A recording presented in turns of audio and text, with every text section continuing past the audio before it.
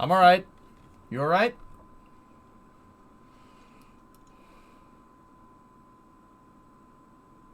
Go back to the golf course chat and work on your putts.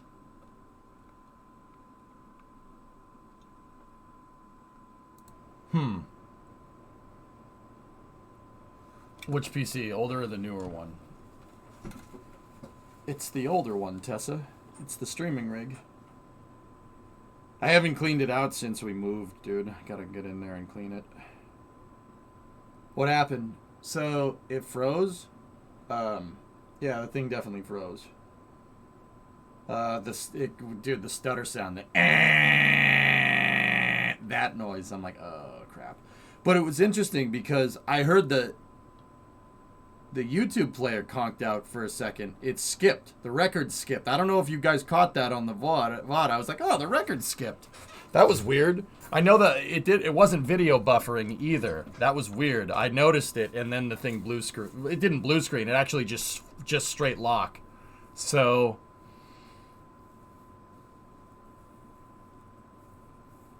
yeah, it didn't flash a memory exception or anything. I didn't see a blue screen, so it might be drivers. I'm gonna say it's probably drivers.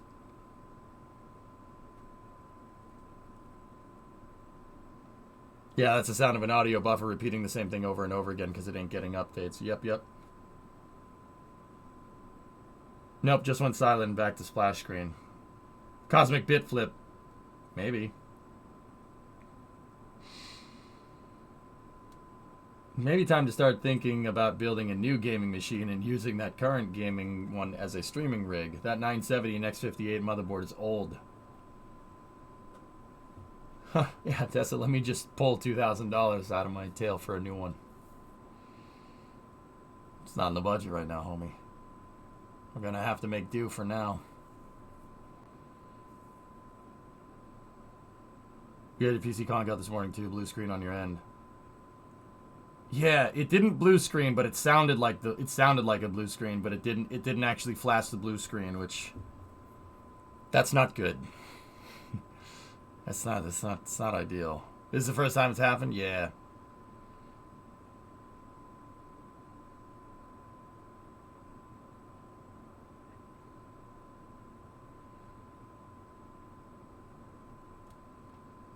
Any other symptoms? No. Tessa, the music, people are saying you didn't hear it. The music skipped. It sounded like a record skip, so it was like and that was about 5 seconds before it just locked completely. So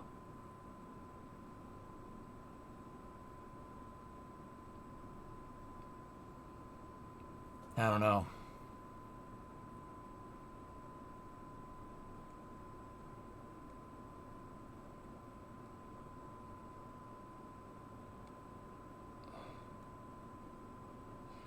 You had a Windows update sitting in the queue last night, so I wonder if it has anything to do with it. I don't remember if Windows updated the computer when I shut it off last night. Guys, I shut off the rigs every night because power bill. How old is that computer's hard drive? It's a solid state. I already placed it in 2018, 2019. Actually, no. It wouldn't have been. It would have been sometime during the pandemic. So the hard drive on it is new.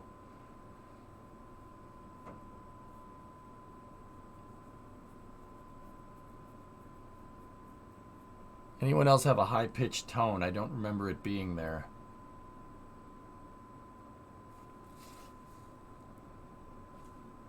I hear it.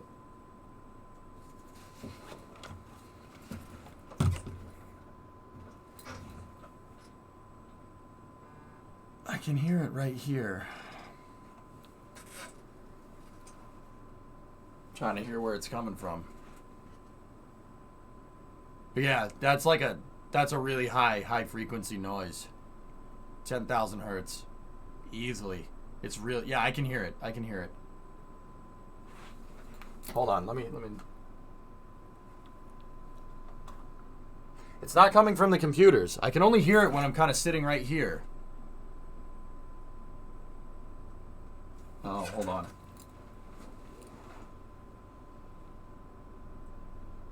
Oh, It's my uninterrupted power supply. It's the UPS.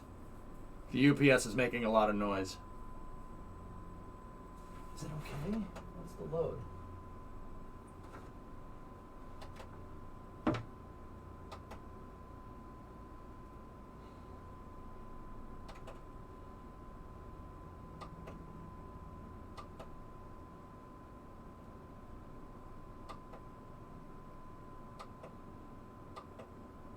Yeah. Yeah, the UPS is what's making the noise, dude. It's not a tone, Pythos. It's not like a speaker tone from that thing. It's humming. What brand UPS? It's a CyberPower 1000 watt, but it's old. I bought it when we moved into the apartment, so 2018. I have another one, guys, if we need it.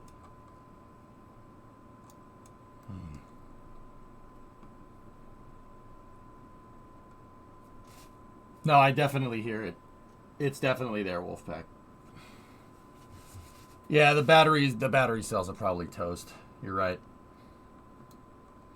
I don't think it was a power surge, guys. But the thing skipping, the audio skipping, like I'm telling you, it went and I went, oh, the record skipped, and then it locked. That tells me that it's not the video buffering. The video buffering just stops. It doesn't go, you know. I do not let the office go cold, drummer. The office stays at the same temperature. The heat is off in the garage. Yeah, it stays constant in here. I can't let this equipment get cold.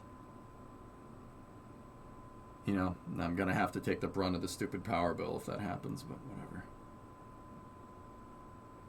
Guys, I'm going to chalk that one up to drivers because the computer started right back up, you know. It literally, I tapped the power button, tapped the on-off button, and it just restarted, so.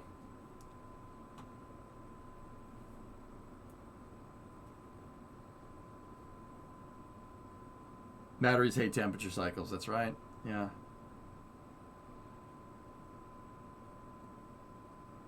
The only heating issue I have is with my damn power company.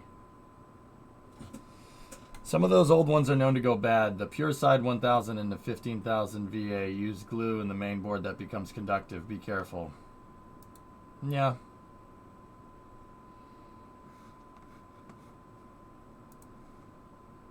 You just get a freaking power wall and use that. Yeah, I mean, I'm pretty sure that one's on its way out, dude. Not on its way out. I mean, it still works. And it's caught a couple of power surges here. Out in the sticks, we get... The power goes out. It goes out. That's what happens.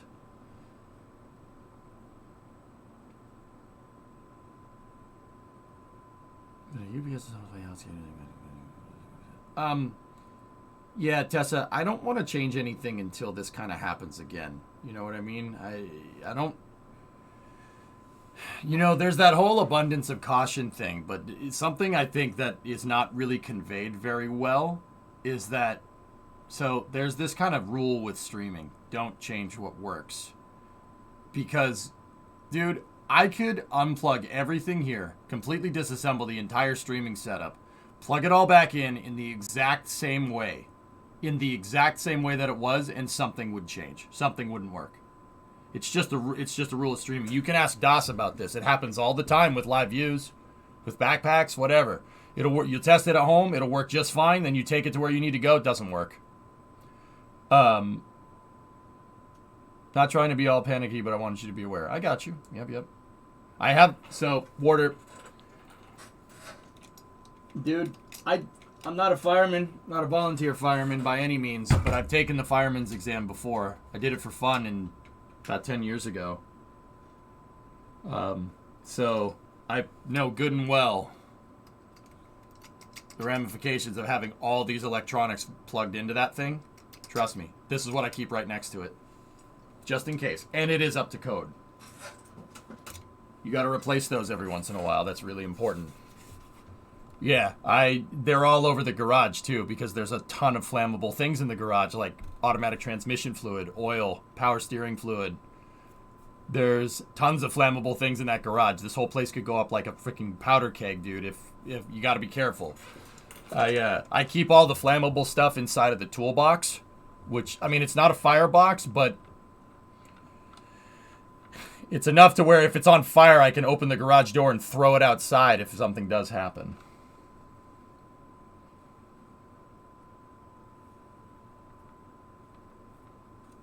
Don't keep it next to it. Don't want to have to reach into a fire to get the fire extinguisher.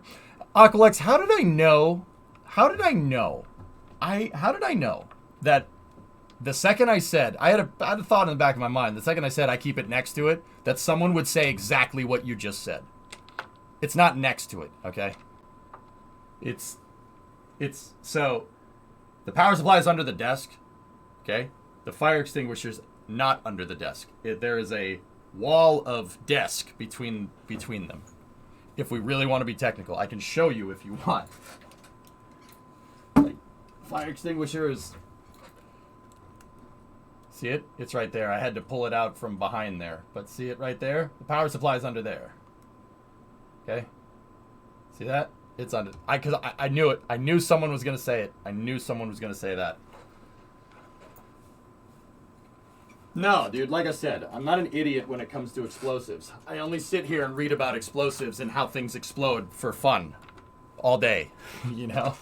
Like, no, I got you. Yeah, no, I have a big block of wood between the power supply. The power supply's in the corner. What, no full halon suppression system?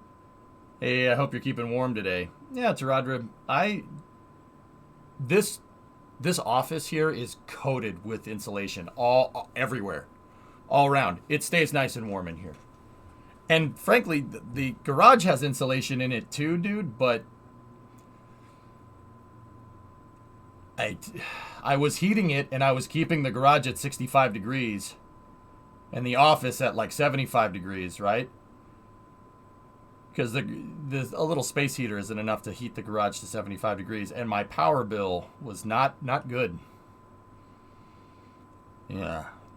Not good. Yeah, but you're wearing a sweatshirt?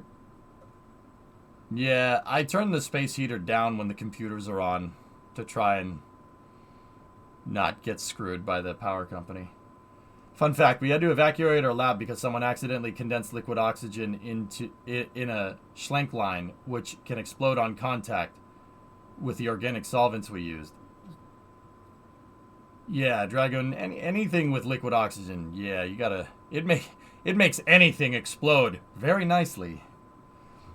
Do you plan to visit the new Mun Easter egg? I hadn't checked the patch notes, dude. I didn't get around to it. Set my home to 21C. That's... W, that's basically... So 21 is like 70, 72, 73 degrees. So that's 20, yeah, about the same. We saw the blue and legged it. I would run. I would run. Yeah.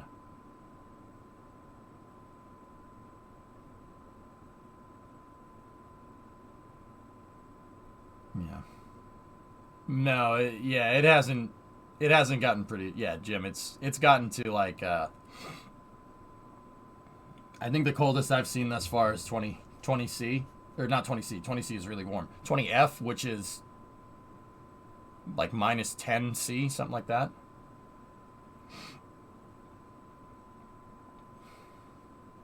No, we're done. But yeah, guys, I have the fire control systems. Fire control system. That's a battleship. I have the I have like fire extinguishers. I've always had them with me. And I do buy new ones when they expire, just in case anybody was wondering. Like I said, after I took the fireman's exam and figured out all the different ways that something can combust and catch on fire, I'm like, yep, I'm not taking that chance. Screw that.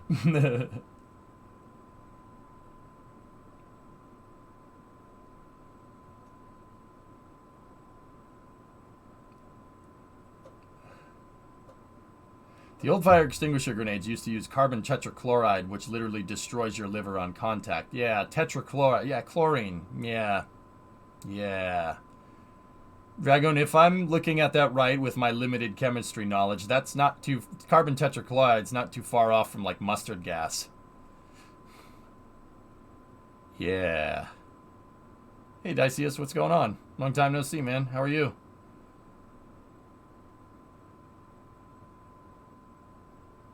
You're in an area with lots of wood. Get a Discovery, wood-burning go and stove throttle and up. use the dead wood. Yeah. It's basically chloroform with more chlorine. Yeah, yeah. Hey, Snackless, 44 months. EJ doesn't even like... Yeah, when your Tom Nook plushie rests near our extension cord. Yeah. Yeah, Bree. That... Yeah.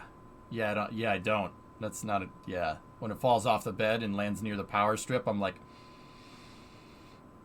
Please move that. Have you changed clothes this week? I feel like it's the same outfit over and over again. Yeah, of course, dude. Yeah. I had my Vulcan shirt on yesterday. And I have my other Vulcan shirt on today. Oh gosh, I wore the same shirt twice.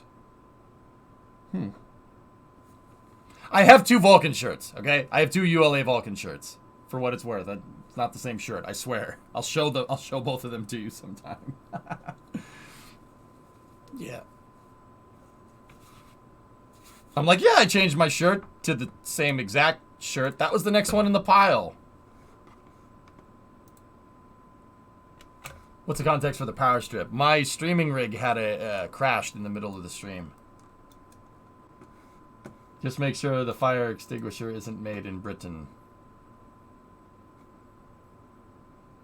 Oh, that's typical. Why is it done? Yeah.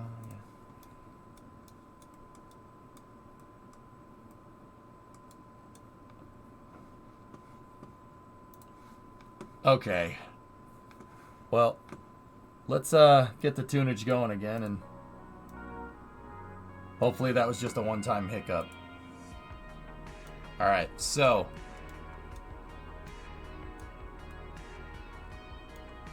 we're gonna move the Alpha Lab here.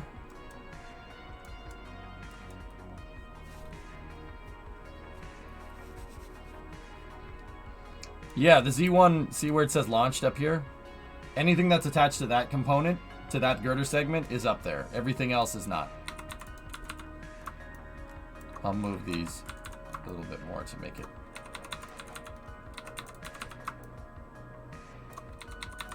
a little bit easier for everybody to see.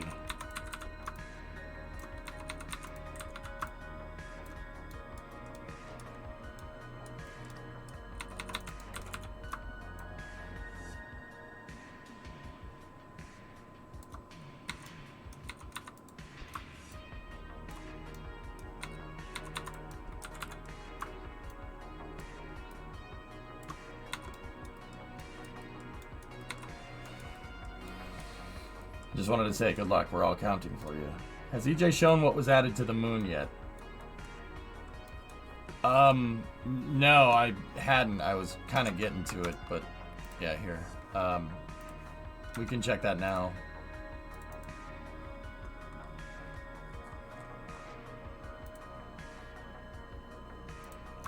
We can do this way.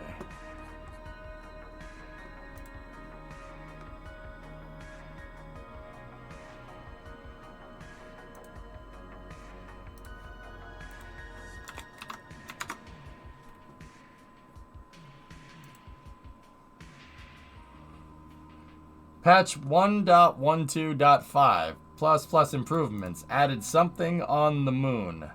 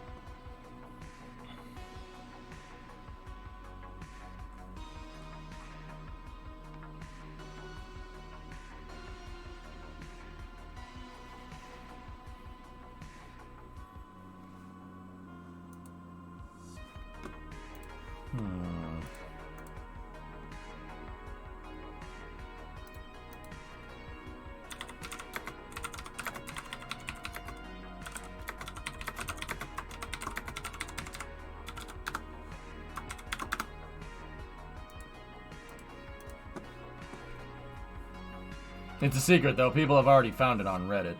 An anomaly scanner will get that. A good lunar reconnaissance satellite will do. Will get us. Will will let us find it. Excuse me.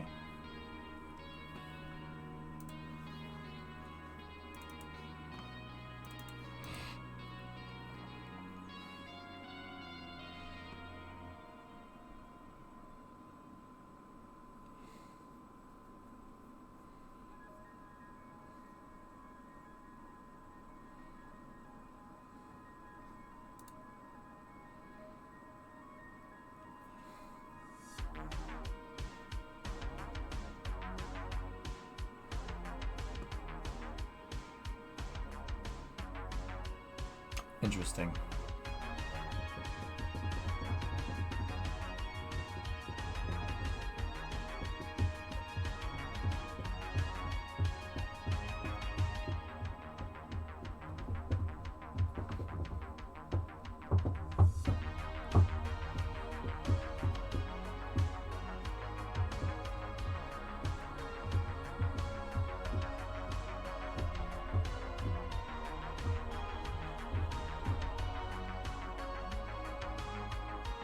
I wonder what it is.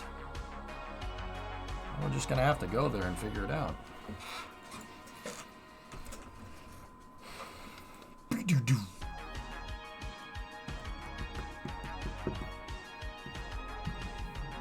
You think it's KSP lore development? Maybe. Hey, it's me. I have a question regarding the ISS. What are the white extractable panels? Kind of solar panel looking guys. They're radiators. It's me. Radiators. Because it's really hard to get rid of heat in a vacuum.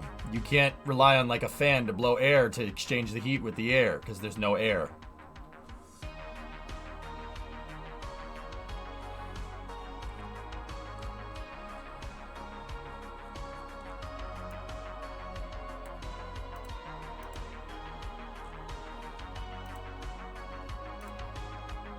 Do you want to know where to look? Not really, Tessa.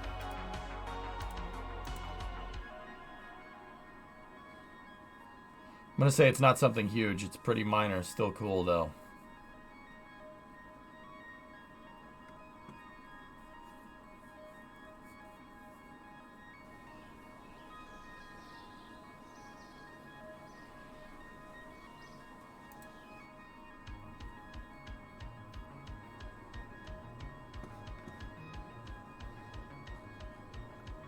So it's just showing what future graphics cards will look like. Yeah, sure. That's funny.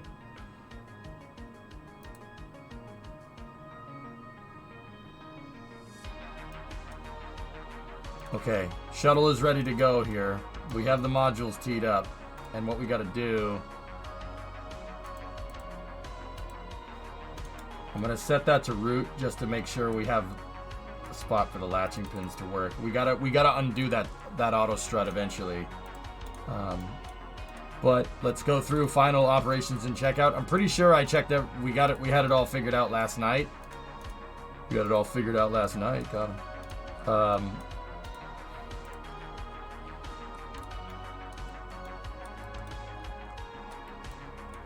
Let me just make sure that all the robotics are locked out so that problem doesn't happen again.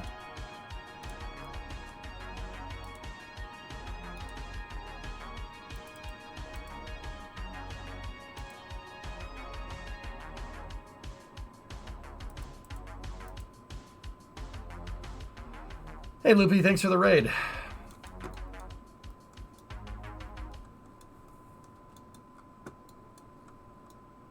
ARM is all locked out. Let me just make sure that all components in line are locked. Yes, they are.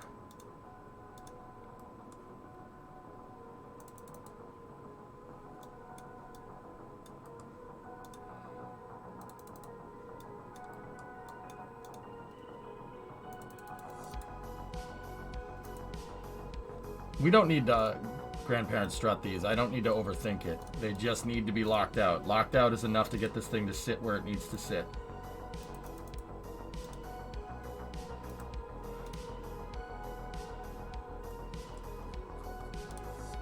If we wanted to get fancy, we could set that to a root part strut just to hold it in place. But yeah, that's the redundant system. That's not necessarily the system that saved us last time, but that could be. One sub bet that you can't do. As if a gifted sub from you is worth my time. That's cute.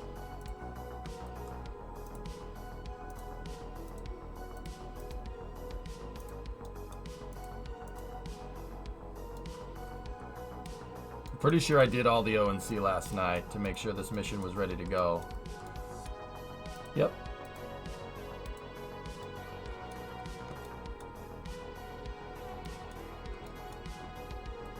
Dugging out to get potatoes from the produce stand once I finished watching the KSP2 devlog. I happened to load up one of my existing craft and it was right at it. It was 20 kilometers from your crude base, which has a rover. Cool.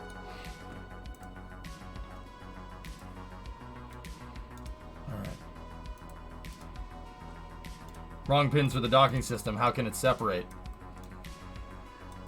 Banana time, same vessel. We have to berth the shuttle. Berthing the shuttle to the station. That's what we need to test here. It should work. And I have the coordinates for it. I have the arm numbers. So basically what we're going to do... Stretching. Stretching. The arm will unberth us from the station. That's what I want to mess with, and I want to make sure it works. If it doesn't work, we can always go out here and we can EVA out the airlock, and I can Kerbal construct. I can Kerbal construction get rid of these things. In fact, you know what? What do we have for inventory on board? Can we put stuff in the? Yeah, okay. We could put stuff in there. You know what I'll do? I will carry an inventory container just to be sure. Now, I'll admit it's a little bit of an unknown here, but it's a little bit of an unknown, but we should be able to EVA out of this.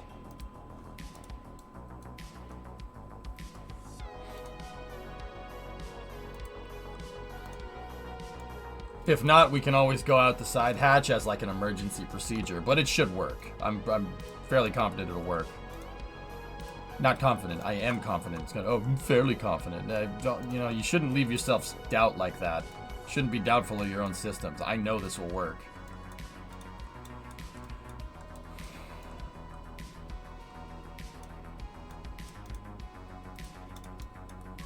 How's things going? Fine. All right. Let's go.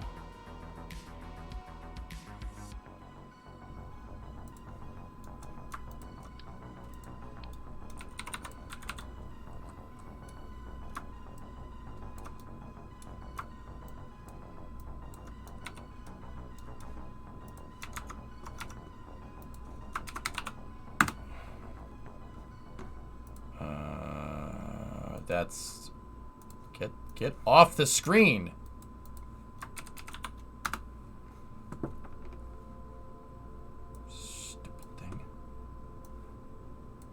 Okay. CTS 8. This is moving. This is Freedom Space Station Assembly Flight 2.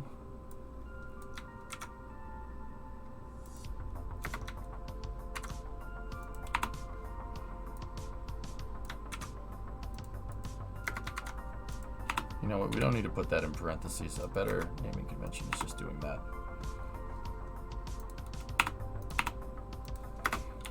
This is moving Alpha Lab. Lab 1 module. And then docking ring 1.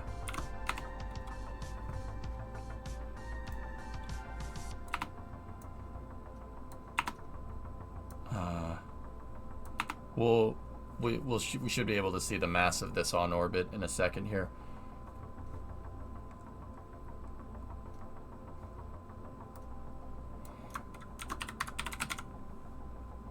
Seventh launch for CTS 7. 8th launch from Complex 1. This is the 8th flight for Pathfinder.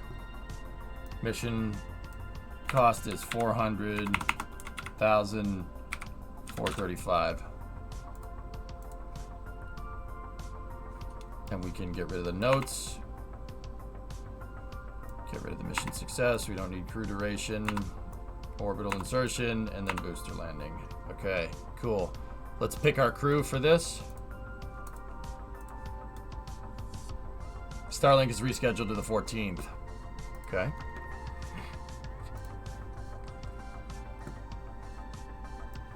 Gussery has not flown before.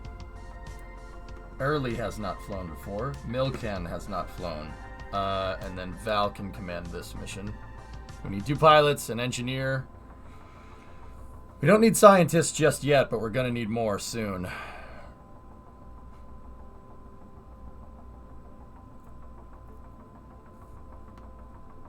Okay. Crew.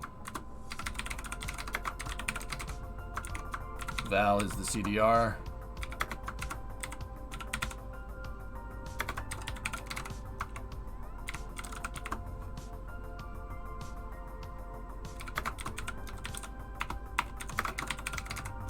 Early Kerman is a mission specialist. And then Milken Kerman is another mission specialist. Well, Milken can be the payload specialist this time around. Okay, cool. All right, let's put her out on the pad.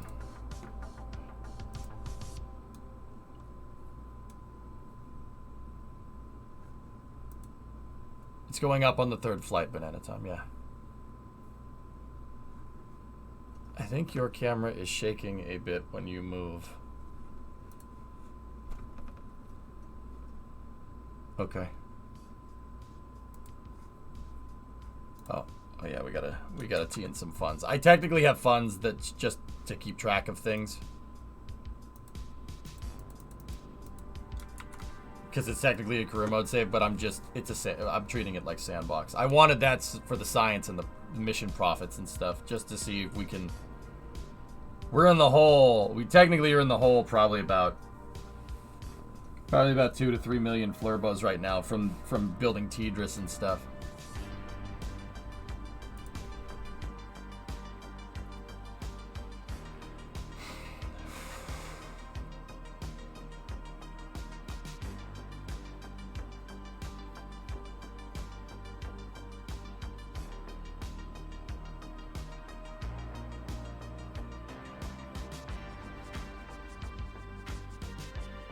See what this gets us.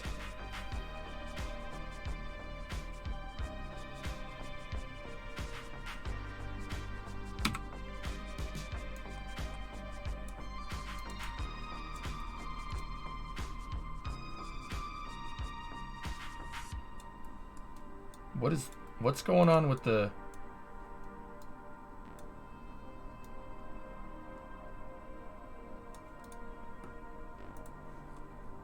Oh, it's the light.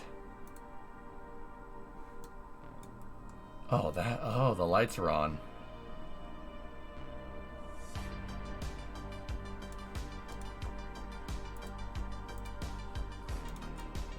I was wondering what was going on there. How goes the mission? Well, we're getting ready to fly here.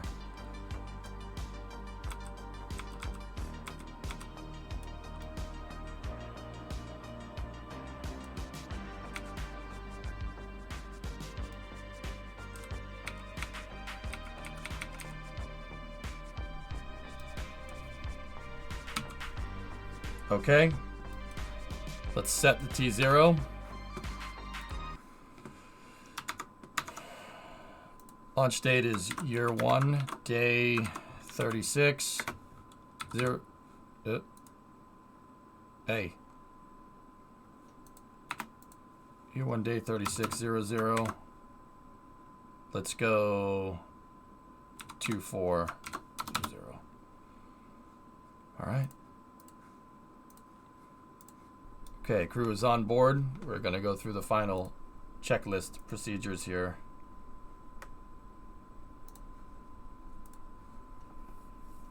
This is the second assembly flight here. Launching Alpha Lab and docking Ring 1. Okay. We're going to switch over to orbiter internal power at this time, where we activate the fuel cells on Pathfinder. Pathfinder is beginning its 8th journey here.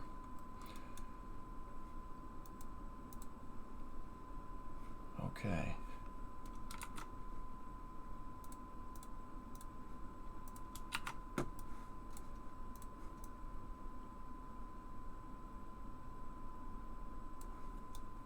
All right. T-minus 40 seconds and counting.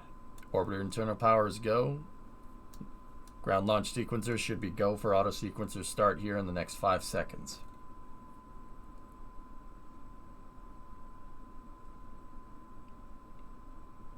GLS is go for auto sequencer start. Then we would go for auto sequencer start. Pathfinder's onboard computers now have primary control of all vehicle critical functions.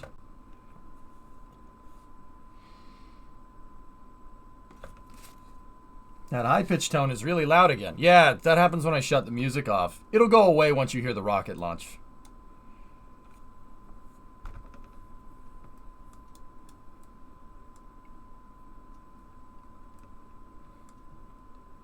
"15 seconds. 12, 11, 10, 9, 8. Go for main engine start. 6, 5, 4, 3, 2, 1. Booster ignition. And we have a liftoff. Liftoff, Shuttle Pathfinder. Carrying Alpha Lab and Docking Ring 1 for Space Station Freedom construction.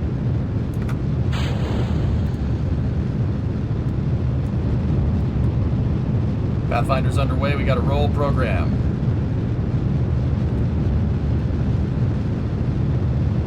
Roger, roll.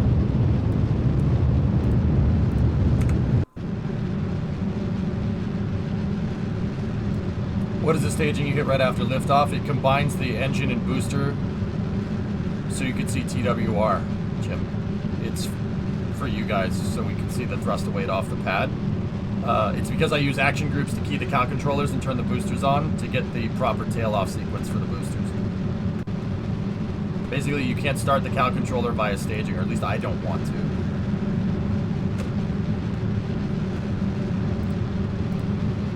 Okay, 35 seconds into the flight, we're throttling back for maximum dynamic pressure.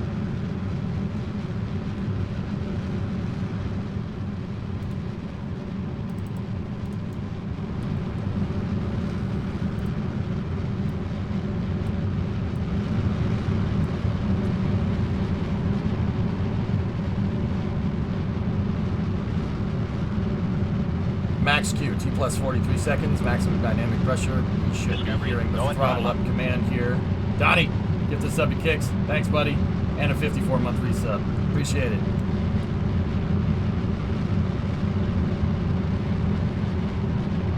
Pathfinder, go at throttle up. Copy, go at throttle up. Pathfinder's 3 main engines now throttling back up to 100% of rated performance.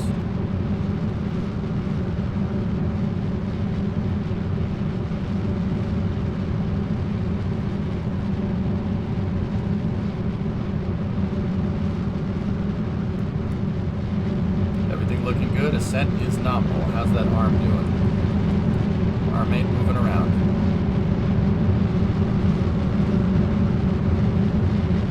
Yep, nice and solid.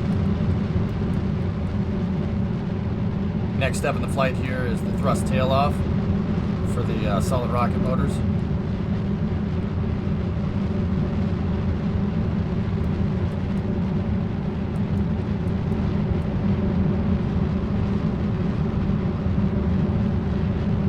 Status vital. Booster, go. GNC, go. Eagle, go. Go at 90, Capcom. Pathfinder, control, you are go at 90.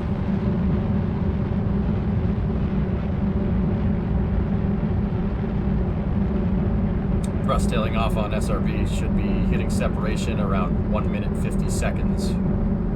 About 110 seconds into the flight.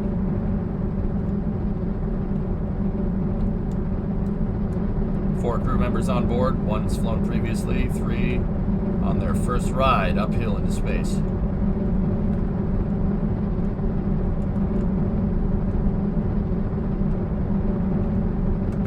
Bus tailing off on SRBs, standing by for separation.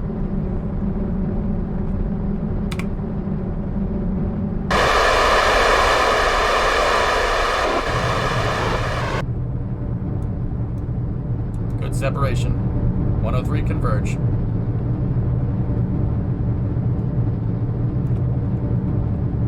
Pathfinder, slight lofted trajectory, slightly high during staging.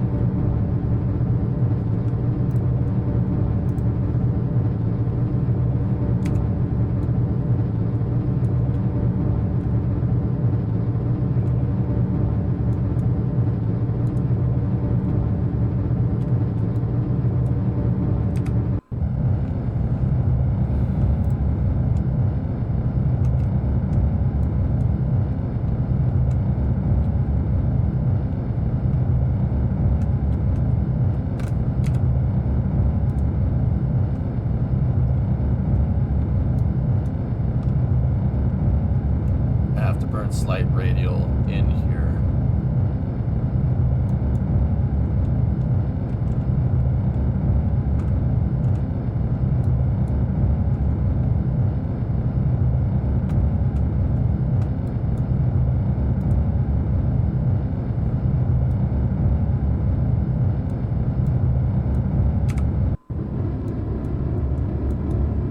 Okay, Pathfinder, you are single engine TAL.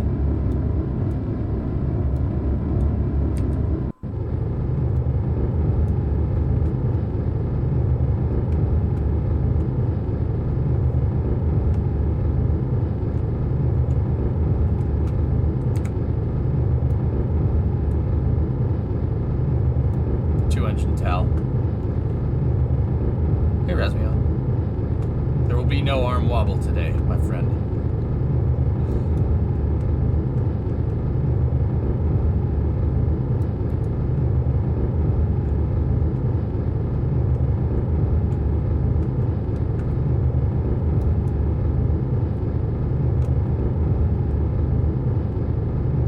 Our first catch of the day.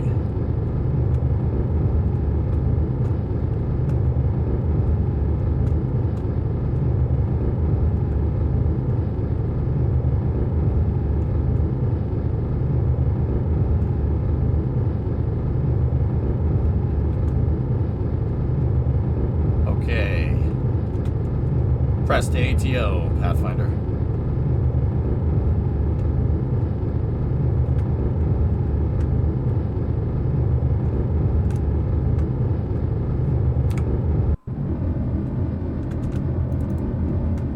Stand by, press for MECO.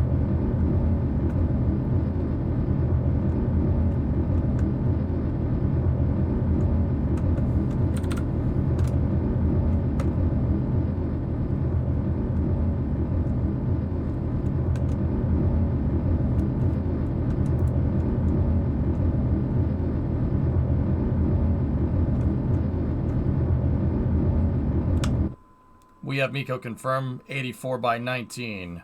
Nominal orbital insertion. Main engine shutdown. No, I didn't roll RT. I was wondering about the arm, so we flew old school into space. No TDRS acquisition. I did that because of the arm. Just to be sure. Stand by for ET separation.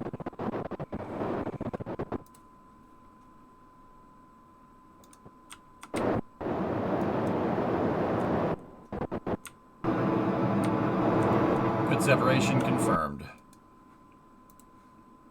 ET hatch door closed. Pathfinder, OHMS 1 is required. Move to OHMS 1 burning procedures. And prepare for OHMS ignition.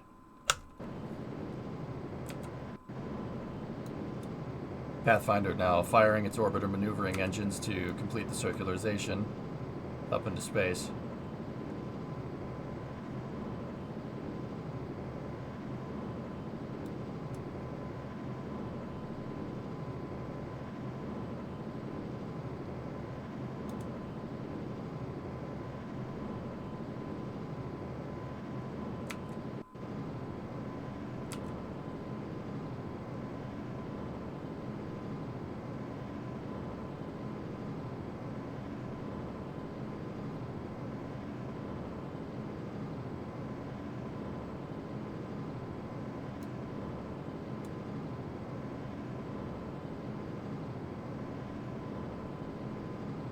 Okay.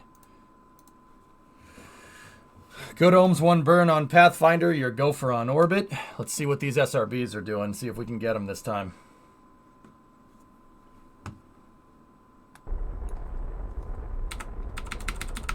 Oh, it wouldn't let me switch to the other one, despite us being able to literally see the damn thing.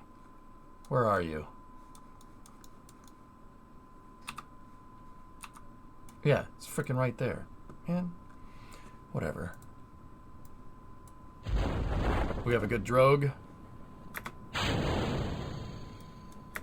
Drogue chute was destroyed by arrow and heat, so, you know, that's good. Yeah, hopefully we slow down enough for the main chutes to deploy. And we won't. We have loss of signal on the booster. Wasn't enough. Guys, headphone users, it likes to overdrive the sound when the booster hits the water if it hits it fast. So just headphone users. Headphone users.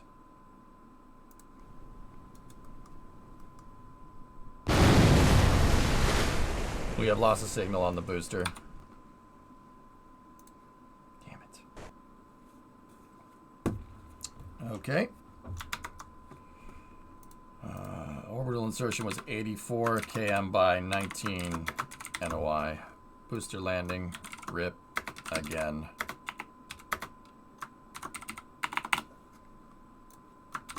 Lofted trajectory caused the booster's drogue chute to malfunction.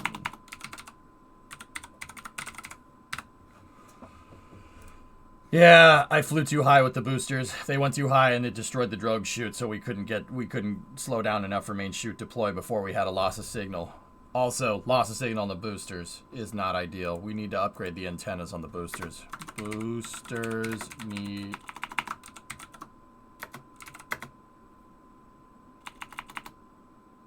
hang on, let me just write a note. Antennas are needed on boosters to have an uninterrupted signal downhill to splashdown.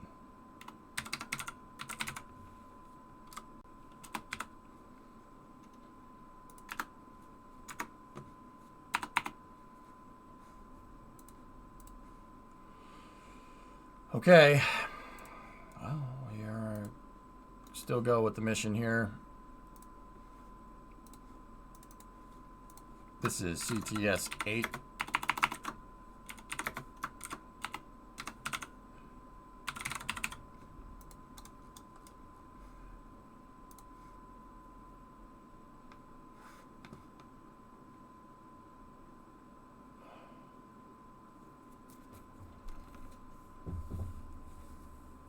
Is anyone else hearing a tone from the stream? It's my power supply. Man, there's really not much I can do about that right now. So I will turn the music back on to drown that sound out.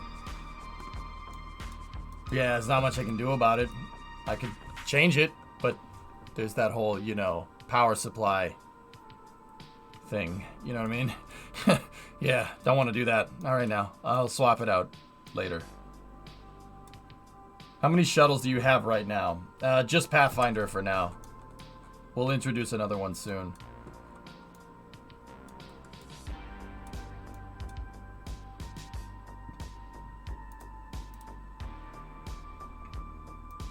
So we got to do ohms 2 to get us up to 100. We were a little shallow there because of that lofted trajectory.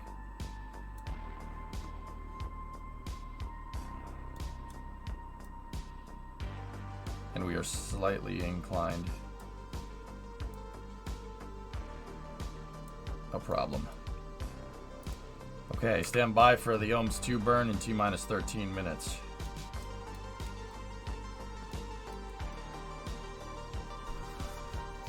It makes sense to use the count stage. I suppose, Aquilux. I don't know if they function when you're out of scene. I do not think that they do. So, yeah, I'm not sure. Anyway, Pathfinder, you are go for payload bay door open. Let's flip on the illuminators here.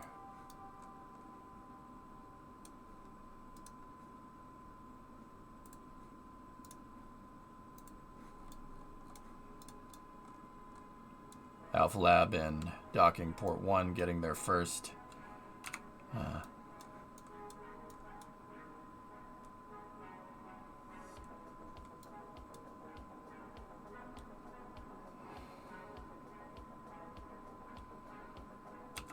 First taste of the vacuum here.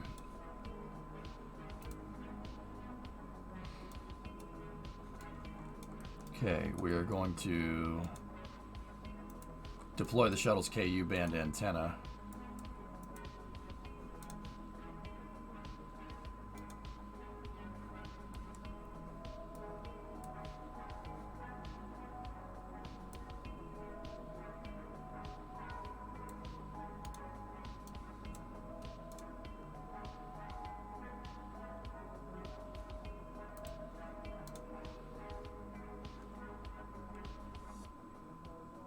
Okay, Pathfinder, we have you through Tidris.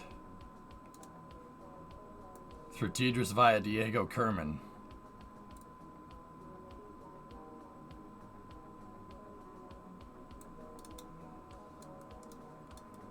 Okay, next up here is unlocking the manipulator positioning mechanism, the MPM. Moving the MPM out of the stowed position requires unlatching 4 locking mechanisms here.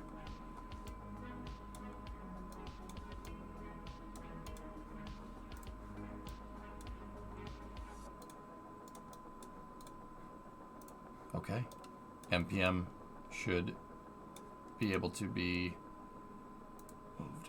Controller is on. We're moving the arm out of the stowed position here.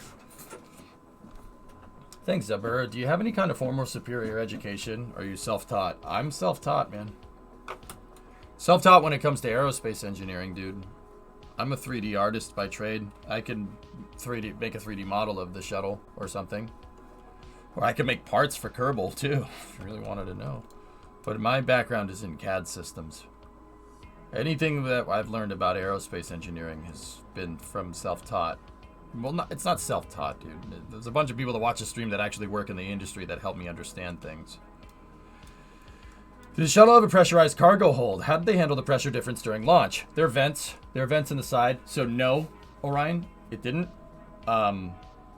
Unless they were carrying a lab module, the space station modules were pressurized on the way up, or if it's carrying a multi-purpose logistics module, an MPLM, or Space Hab, or Space Lab.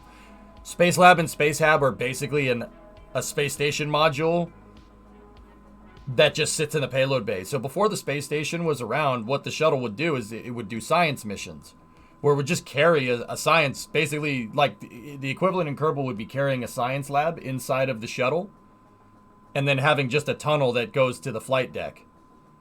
There's a little crawl tunnel that'll get you to the laboratory, because they had to put the laboratory on the center of mass so the shuttle would fly correctly, right? During descent. Then it's basically a captive space station module. That was pressurized, but the payload bay as a whole is not. There are vents on the sides of the shuttle, right here, and right here, that will handle they'll handle draining all the air out of the system. You can see them. They're like right on the side of the shuttle. Very hard to miss. And I guarantee you guys have seen them before. So if we look at a picture of Discovery landing here, see? 1, 2, 3.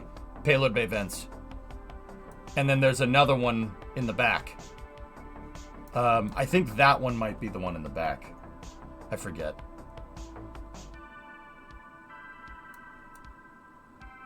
It's never too late to follow your dreams, man. If you like engineering, you have a lot of time left to pursue that goal. Yeah, a lot of time left to pursue the goal, but not a lot of money. Yeah, my original goal for the stream was to save money to go back to school for engineering, but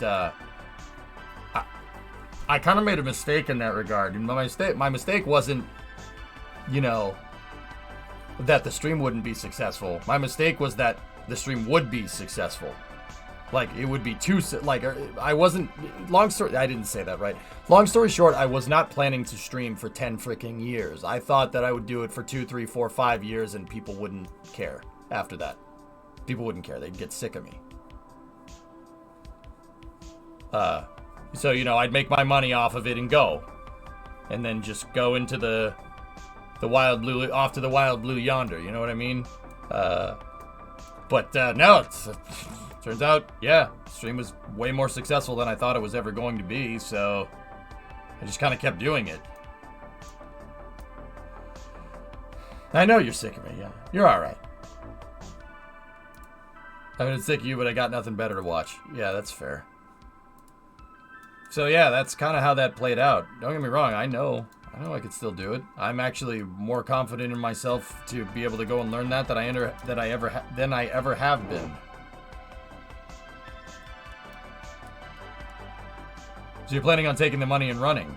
Well, Creeper, it's no secret that people on the internet have a very short attention span. There's a lot of information, there's a lot of media consumption out there, and I honestly didn't think I would be able to captivate an audience for this long. That was... yeah, well, I guess I can. Yeah, I know. Taking the money and running. Yeah, I mean, yeah, pretty much.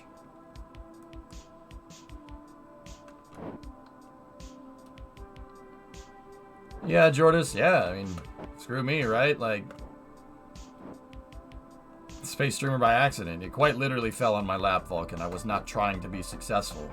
And you know what, dude? Like, as messed up as this is gonna sound, I think that has a lot to do with why the stream was successful back in the day. I was not trying to make it my job. Dude, I could have, if I had known what I was doing, like, marketing-wise and whatnot, I honestly could have made the stream my job in, like, 2013, 2014. I literally waited 3 years. Just doing it on the side. Because I was like, I don't know, it's just kind of the thing that I do for fun. It's a side hustle, you know? And then by the time 2015 came around, I looked and I was making as much money streaming as I was working, so... screw it. In another life, you could have been a pro SC2 streamer. I never would have been successful streaming StarCraft. I was Gold League at best, J-Speed. In 2012, EJ was way more stubborn than 2023 EJ. Like, way more stubborn. I would just get mad at StarCraft and stop playing. Like, I don't know. I'm not clicking on that, Admena.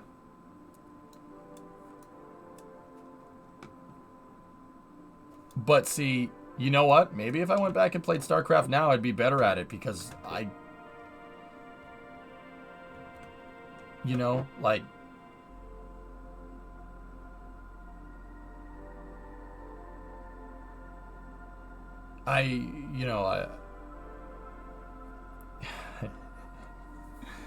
learning about rocket science the way I did is kind of a baptism of fire, so to speak. Like, you know, I learned to think. You learn to think and you learn to take things a little bit slower. You know what I mean?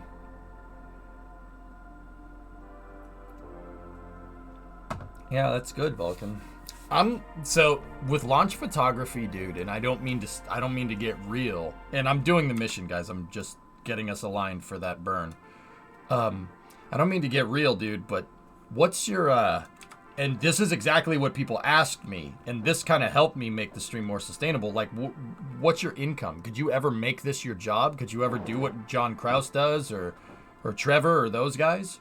Like, is the income stable? Like, is it sustainable? Like, obviously there's rocket launches, but what's going to make people go to check out your pictures over everybody else's? You know, there's a lot of competition in that regard. And that's exactly the kind of questions that my parents and people, you know, friends asked me when I made the stream my job. They're like, how can you make money off of this, you know? I mean, it happened over time, but it's just something to ponder.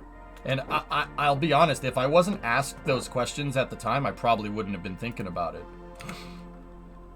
Alright, let's time warp to this burn.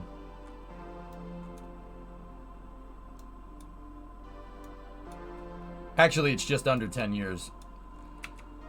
I went through emails and my first notification of you going live is 2013. Is there a possibility, Papa Bear, that you were not following me for the first 4 months of me starting streaming? Honest question. Okay.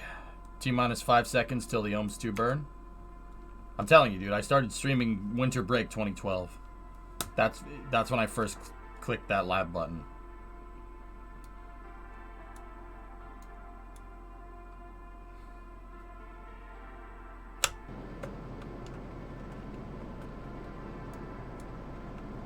It wasn't December 23rd on the dot. It was just winter break.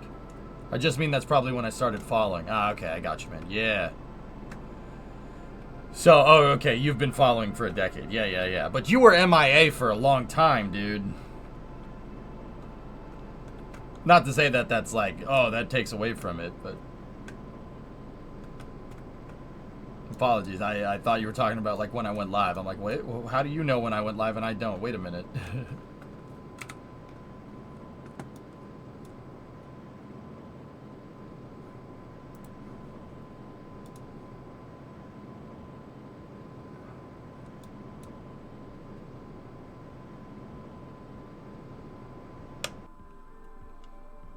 Okay, 101 by 90. Cool. Next burn is at AP here.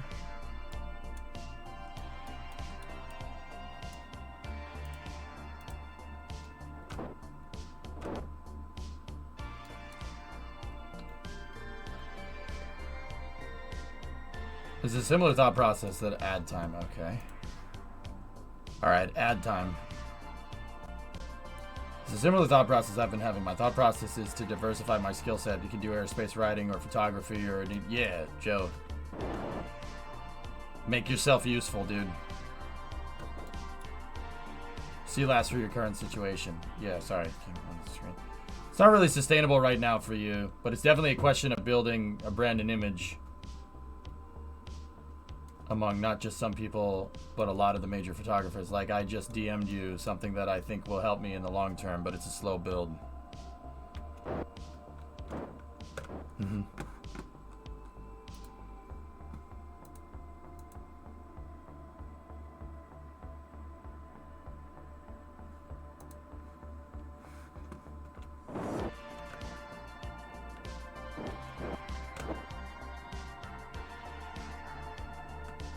Well, there you go.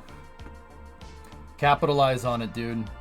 Vulcan, just because that happened doesn't mean you're in. You know what I mean? Like, capitalize on that. This is something I wish somebody had told me when, like, I mean, I was asked those questions, but, you know, you really gotta, like, you gotta make the connections with people, dude, and that's something I didn't do for the longest time. If you want to feel old, I was 12 when I first started watching you, and now I'm 20. Damn.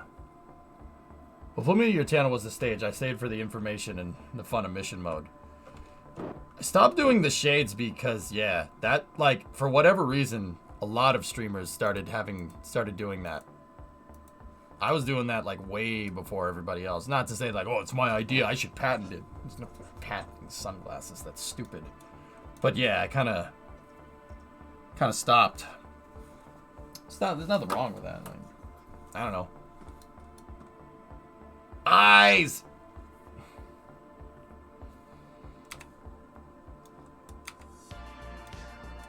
Alright, let's get around to the,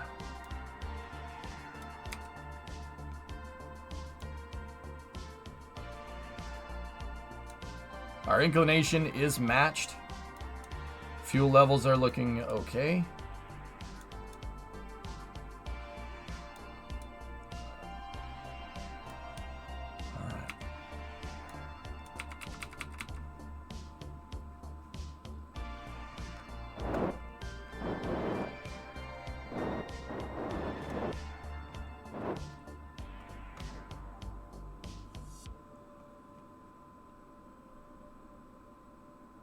We're going to do a slight prograde burn. I'm trying to circularize here at 100, and then we'll catch up to the station. Same as the other guy. I found you in middle school and turning 21 in a couple of months. Your stream has educated me so much. Without a doubt, and pushed me in the direction that's led you here. Man. I'm glad, man. It makes me so happy to... It makes me so happy to know that I can help people get off the crap heap and figure out what you want to do. Like, because, dude, I've been there.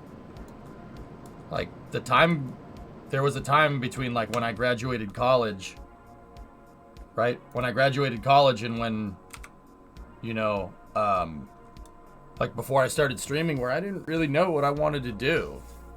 Like, because I'll be honest, after I graduated college, I graduated when I was 20. So like everybody else, I had no freaking idea what I was doing. You know, it's scary, man. I distinctly have a feeling like, I had a feeling when I graduated, and this was like in August of 2008, like we were leaving my graduation ceremony down in Florida, and I was like, there's no next grade. What the hell do I do now? I didn't have the answer to the question. Didn't have the answer to that. I didn't have an answer. Never not been in school. I have no idea what I didn't. Here's the other part. I didn't admit to myself that I literally had no idea what I was doing. I was like, oh yeah, no, I got this. We're good. Narrator. It wasn't. So, because I didn't know what to do, I listened to my parents and stuff and, you know, went home and whatnot because, like, I wasn't, you know, I was like, do I look for a job? I don't even know how to do that. I don't know how to look for a job. What do I do? So I listened to my parents, and I was living in Florida, and then I moved back, which, you know what? I'm not going to say I should have done that. I shouldn't have done that, but it would have been better for me to be on my own. Because then, you know, after college, you move back in with your parents, and you know what I noticed, dude? And you could say, you know, you could say whatever about this, but this happened to me. It happened to Brimo. You know, after college, you go back and move in with your parents, and you go back to the same habits that you were in during high school. You gotta spread your wings. You gotta get out.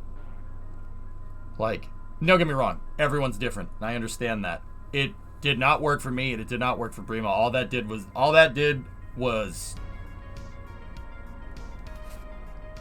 nice. All that did was just, I went back into my habits from high school, just playing video games all day and really not doing anything. And then I ended up, you know, a year later, I ended up bagging groceries once a week at the store that I worked at in high school. You know? So, fellas, like, to hear you guys say, thank you, you helped me kind of get my head on straight, and, you know, I know what I want to do, and you helped me get there. Like, dude, I know, I've been there. It is going from that really bad feeling to where you're at now, it probably feels great, and it makes me feel really good when people tell me that I knew that I helped, you know. But you're playing video games now. Yeah, playing video games that don't make you money, Blue. But yeah, post-college job search with no hits really kills you, dude. It is terrible. It is terrible. And yeah, don't get me wrong. Now you guys are, you know, if you're graduating college now, you're probably dealing with the same crap that I had to deal with in 2008. I graduated literally as the recession was happening. Good times.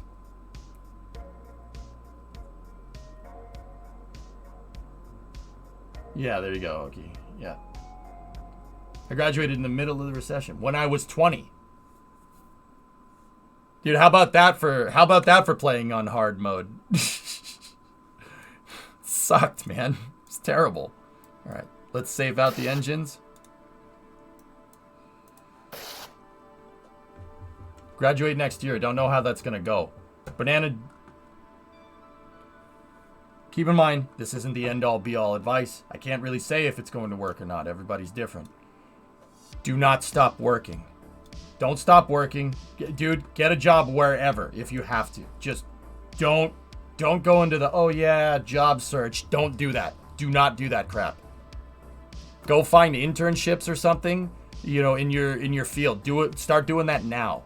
Because if you graduate, trust me, dude, if you graduate and you have nothing lined up, no job, no nothing, it's the worst feeling in the world. Like, I wouldn't wish that on anyone. Graduating college at 20 is impressive. Thanks. Should have kept doing it. Yeah, there you go, B-Soul.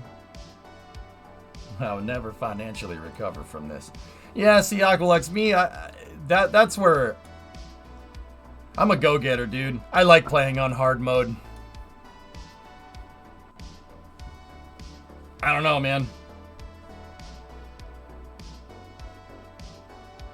Yeah, Banana, go apply for internships, make connections, talk to people. Talk to people out in the industry. Talk to your professors. Trust me on that one. Maximize your connections, because somebody will like you out there and be like, oh, dude, Banana Time's cool. We'll hire him.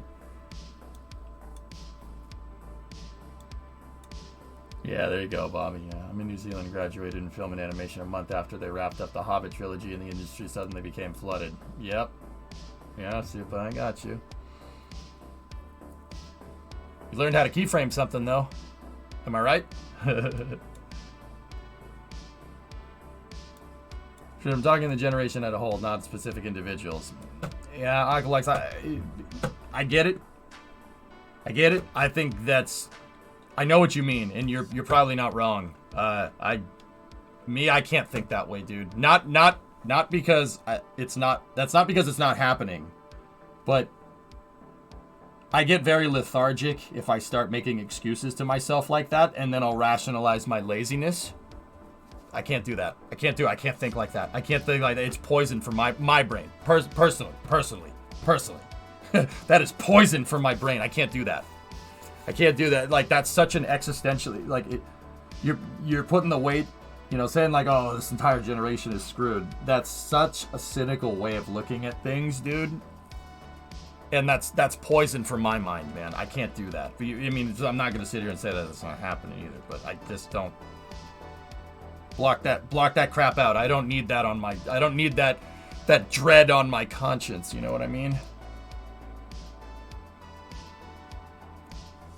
Not only teachers, talk to your fellow students, get to know them, make an impression with them. When they get a job, they can become a recommendation. Bingo. Yep. Maximize possibility of success. Chance favors the prepared, guys. It's that simple. Exactly, Demo. It's like when I talk about history, dude. You know, you can recognize good history. You can recognize the history with the good and the bad, right? Like, that's obvious, right? But, you know, acknowledge it and kind of move on. You know what I mean? I do not like thinking that way. It's bad for you.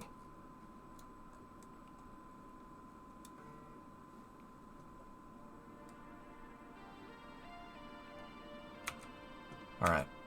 So, let me get my notepad up here. Let's start ARM operations. Oh, God, it happened again. Let's start ARM operations there, guys. Yeah, Duckman, I mean, life has a good way of slapping you across the face. It's not on purpose. It's not intentional. It's just life. And that's the other thing. I don't say that as I try to say it as a cautionary tale, not to deter people, but dude, that stuff happens. People, like, it's just the way it goes, man. You can't just sit there and blame everybody all the time.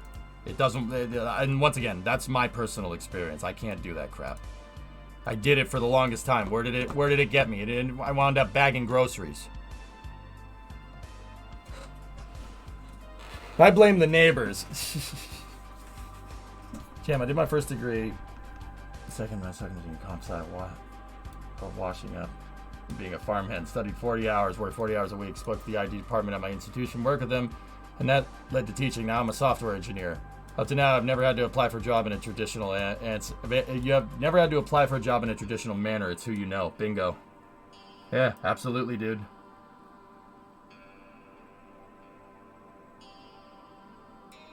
Okay.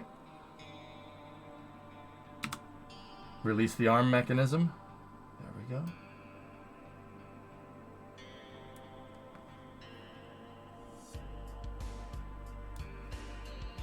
Servo power amplifier is online.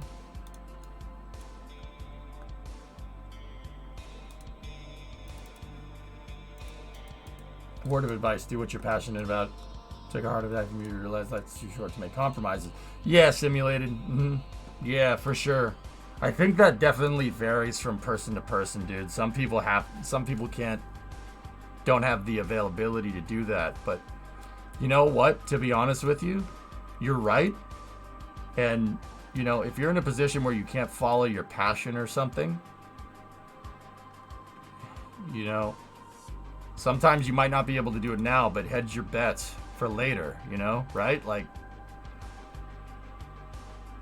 I couldn't go become a 3D artist right out of school because I was too stupid to figure out how to get it done right.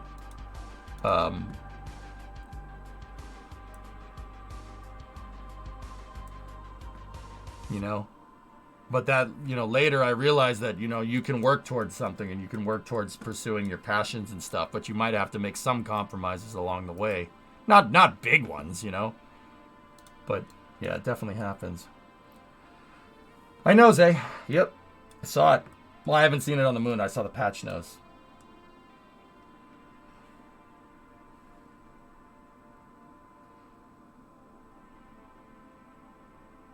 Yeah, Kiranov. Yeah, like I said, life has a way of doing that, dude. It's a way of really screwing with you. You know, yeah, that's the other thing. Kids, you know, if there's you know, kids watching that are just getting out of college and stuff. Look, if you get burned, it happens. It happens to everyone. And it hurts. And it sucks. But, you know, resilience is the key here. Look at Elon, for instance. I'll just use him as an example. Look at how resilient that guy is. That guy has people, nowadays, he has people talking crap about him 24/7. He doesn't seem to give a flying frick about it. And that, once again, I'm not trying to say where, you know, current events, like, I'm not talking about that crap.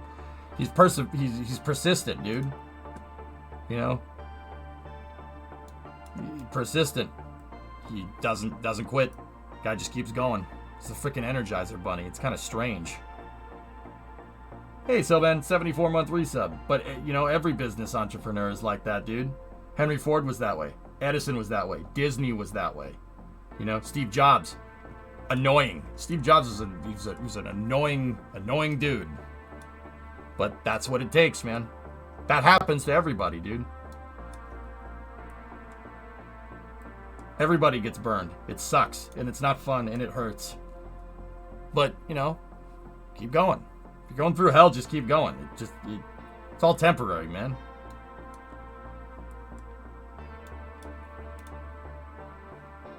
Starting with lots of money helps. Yeah, I mean, there's no doubt. Sure, absolutely. Absolutely, Silver Soul, but...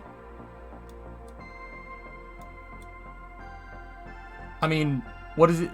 So...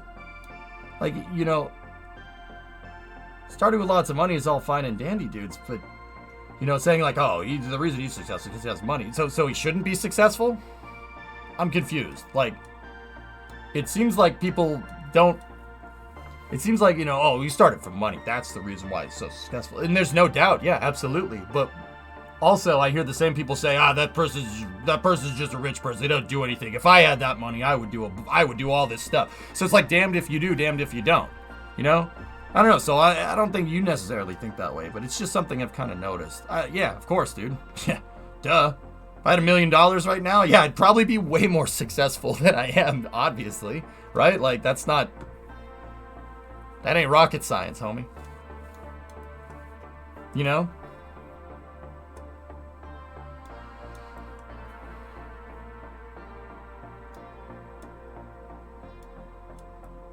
I found that starting without a bunch of money helps you learn and enjoy it. Yeah, I personally like buying my own stuff, dude. I don't like being handed stuff. I was handed stuff a lot in school. You know?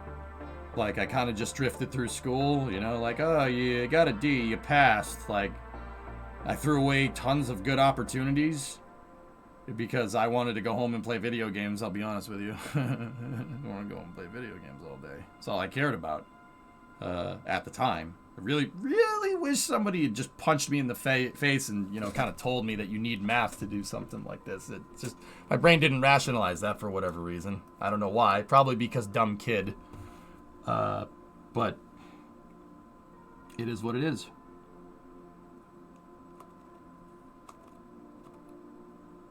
Okay. So here's what we need to do. Set docking port magnetization to 0. Disable the root part auto strut there. Disable the root part auto strut there. Disable root part auto strut there. They're moving fuel. See last. Zay, I'm not clicking on that. I don't want the spoilers, dude. I want to go find it myself. Nice, Scully. How far are we from the space station? I gotta get the module berthed on the docking port, and then we'll go to dock to the space station. We have to take Alpha Lab, and we have to attach it to the docking ring.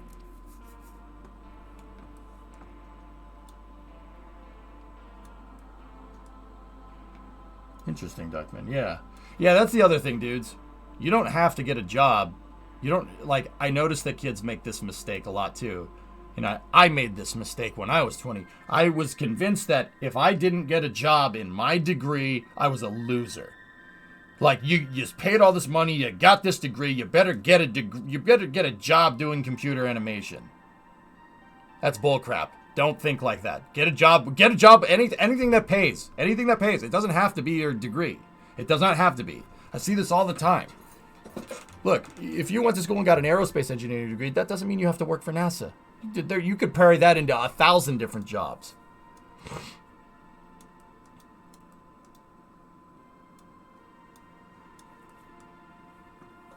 It's less that they shouldn't be successful and more that there's major disparities in how much work it takes people to be successful, yet those who are successful often talk as if those disparities don't exist. But yeah, of course they do, Aqualex. They don't understand that concept. Why would they? Yeah, I don't know, man. I understand what you're saying, but dude, I can't subscribe to stuff like that. It just turns into the blame game for me. I'll just make excuses. I can't do that crap. Not that it's crap either. You know what I mean? I can't do that. All right, so let's key up the numbers here. Payload bay should be 80 on the first one. We are at plus 80 here. Move that into position.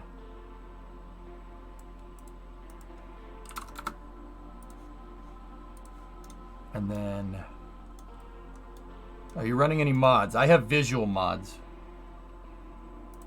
But this is all the stock. This is stock Kerbal gameplay. I mean, save for the DLCs.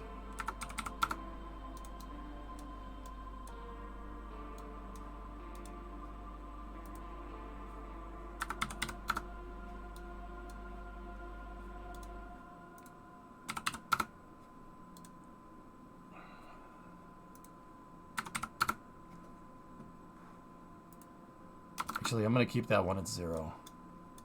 This is the second and third modules for the station. Yeah, there you go, Arnok. Yep. I'm running 64-bit 7.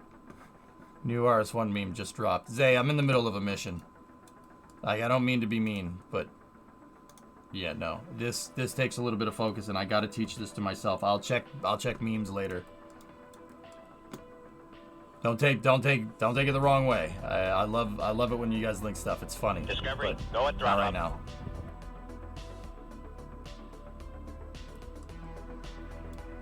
Let's turn the camera so we can get a little bit better oriented.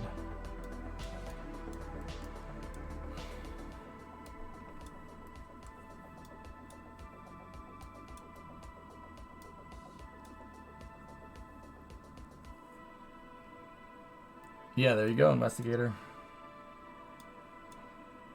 You gotta do what you gotta do.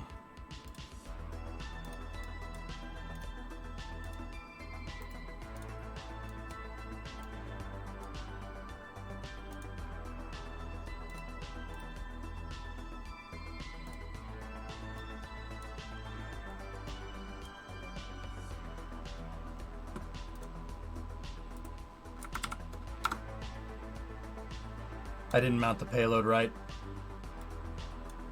Yeah. Crap. I didn't mount the payload correctly. That's correct, simulated, but it doesn't. That's correct, but it doesn't do you any good if you don't mount the module in the payload bay in the right spot, dingus. I should have checked this. All right.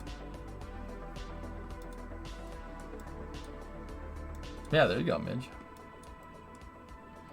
You slipped on some ice today and now have a large scar above your eye. As long as you're okay.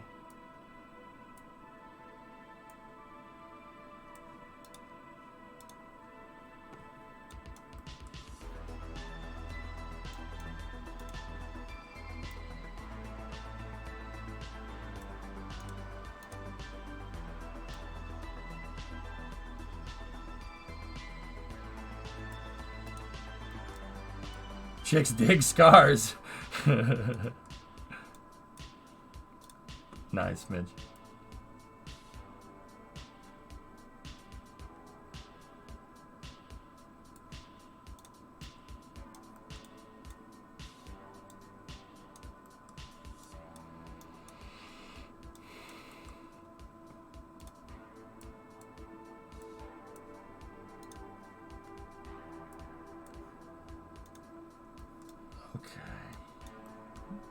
Yeah, I got to make sure that we got to, guys, basically I got to fully run through the integration operations on the ground. We got to practice and we have to get it right.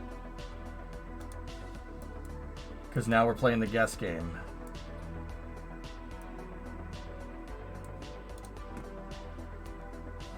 You really don't want to guess with the arm.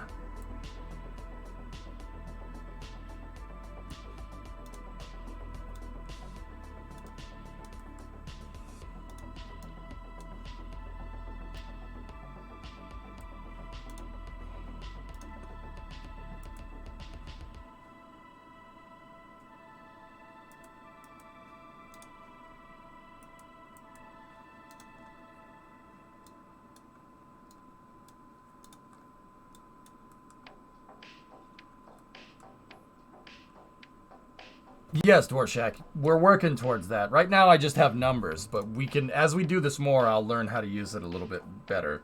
Demo was talking to me about that yesterday. I got to do it, but I also need to get these payloads off, so I don't want to spend too much time on the ground. I want our experience and what we need to do to fix the arm to be divided equally between figuring out how to do it up here and figuring out how to mess with it down there. Because how do I know what's going to work, right? Like, how do you know?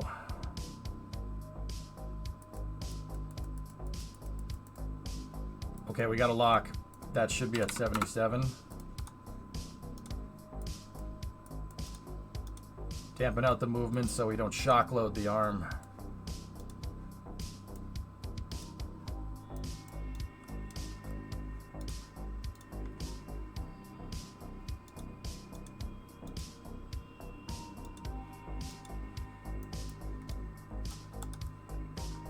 Okay.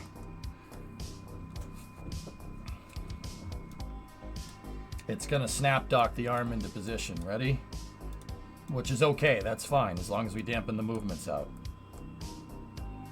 Really doesn't take that long to program. Yeah, but if I spent a stream sitting here programming demo, I'd have a bunch of people, probably you, getting up my tail about launching components, so. I know what you're saying, dude, I agree, but I'm damned if I do, damned if I don't, man. Like, I don't know what to tell you.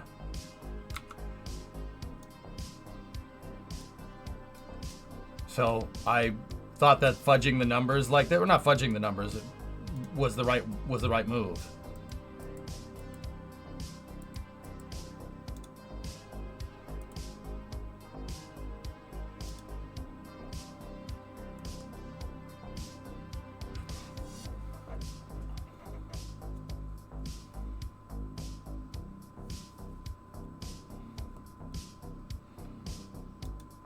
You know? So let's pull this back out here.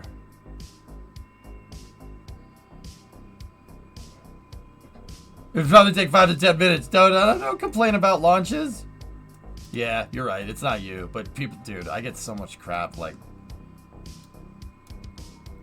I get so much crap from freaking people. It's so freaking annoying.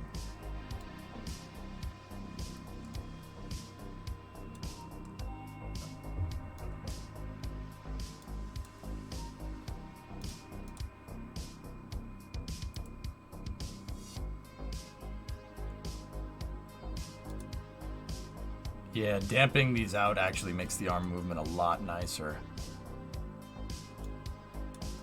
But don't you give us crap too? Yeah, yeah, yeah, I do. All right, so we need to take Alpha Lab and we need to attach it to docking ring 1 right here. And we just got to make sure we do that before we get in phase with the station.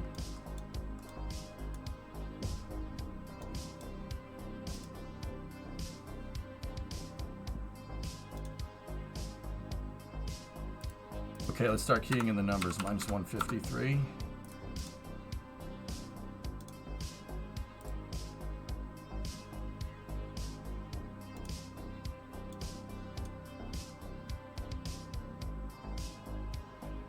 Yeah, demo. That seems like a pretty good way to do stuff.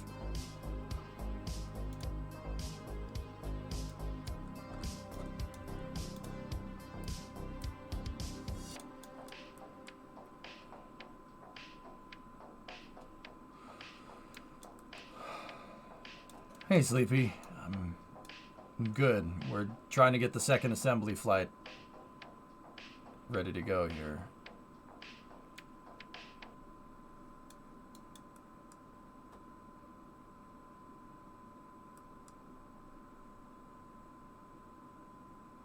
Just got to move this stuff into the right position. 113.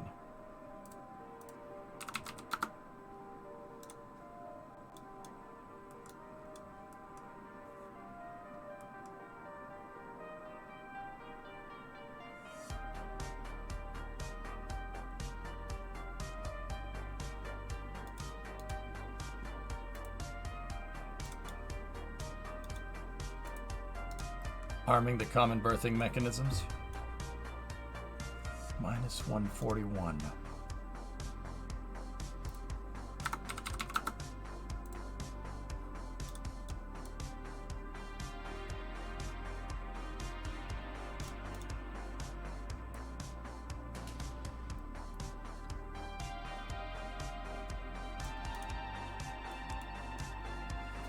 Would stop the shuttle from rolling through, the arm moving if it did.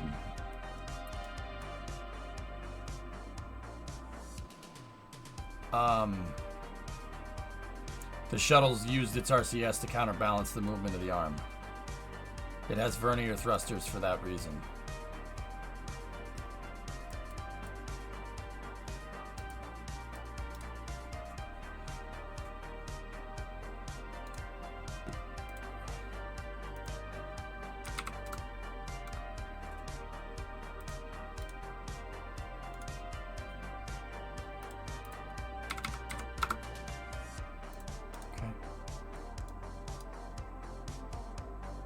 Are you recreating the ISS?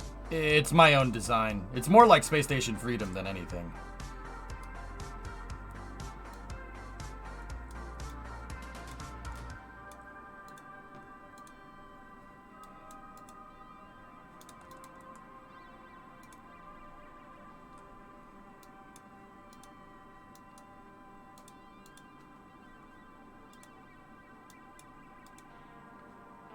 Double check me, Orion. Does that look right? Auto strut grandparent. Auto strut grandparent. Auto strut grandparent. Yep.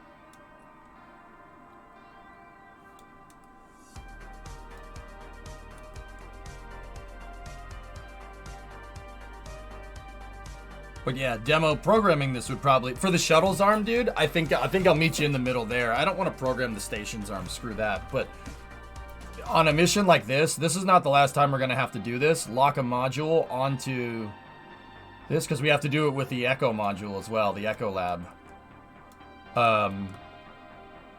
So, yeah, that probably is a good idea. So, like, once again, I started writing down matrices of numbers to get different points with the arm, you know?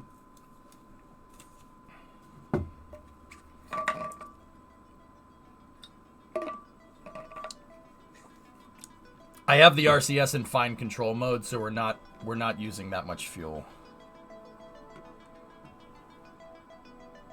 Okay.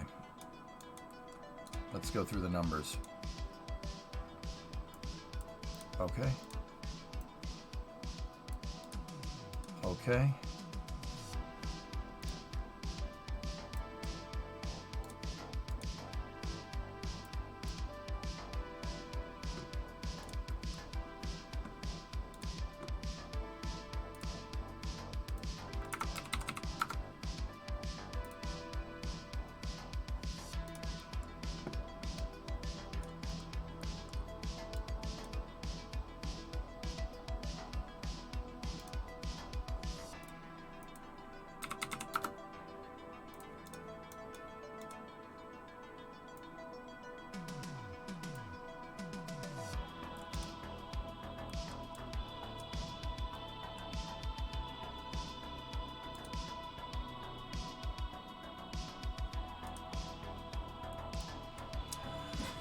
What's your favorite hamburger helper? I don't know.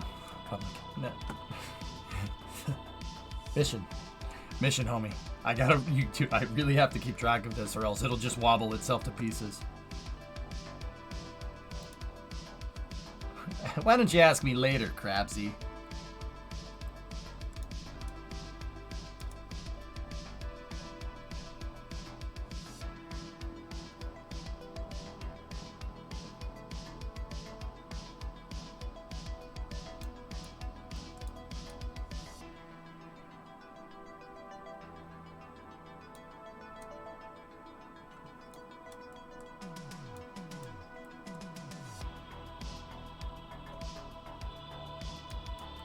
Like, seriously, I gotta make sure we get the module dock before we get in phase with that station, or else we're gonna have a bad day. You don't want to miss.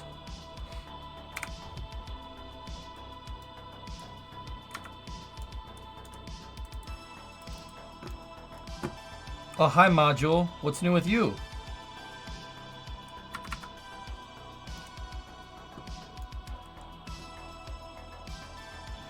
I'll slap you, Aqualex. I'll slap you. Hey, UK, what's going on? Teach you some quantum physics. Okay, quantum physics. It's there, now it's not. It's over there, and you don't know why. You're done.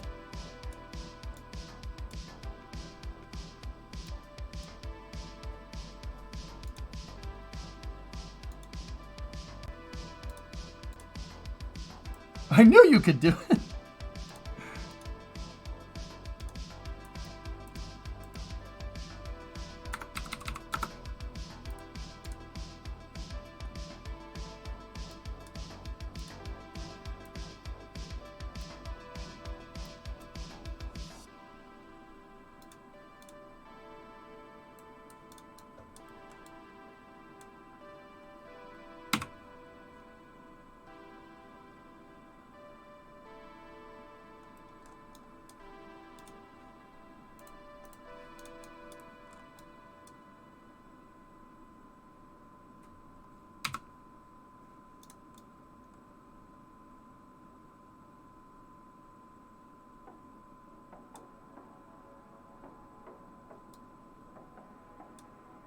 Why aren't those colliding with each other?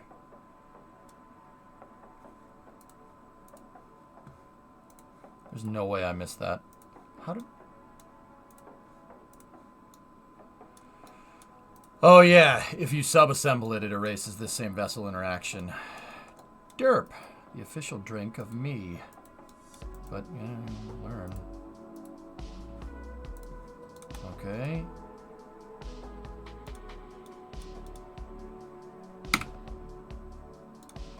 Yep. Remind me to not do that when the parts are clipping into each other. Ever.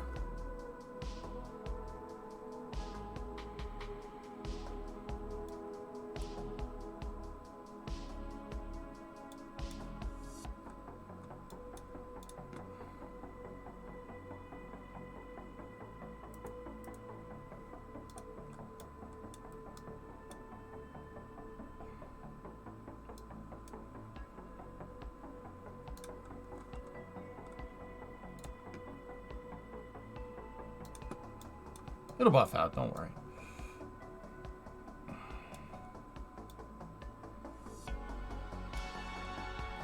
Alright, let me double check my numbers. That's 153. That's correct. 113. This should be 141, but we changed it to kind of let the thing settle. 71, 117, 149. Okay.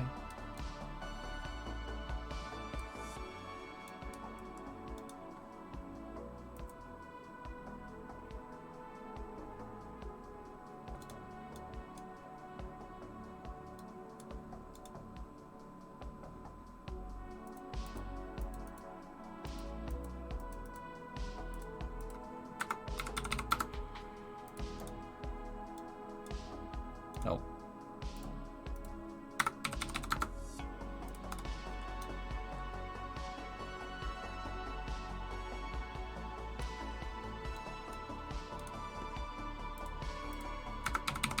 Okay. Good for a final dock. Just get the pins to line.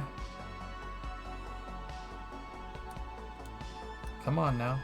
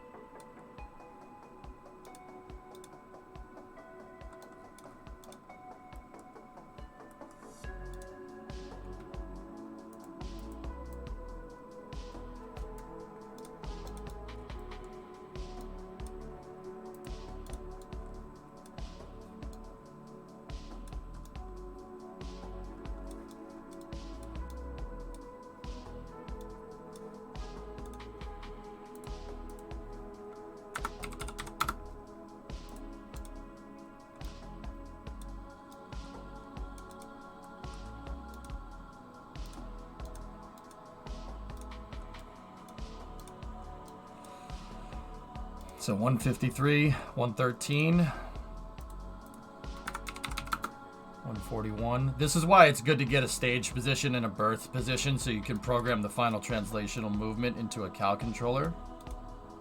Okay, she's latched. Okay. Increase servo power damper.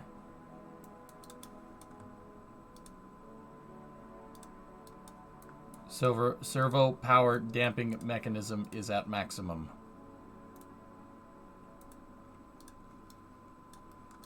Okay.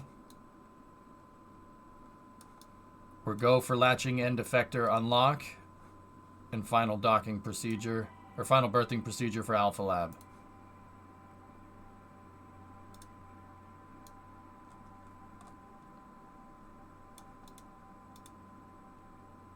She's in. That's what I'm talking about.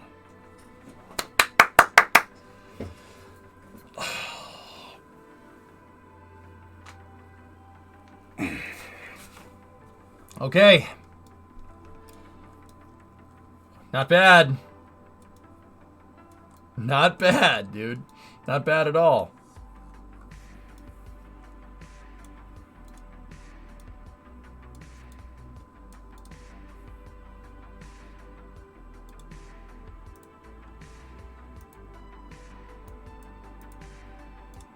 I, for now, am just going to stow the arm in a locked state. Actually, you know what? Let's move the manipulator away. Reset the build angle. Reset the build angle. Will you drift onto the other piece? No, no, no. I'm going to use the arm to latch the other piece, guys, and we're going to do the exact same thing. We're going to berth the station components together. Now we just got to get there.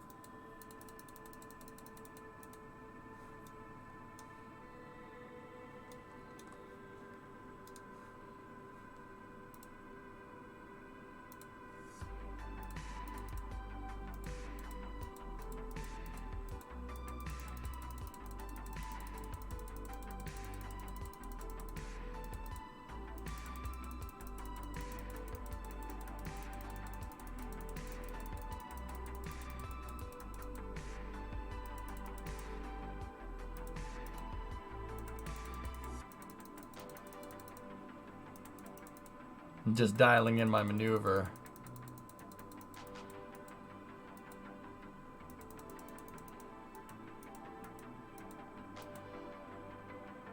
$500 should be good. Thanks, Calty. What's going on, buddy? How are you?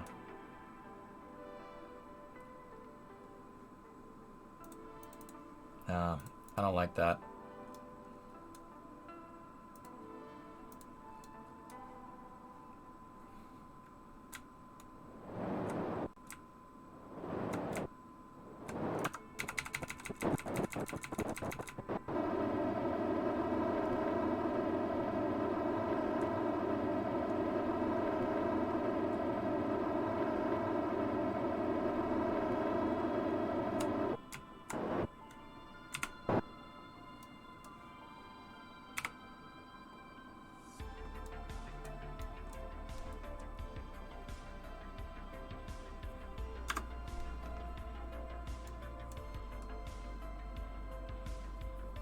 Doing pretty good, thanks. Great seeing you on, that's for sure.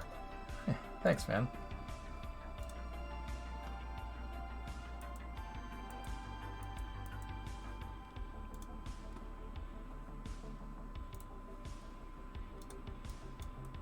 All right, we got to put the arm in the stowed position, but in the meantime, what I did here was I took the shuttle and put it into a lower orbit. I'm worried about fuel again, guys. We got to get to that station before we run out of fuel cell. And don't get me wrong, the current transfer that I had was okay, but it was in a couple of days or a day or two. I don't want to do that. So I lowered my perigee here to be able to speed up so we could catch Freedom faster. We just got to be careful because the shuttle doesn't fly very well with a laboratory module hanging on top of it.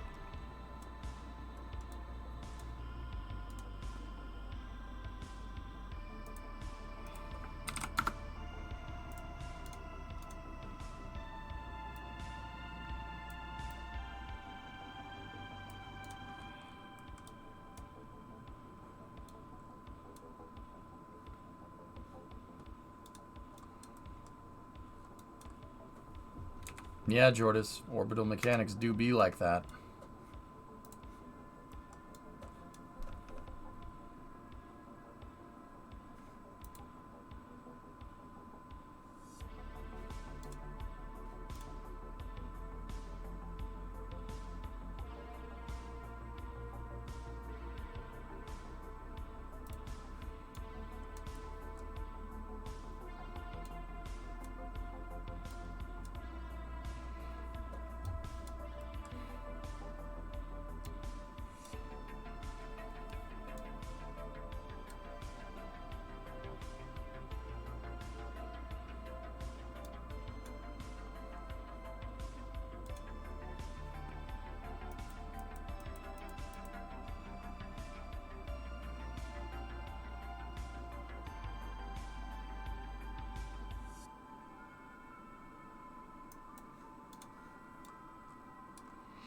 In real life, was there ever a rescue plan to save a shuttle crew with another shuttle? Jasper, that didn't happen until after Columbia, unfortunately. But yeah, it's called the STS-400 contingency. And yes, there was. But it only happened after we lost one on orbit. Or it happened after Columbia.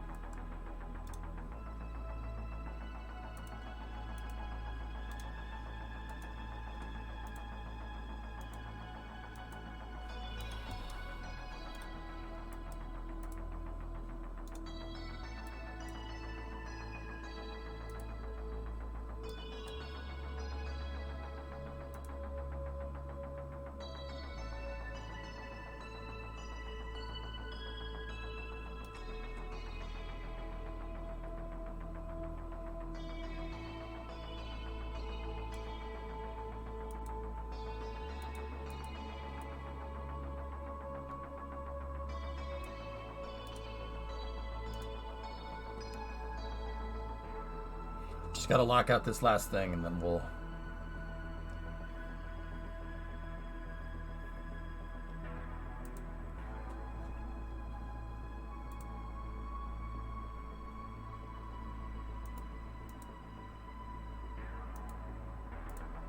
We gotta make sure the current angle equals 0 or else it could drift.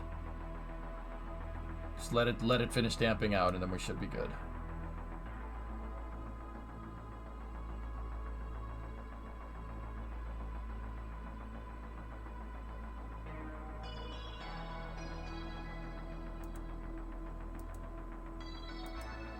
Cool.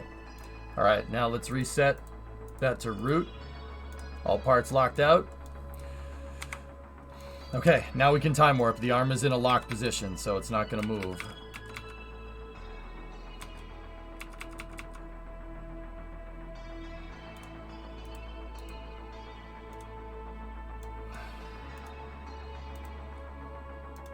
I noticed something. SVI on those things is freaking out. Shouldn't do that anymore. Excellent. Cool. Hey, Rhino. If you time warp with them if you time warp while they're moving, they could potentially do that. Yeah, you don't want that.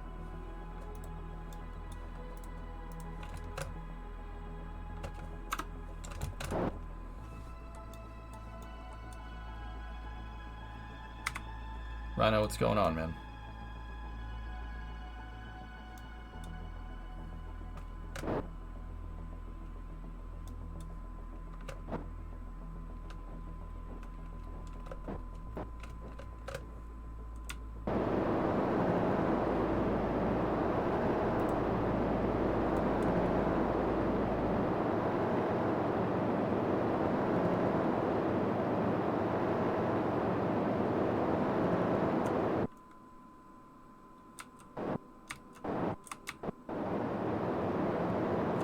Okay, 95 by 93 is good enough. Now we'll cut in a maneuver node here for station. We need to set AP on that maneuver node to 104 and then find the right phasing. Okay. Plus in a few.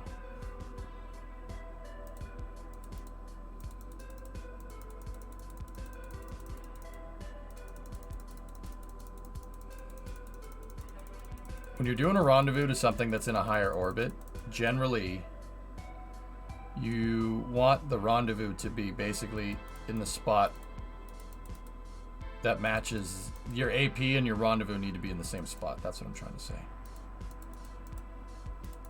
So I know the station is at 104, give or take. So then from there, it's just dialing it in. So you can right click on intersect 1 and then just hit these buttons right here.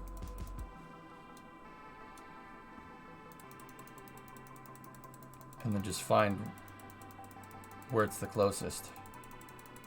I'm just moving my point of burn around. What I'm trying to do here, guys, is find the most energy efficient transfer. The one that's going to use the least amount of fuel. And sometimes that takes a little bit longer. But hey, Envy, what's going on? Did I see the new KSP video? Yep.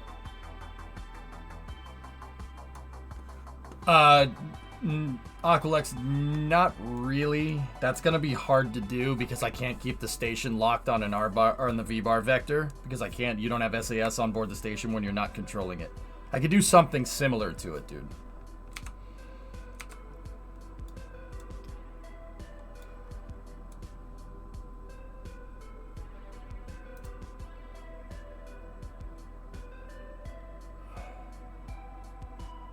Do a couple of orbits here. We'll catch up to the station.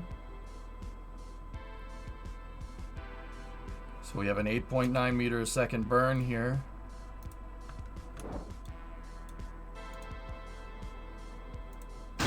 Pressurizing the ohms thrusters. Armed and pressed.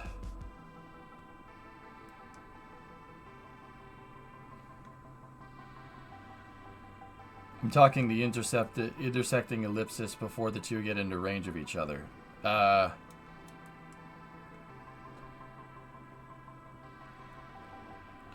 know what you're talking about. No, I mean, you have to be very precise with your orbit, but I'm not getting that precise because, yeah, it's hard to predict that.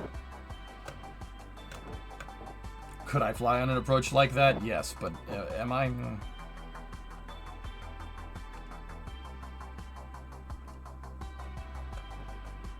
I'm sure we could dial in maneuver nodes to do what you're describing, or at least what I think you're describing, but...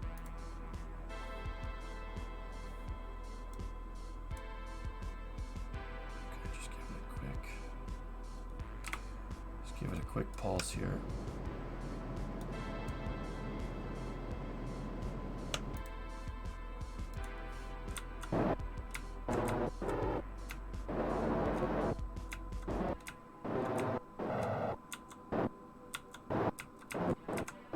Okay, 400 meter approach. Okay, we can power down the ohms. Safing the engines, depressurizing.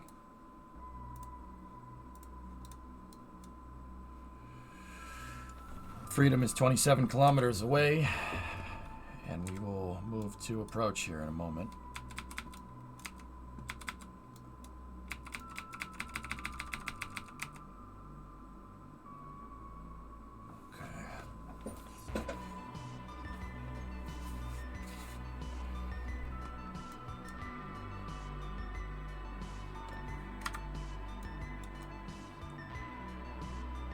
We have a visual on the Z1 Trust segment.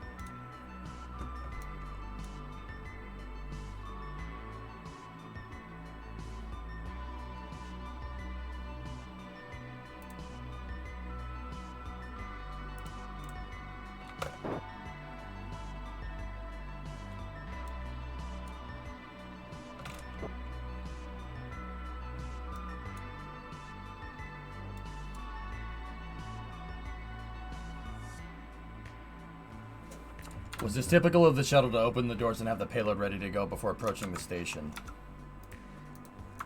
It wasn't something that typically happened. They did it when they needed to. Operative mission. This is replicating. These missions are replicating or taking ideas out of from STS-88. You see that right there? We're doing that in a second. STS-88 took the Unity module, PMA-1 and PMA-2, up in one assembled fashion like this. They took them up together, and then it used the arm to put it on the docking ring, and then they flew near Zarya, the functional cargo block, which is basically the core node of the station, and then combined them together with the arm. The doors open all the time? Yeah. One of the first things, Adino, that you had to do with the shuttle is open the doors. If you didn't open the doors, mission failure. Come back down. The doors have the radiators for the shuttle on the inside. Yeah, the radiators are on the inside of the payload bay doors. If those don't work, come back down or you're gonna die. The craft will literally melt from the inside out, dude.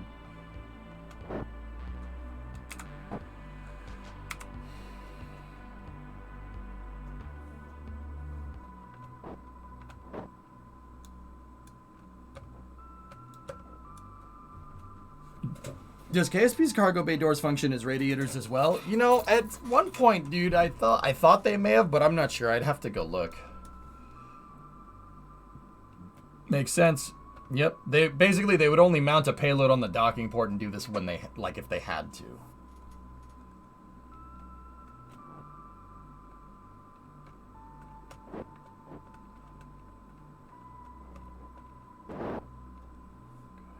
Just gonna do a slight course correction here.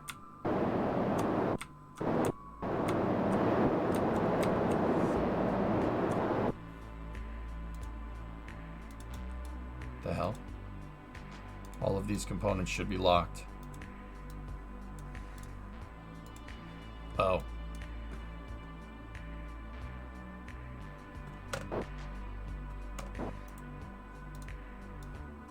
Wow. That arm was pretty damn stable for not being locked.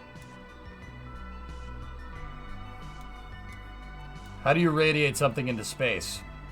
The radiators on the ISS on the shuttle basically use infrared.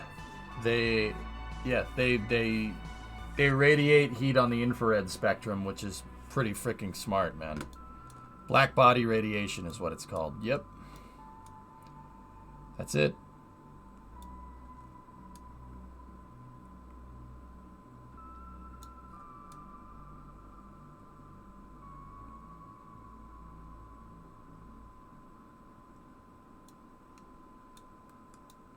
No, Dev.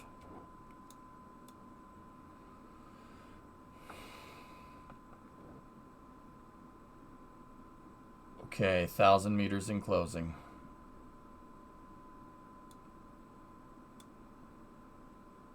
Yep, they use black body radiation, so they basically glow infrared, which is cool. That's why they don't look like they're doing anything. You know what I mean?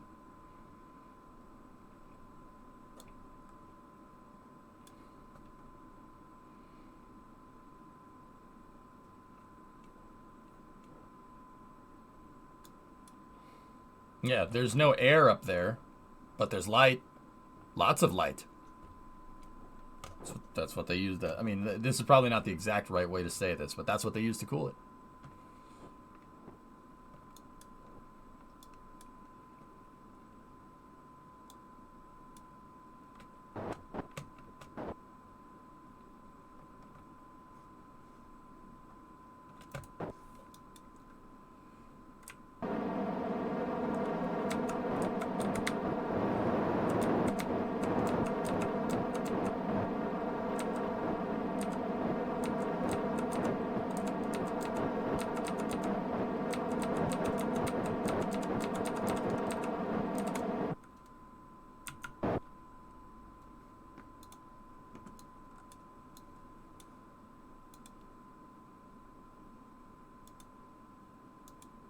Why is that thing still moving around like like all the servos aren't locked?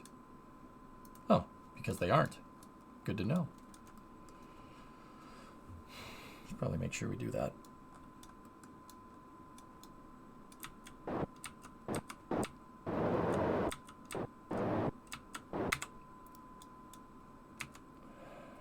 $640 in closing.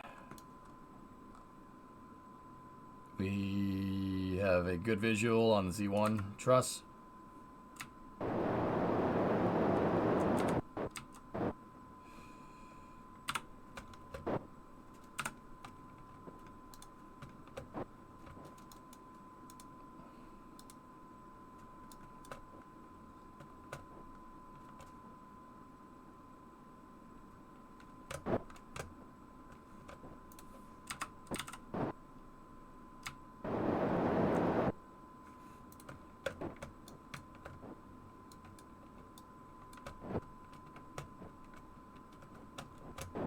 Okay, we're in for final alignment here.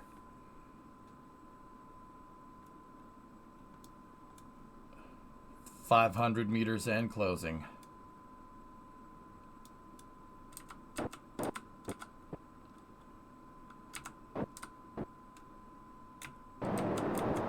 Slowing approach speed to 2 meters a second.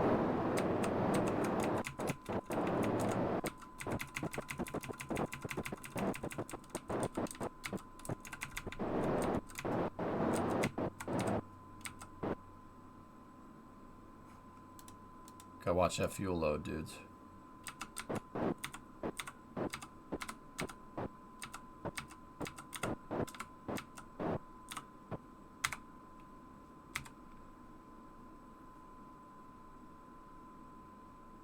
Why do you have so much more oxidizer compared to liquid fuel? It's because it's picking up on the liquid fuel in that doesn't exist in my wings, because the shuttle wings in this game are wet wings for whatever weird reason.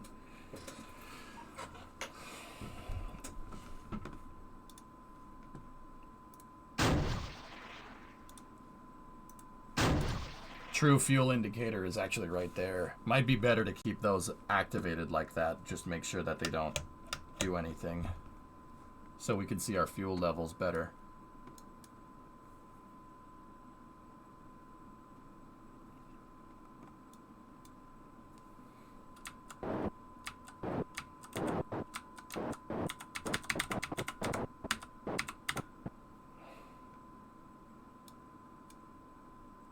380. We'll speed it up a little bit. Got to do more course corrections.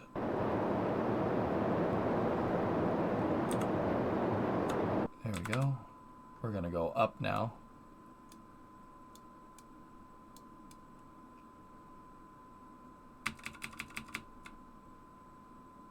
$220 in closing.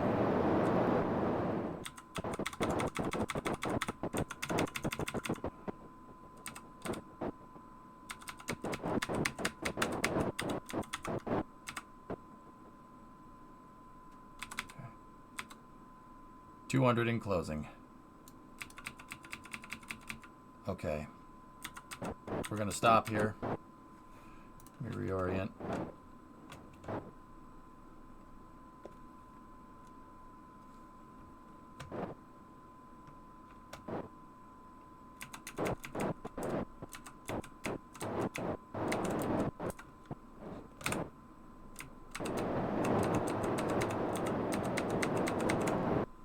Okay, we are 76 meters off here.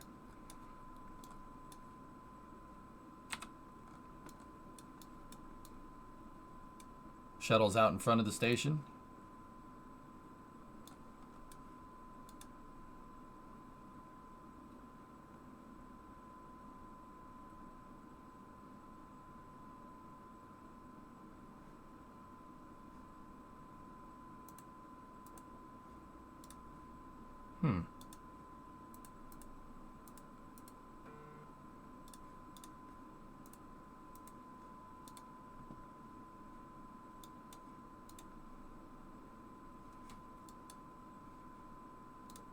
That's peculiar. None of this is locked out, and I'm fairly confident that I did this yesterday, but if I didn't, well, now we will.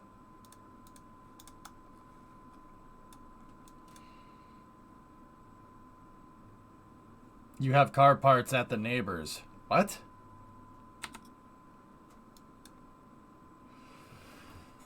Alright, that's strange.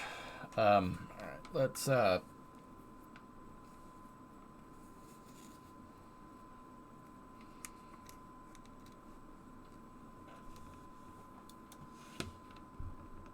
they dropped the part off at the neighbor's house. I don't know. Bree, could you like do me a solid and go and get it?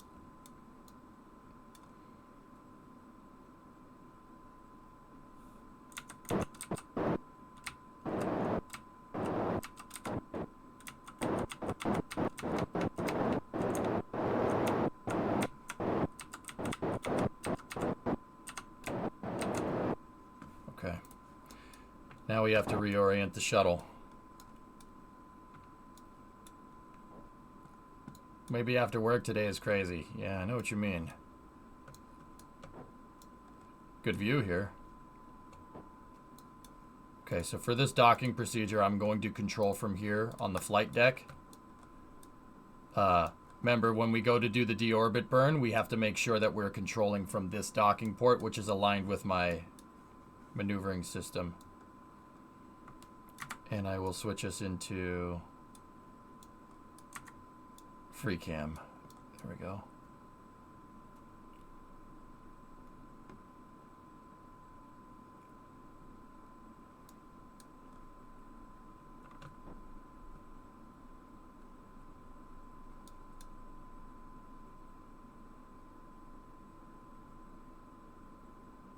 Okay, Pathfinder has the docking ring and the Alpha Lab modules here ready to go.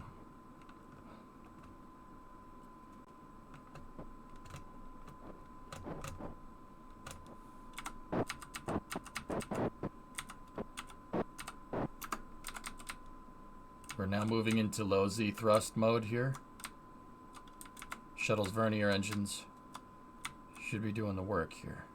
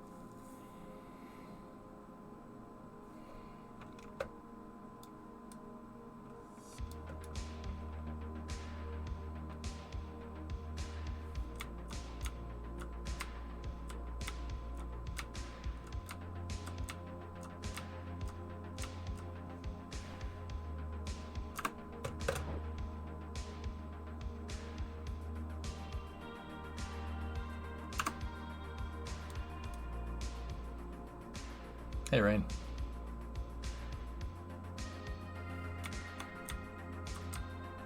It's a great video.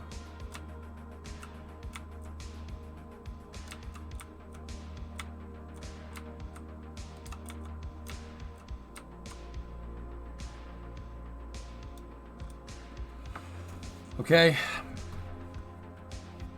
I'm now going to move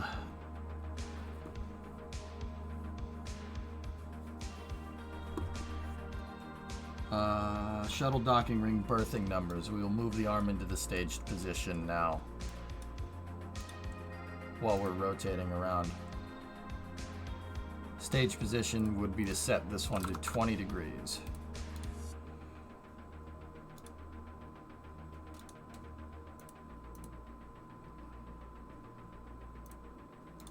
Set that to disabled. Unlock the wrist yaw, 108.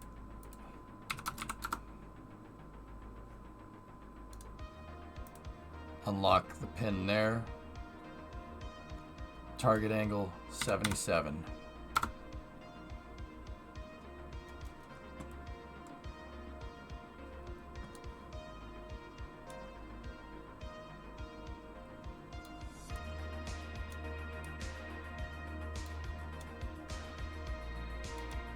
The elbow, unlock, set to -77. And then the shoulder mount set to 94. Rotato here. The shoulder rotation should be set to -131.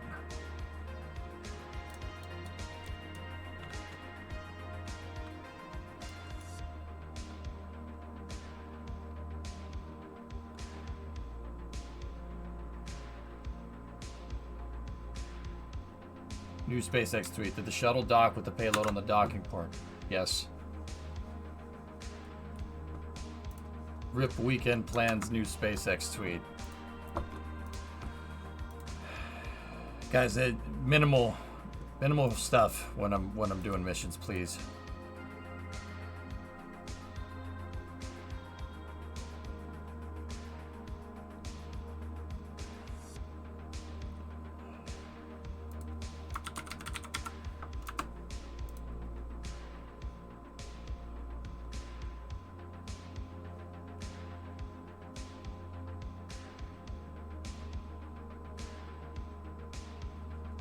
Okay.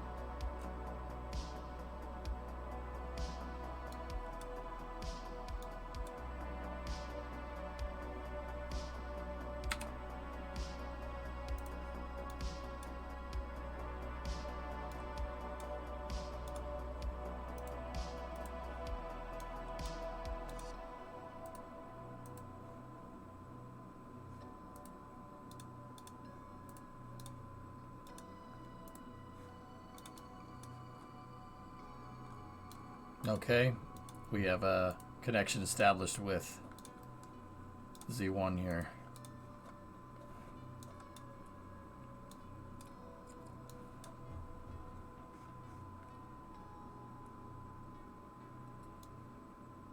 Shuttle's now moving into position for docking.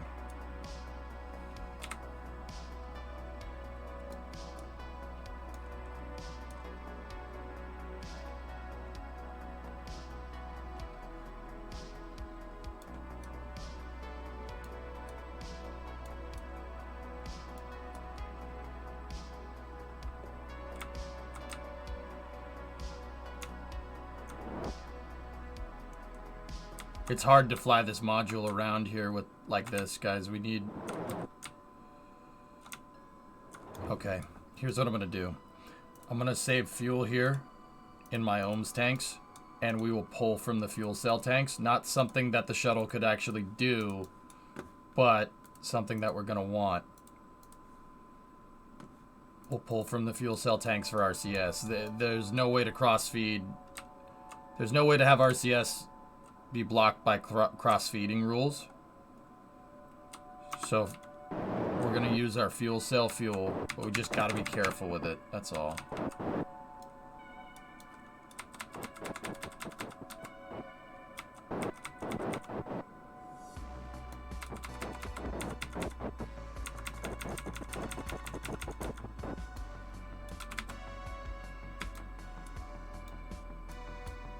I'm gonna go slow when we do this.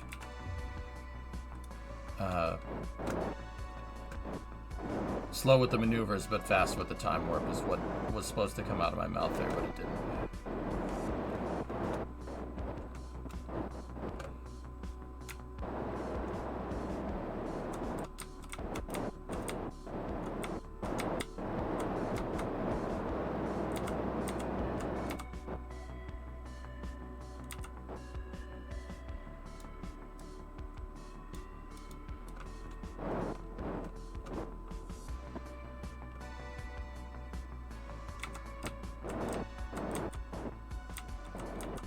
Meter in closing.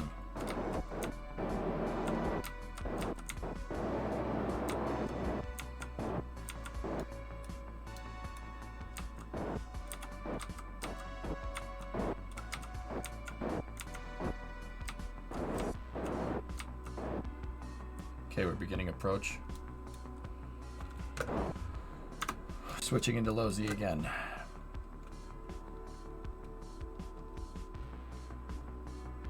Low Z thrust boat has been initiated.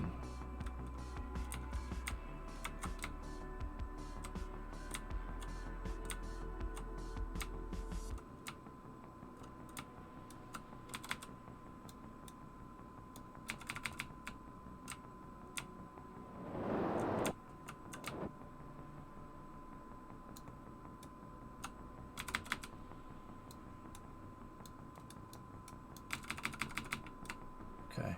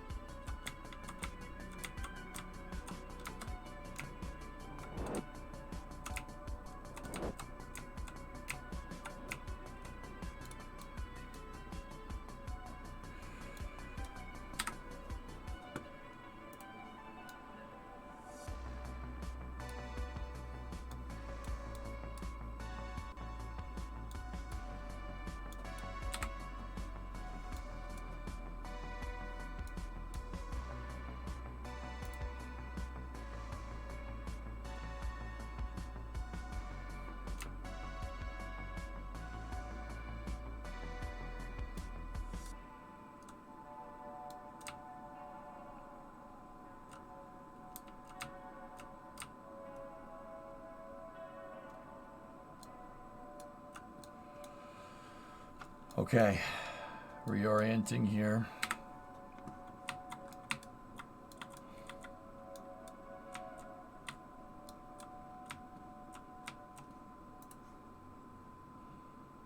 Okay. All right. Now let's check the numbers.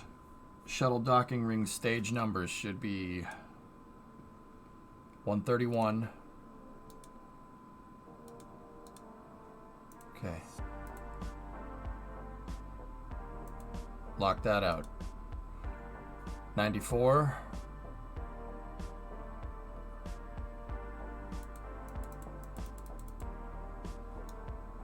Okay, that one's good, but it's not ready to go. This should be minus 78 now. Minus 78. That one should be set to 77. That should be set to 108. And this should be set to 20.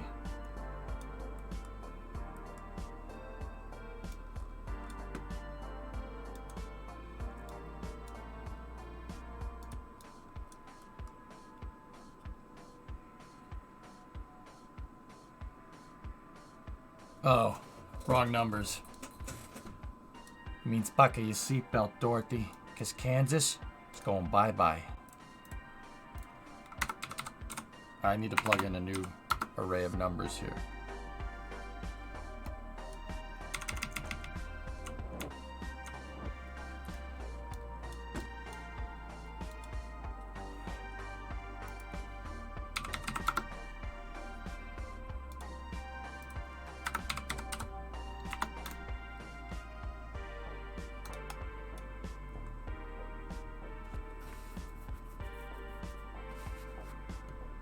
I'm not interested in gameplay changing mods, so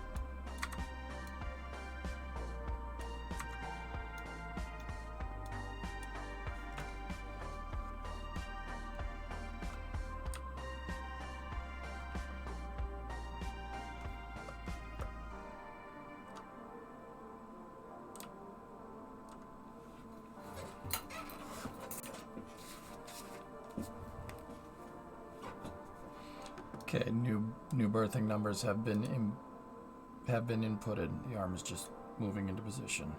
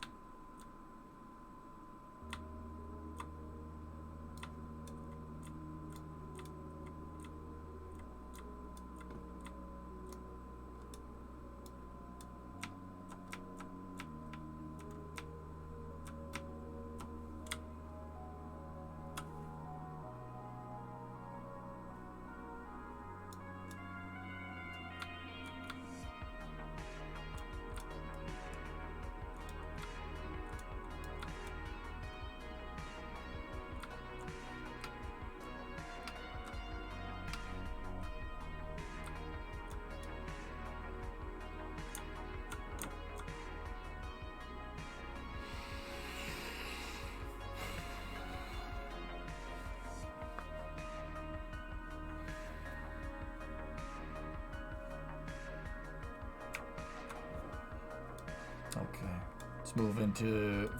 let's move into the stage position. 158 or minus 158. 105. Minus 123. 58.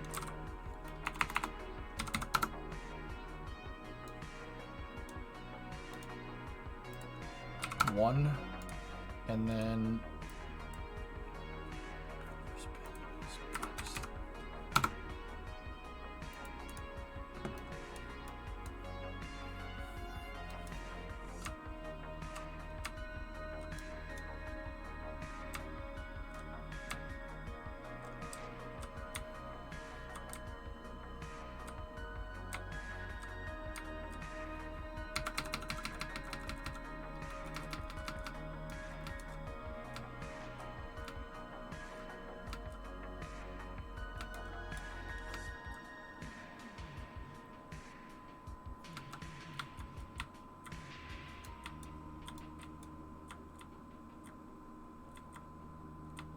gotta check the rates.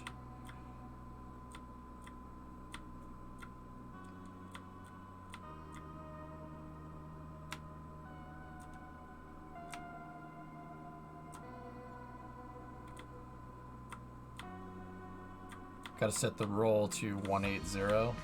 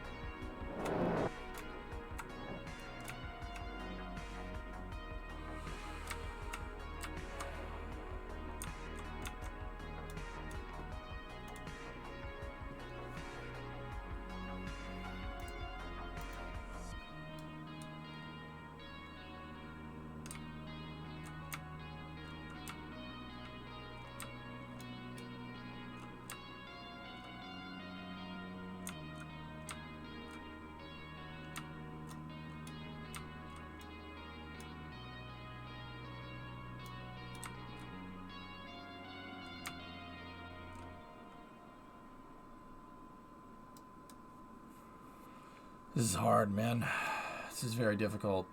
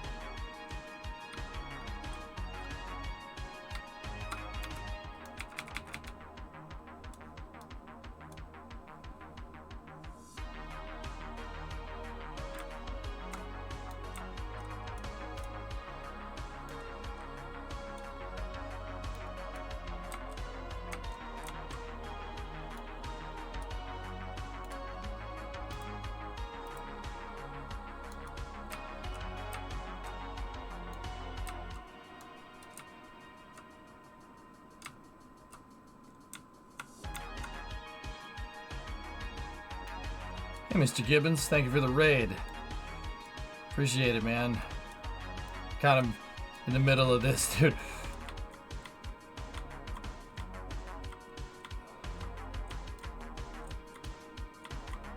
Enough. Yes, we have enough in the tanks. All good. Have a great evening. Thanks, man. What were you playing? What were you up to?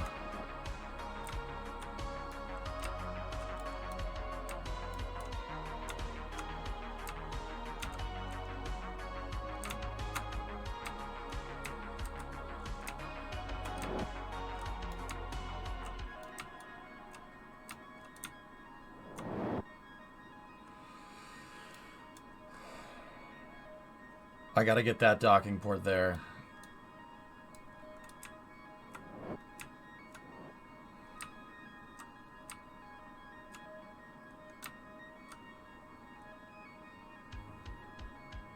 Was showing folks that Kerbal's free on Epic Games, so I did a quick basic orbit mission. I haven't played KSP in years. Oh, right on, dude.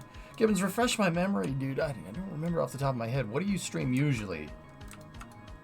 I appreciate the raid either way. I just, yeah, just like knowing that stuff because I don't have time to watch everybody's streams, you know? I don't have time to watch everybody's streams because I'm here.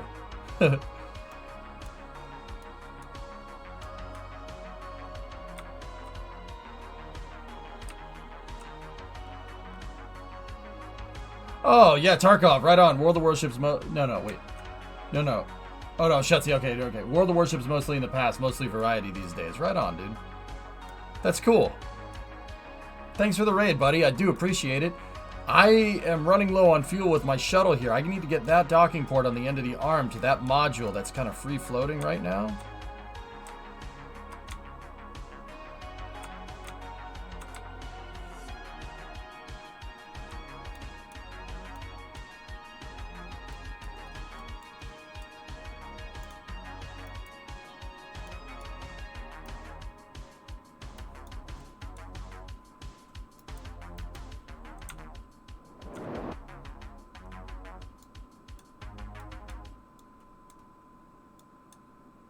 Okay.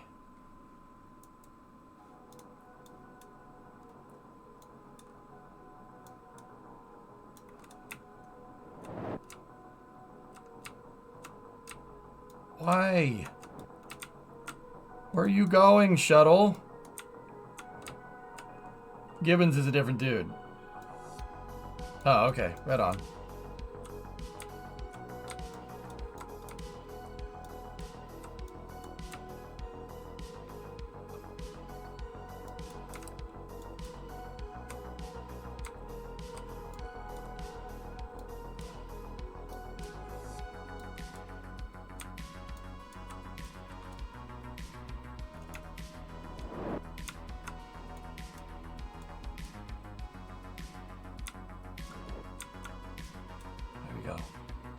Come on, get it.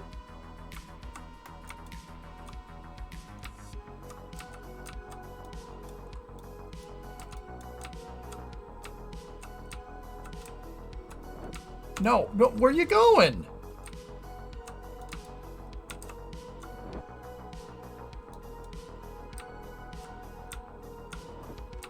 I'm not hitting the right keys, guys.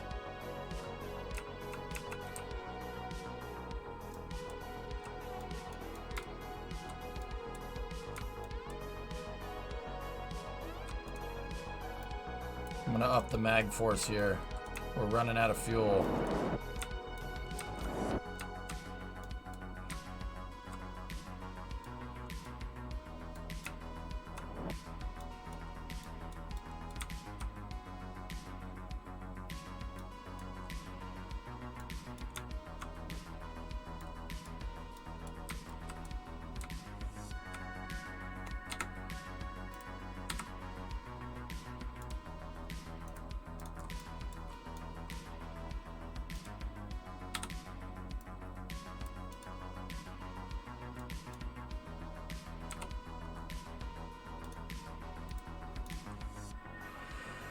I got it.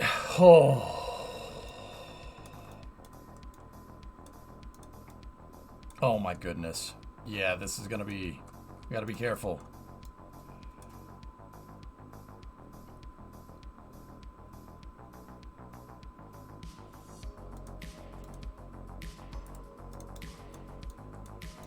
Alright, how far are we off? Actually, not very far.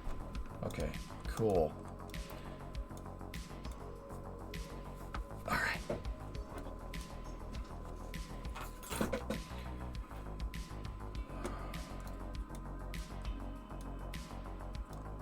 Yeah, that's really hard to do. That's really hard to do because this docking port isn't lined up with the translational axis of the shuttle. And it looks like I have a little bit more balancing to do with my shuttle thrusters as well, but that's okay.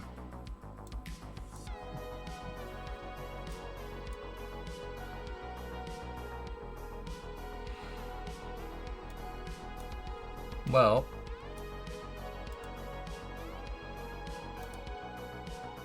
let's wait until everything settles down here for a second, but we're good.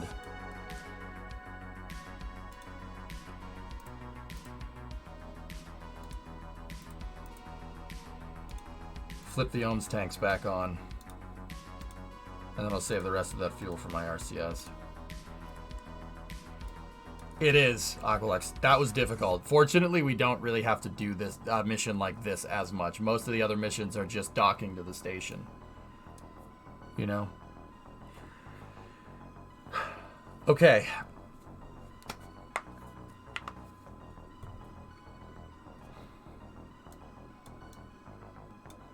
So, what I'm going to do now is we're going to program. We're going to do some programming here with the CAL controller. RMS program. Open up the editor. What we're going to do is go target angle, target angle, target angle, target angle, target angle, and you guessed it, traverse rate. No, target angle. Okay, so we got that all lined up. Now what we're going to do is we're going to go down the list and set these to their current state. So this one should start at minus 158. Okay? And it should end at minus 145. Okay. So this should start at 105. And it should end at 126. This next one should go minus 123, and it should end at minus 137. This is basically programming a kinematic movement into the arm.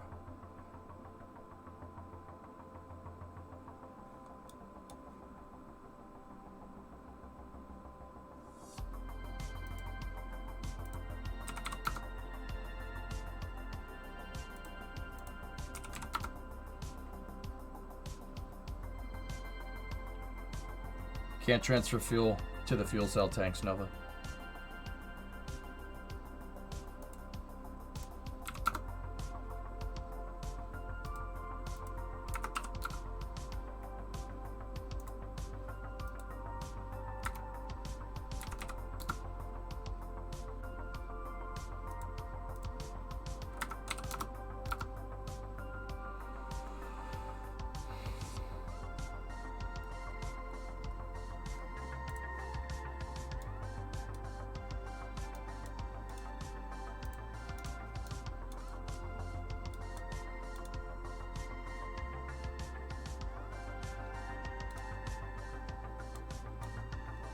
Alright guys, so let's set this to 120 seconds to make sure we get an extremely low movement here. We're going to enable the RMS programmable controller. RMS programmable controller is good, and then start to play it. What this should do here is just move this down into position. But it's going to do it very, very slowly.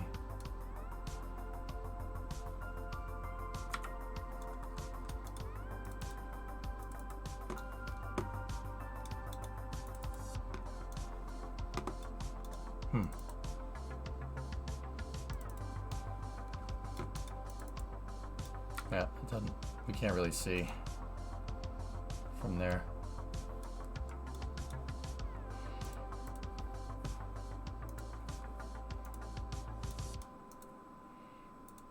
Make sure that SVI is enabled. It's not.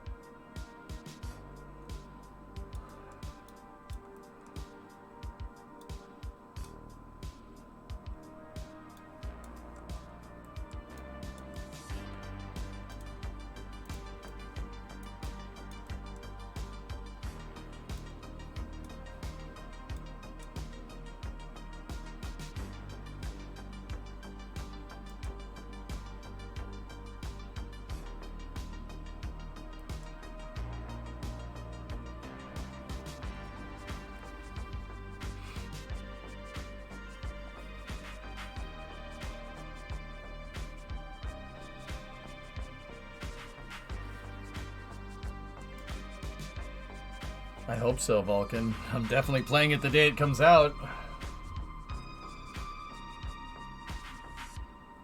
With kRPC, we could do it. Maverick. Yeah. But I don't want to sit here and spend a month and a half trying to program it with Cal controllers or whatever, and then have Kerbal 2 come out and not get anything done. So I'm just using numerical combinations. The numerical combinations are enough to program basic kinematic movements. It's fudged, but it'll work. See, like how if I'm moving all the pieces of the arm all at once like this, it's basically doing a translate motion. These two modules are coming together, and that's from a programmed Cal controller. It's just I programmed this movement to be very slow because this needs to be precise. Guide dowels are in position. Oh, come on. Come on back now. That's just residual movement. It'll come back here in a second.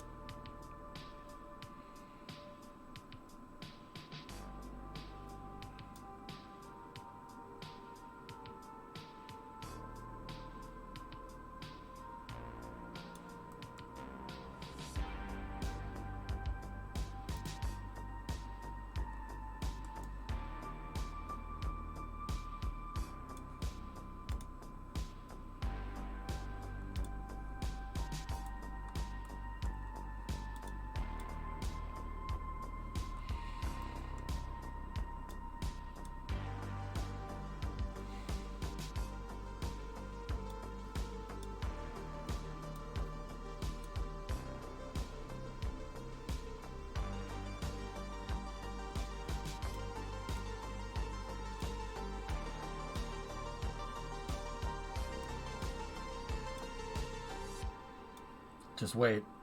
She'll slide in. That's what she said.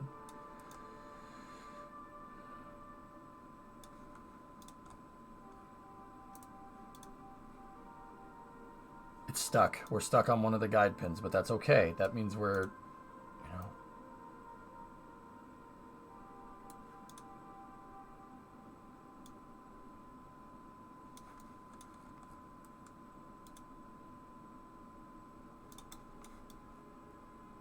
We're getting there.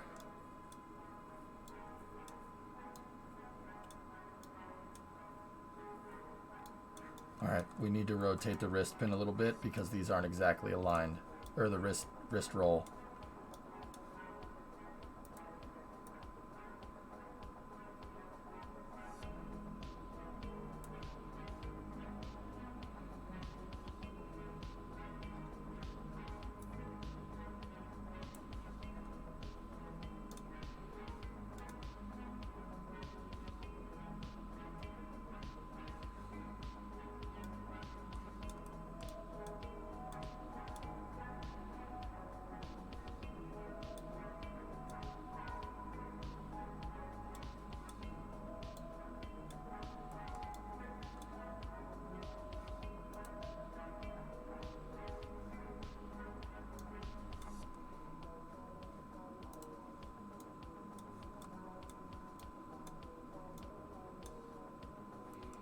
I don't like what this is doing. I'm not sure why we're locked out like that. I can't really turn on SAS because it'll turn on the station's, the Z1's gyros. We're just gonna kind of have to wait for it to settle. It should do it here. It's almost locked in. I don't like how much roll this... I screwed with the gyros. Damn it. Okay, I gotta shut those damn things off. It's gonna snap the damn arm if I'm not careful.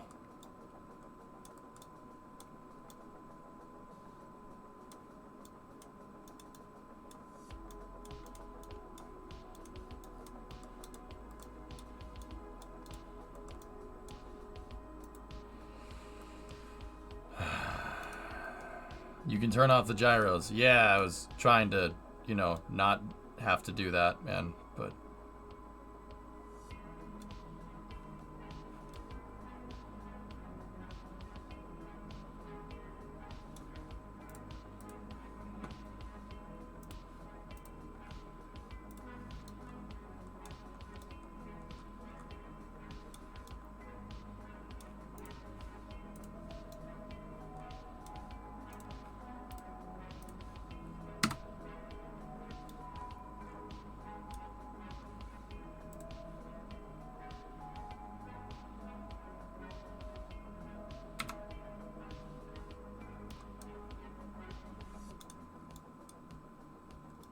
it's my first time doing this, okay? I'm not very good at it.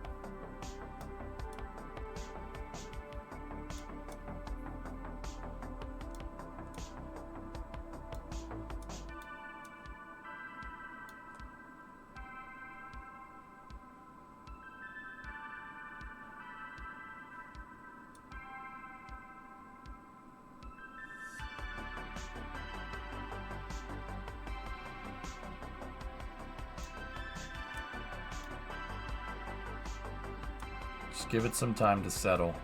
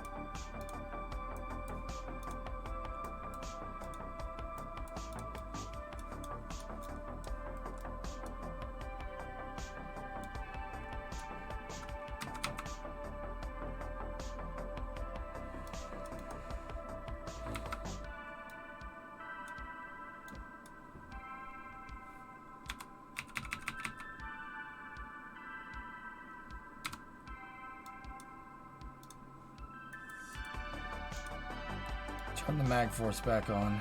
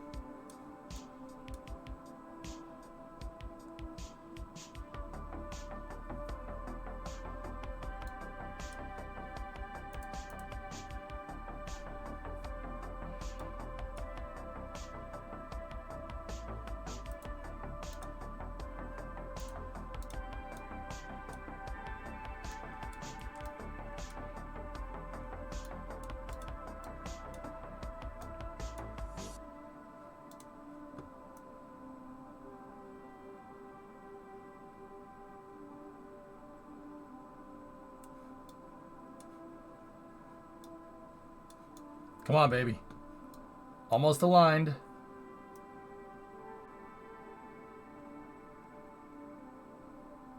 Pull it in. Yes! Oh, okay.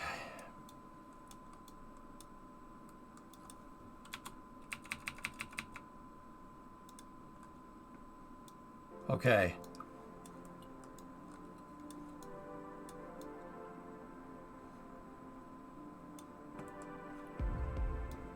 All right.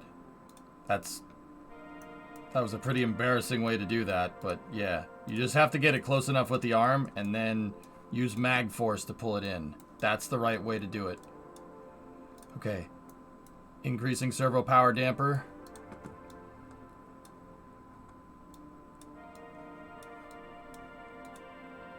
Servo power damper is increased. Decreasing shutting off the RMS program controller.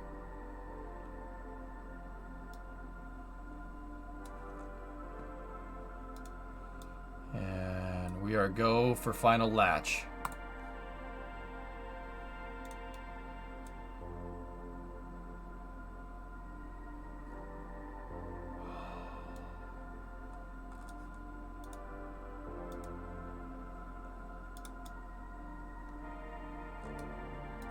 Now let's go control from here. Pitch is 29. Oh, they're perfectly aligned. Yes.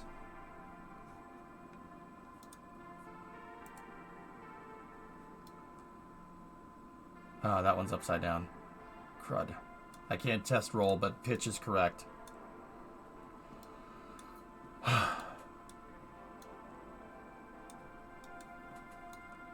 That was tough. That was tough. I gotta be more careful with fuel. Way more careful. We have enough to come back, but yeah, I fudged it a little bit by messing with the SAS there, so.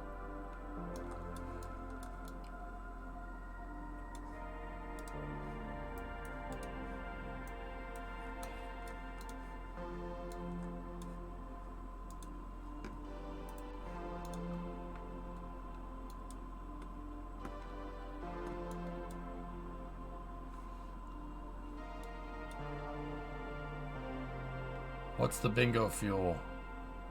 Like 60 in the ohms tanks? We're good. We got enough. We got enough to make it home. I'm not worried.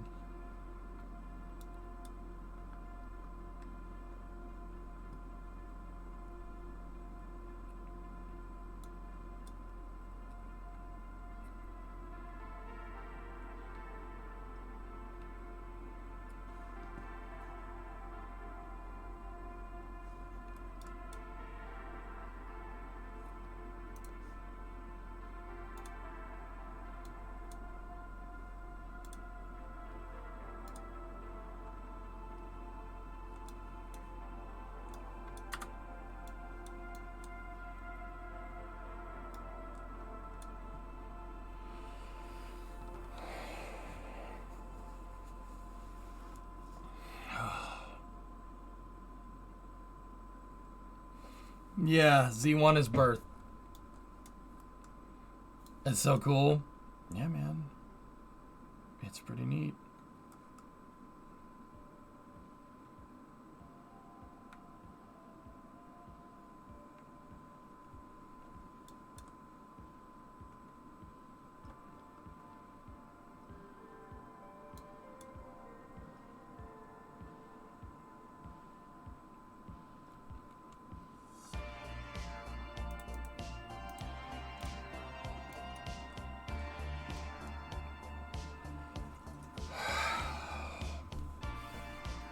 Okay.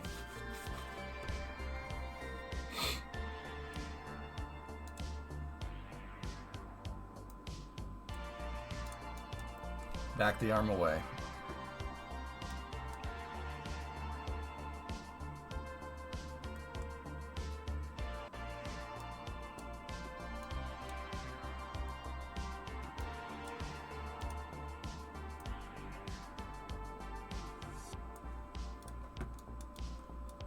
Okay, now we need to unbind from the RMS program.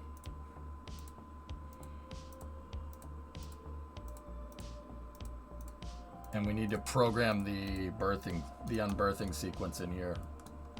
We got to test to see if this works.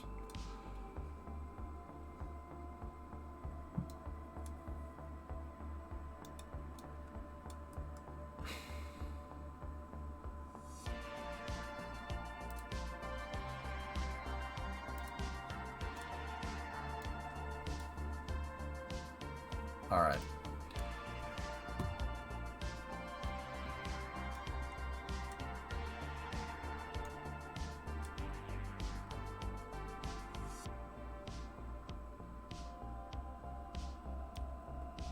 Okay, so the shuttle docking ring berthing numbers here.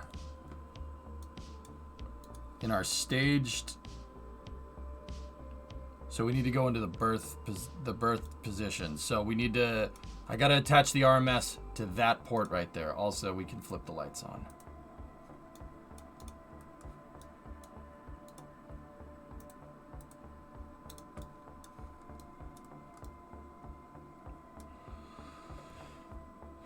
Okay, so first piece is at -153. Second one is at 113.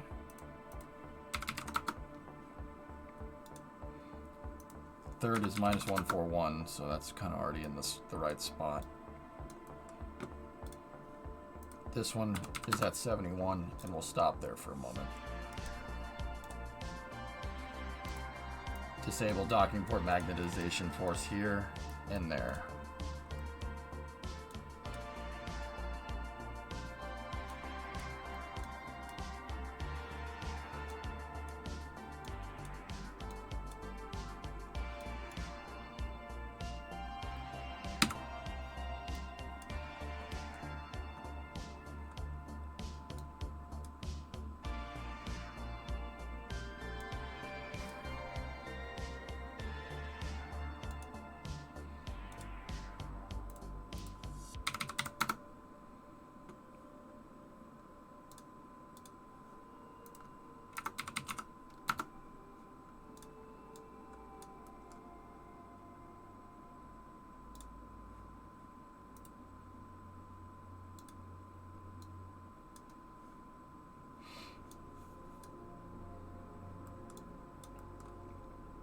So now I'm going to go into my RMS program, make sure nothing's attached, reset its position. Okay, we're going to reset the RMS program controller here, and I'm going to go in and select this again.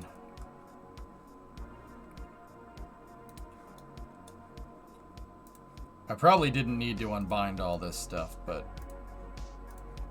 yeah, we don't need to do that from now on. Didn't really think of that. Okay, so the berth position is -153, and then the staged position, so the undock position, would be -131. Here, 113 to 94.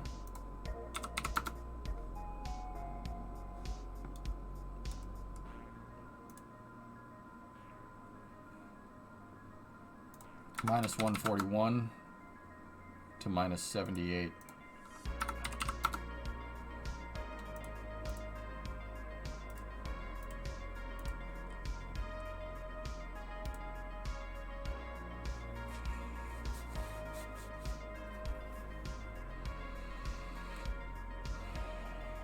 This one is set to 71 to 77. Put that down. 117. 108.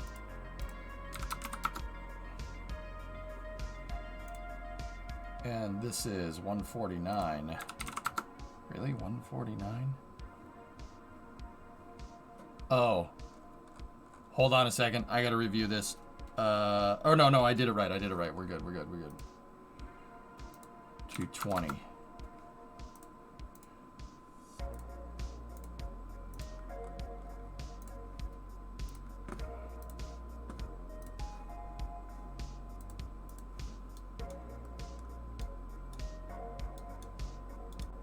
So we'll let the arm get into position, and then we'll re-enable the cal controller.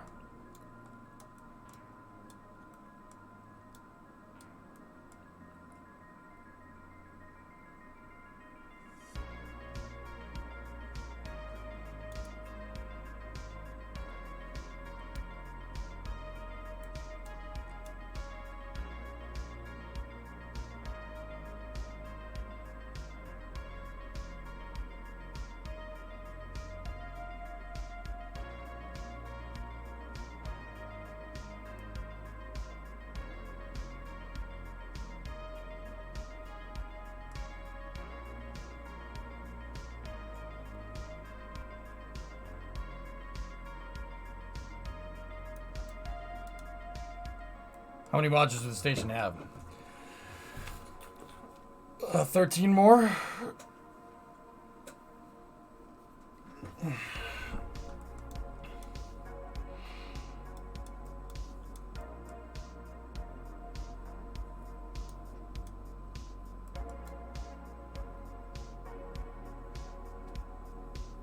Yeah, it's gonna have a whole truss segment and everything, and then modules going back this way. I got a whole plan, dude. And I have most of it already figured out, which is good. And, you know, the more of these missions that we do, the better.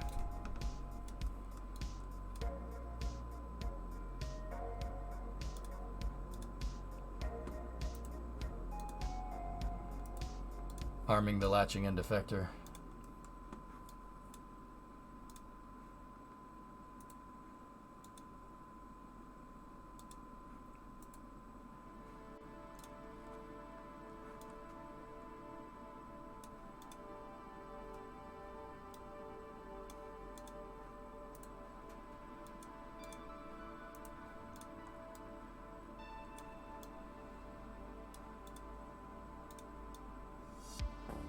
Gonna go and make sure that fastened all correctly. It did.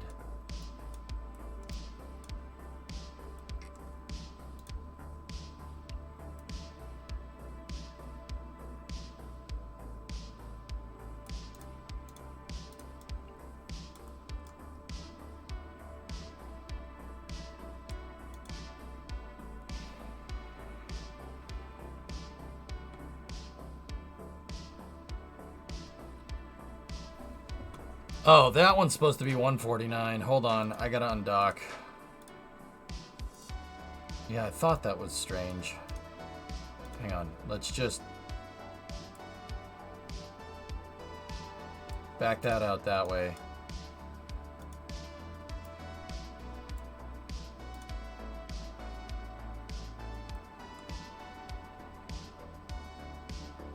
I just gotta get the docking port far enough away. This number needs to be 149, not negative 149.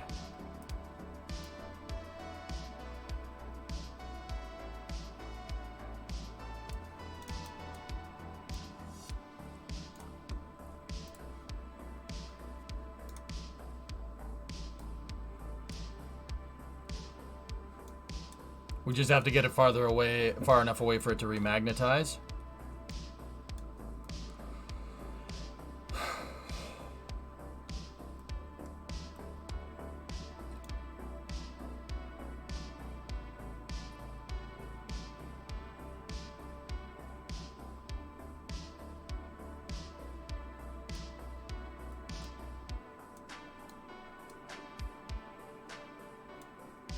Okay, that's far enough away.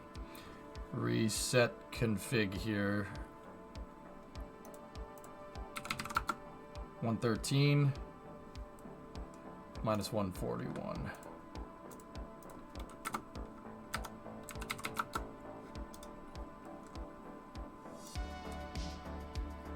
Nothing. King, I had improper orientation here.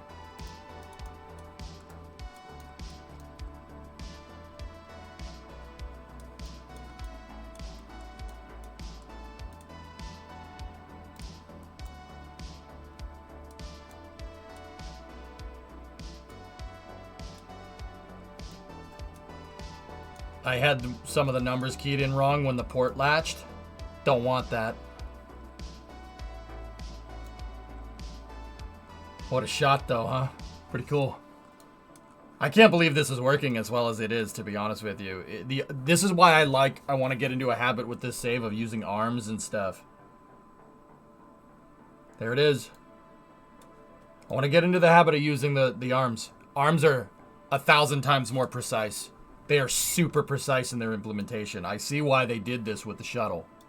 Makes perfect sense. They are very, very, very, very accurate. You can be very, very, very spot on. Like, look, man, we wouldn't have dreamed of getting that thing that straight before. Like, the truss is perfectly parallel over that thing. Take pics. It's your last station. Oh. We got to take pictures from where the cameras would be, though. Cameras would be on the mobile base like this. That's kick butt right there, dude. Look at that.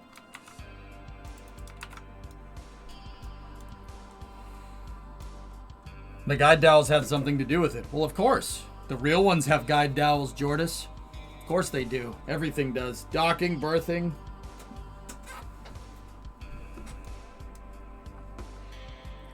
Okay. Shuttle doesn't have much consumables left, so we gotta get out of here. As much as I'd like to stay. Yeah, we don't have much. We gotta go. Can we see it from the inside? Sure. Absolutely. That's a good idea, King. Thanks for reminding me. Oh no, we can't see it out the damn window.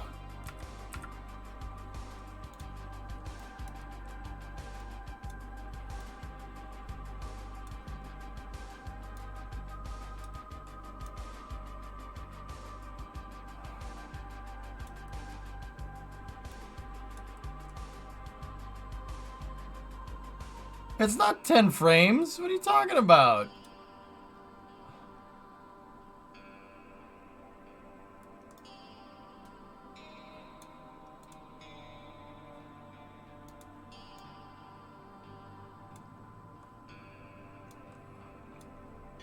All right. Guys, what we're going to do now is test the undocking or unberthing procedure with the shuttle. What we're going to do, shut the SAS. We're going to undock here. And I'm going to use the arm to move the shuttle away. Okay. Ready? Now, unlocking this is not going to do anything. It'll just kind of jiggle the arm around. The arm is in damper mode, so we're okay. But what we're going to do now is this, and it should kind of just jiggle around a little bit.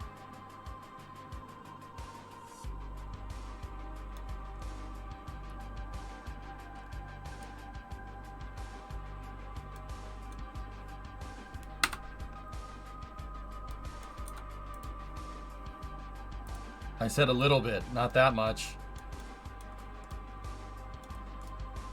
Snap undocking messed the guide dowels up.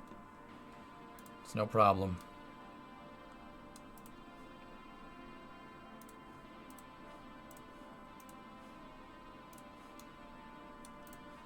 We weren't precise enough with the arm.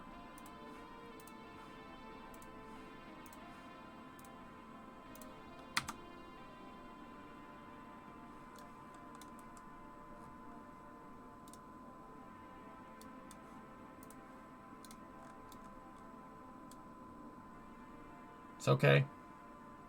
Calm down.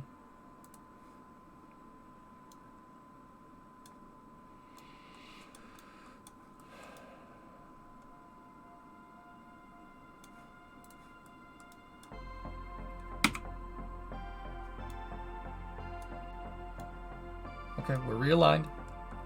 Everything's fine.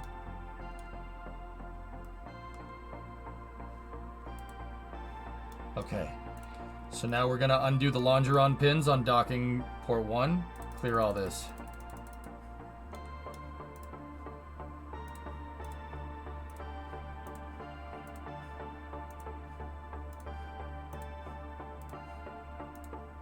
We're gonna disable vessel collision on the longerons.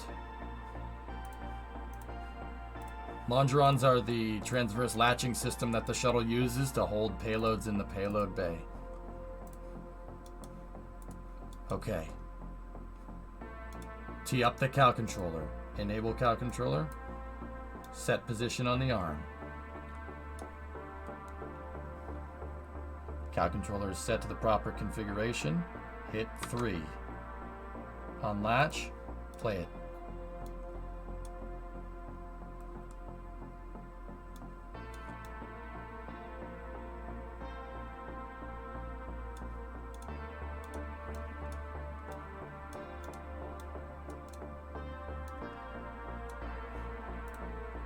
Stop. Didn't work.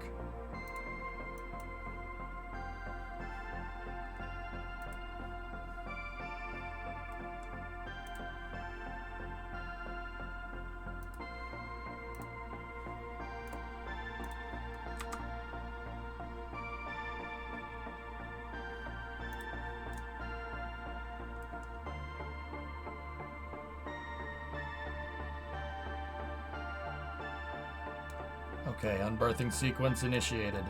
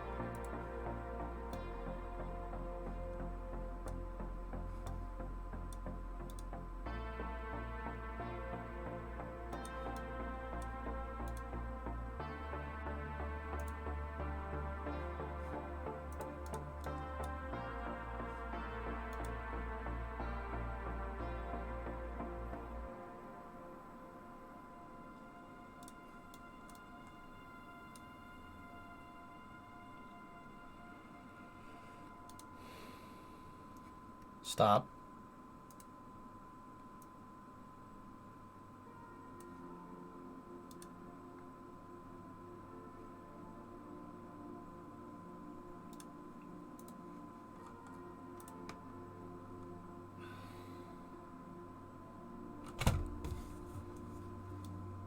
We're binding. Not good.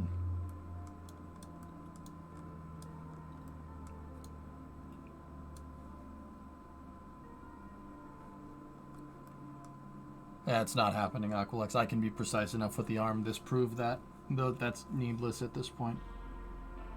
You're paying for 10 extra parts for, like, maybe a 0.5% more accuracy. It's accurate enough.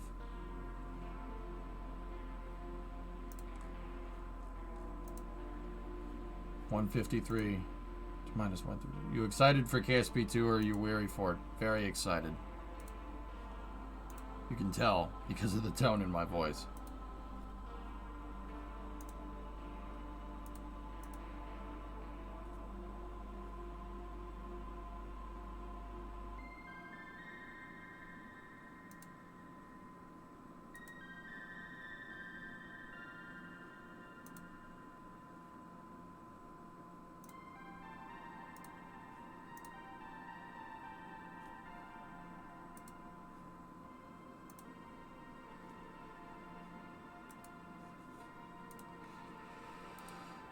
Cal control numbers check out here, so what am I missing? Let's just shut out these ports as well.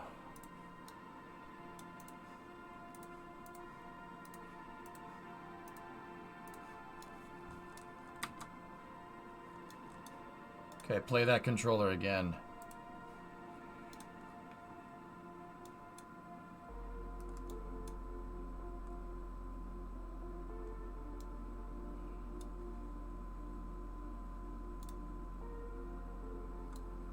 There it goes.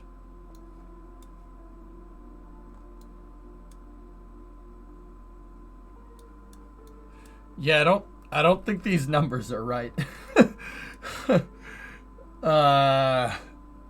We're gonna have to check them again. Just pretend this part isn't happening. Why is that rotating so much? Those numbers can't be right.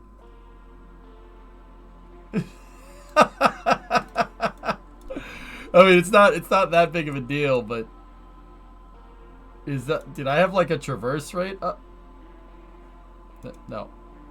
Is there a traverse rate that I left high here on purpose? So one's moving faster than the other? I don't think so. No, it's just doing that. Okay. I don't think I have a locked servo.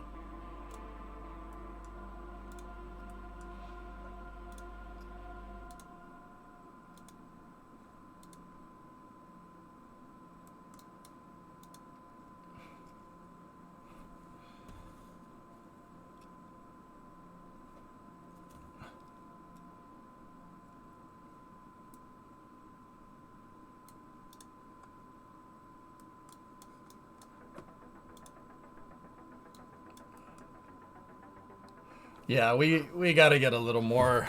We gotta get a little more precise with our programming, guys.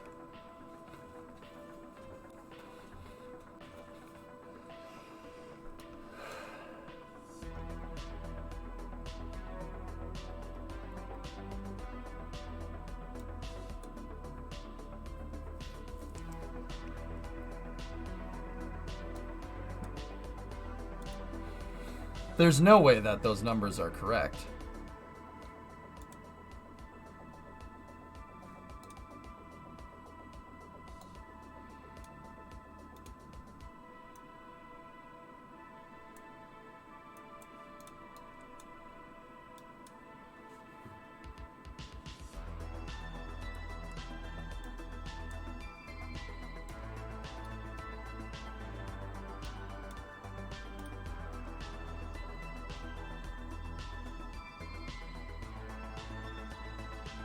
Yeah, the traverse... Oh.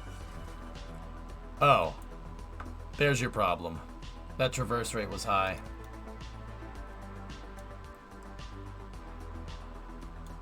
That's exactly what's going on, yes.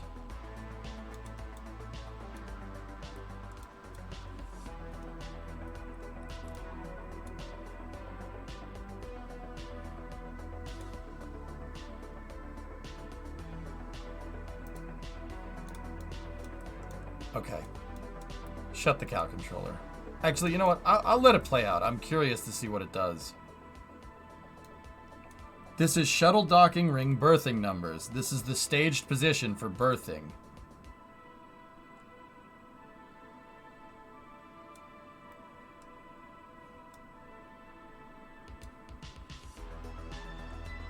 Oh, I see what I did.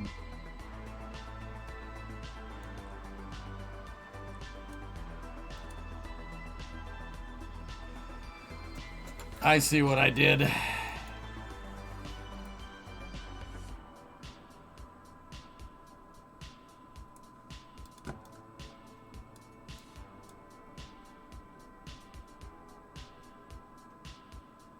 Yep. No, we're 180 out. We're 180 out on that docking port. Seriously, you flip this thing 180 degrees, it's lined up perfectly. The truss segment's up here, it's lined up perfectly. So... watch. I don't want to do this too incredibly fast. 20 plus 180. So if we go 180 degrees, that means we're at... it would be minus 20 off here. So if I set this to 160, which is kind of where I had it before, by accident. Watch. This is gonna look strange, I know, but we're figuring it out. Bonk.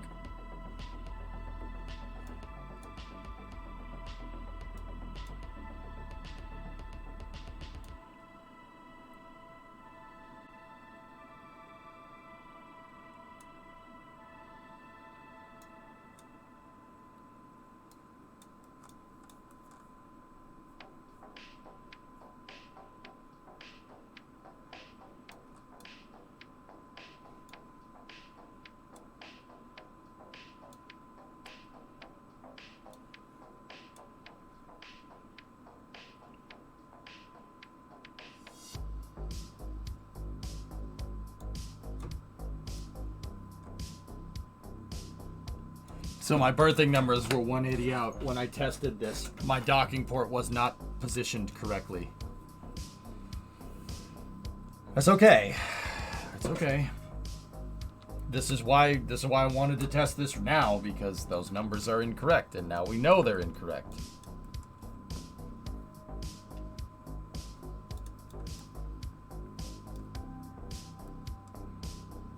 Yeah, Black Zoo, they would not be pleased.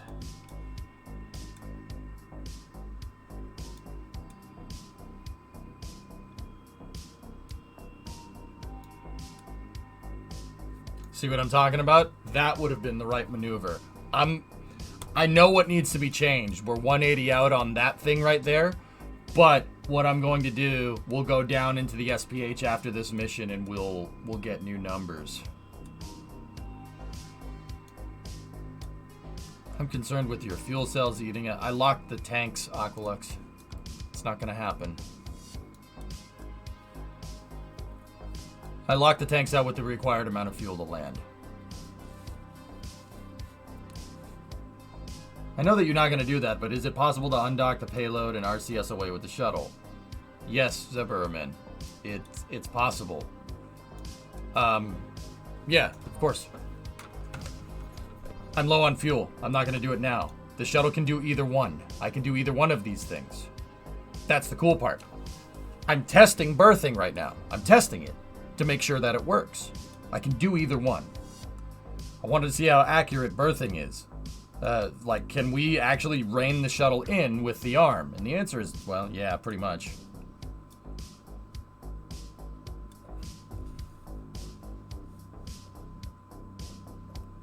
Testing in mission mode, brave man. This is an unknown test, Atlanta. There's really there's no other way to test it. And it's low risk to the mission, to be honest with you.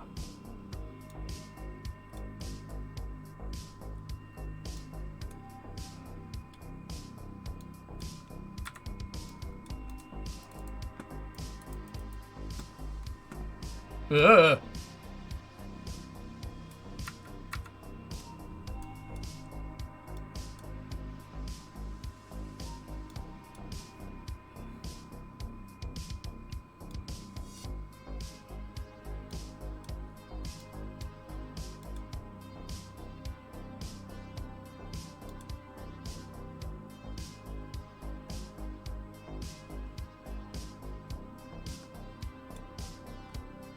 That puts a lot of flex on that arm.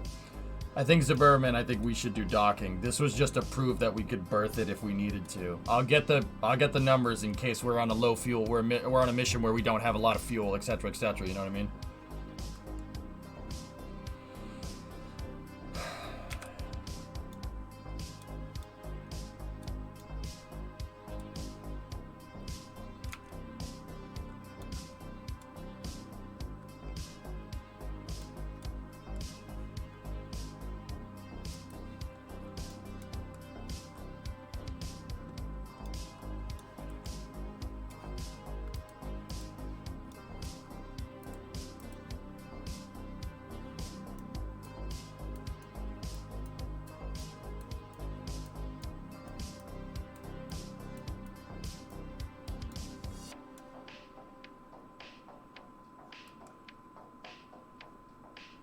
Okay, we got plenty of charge.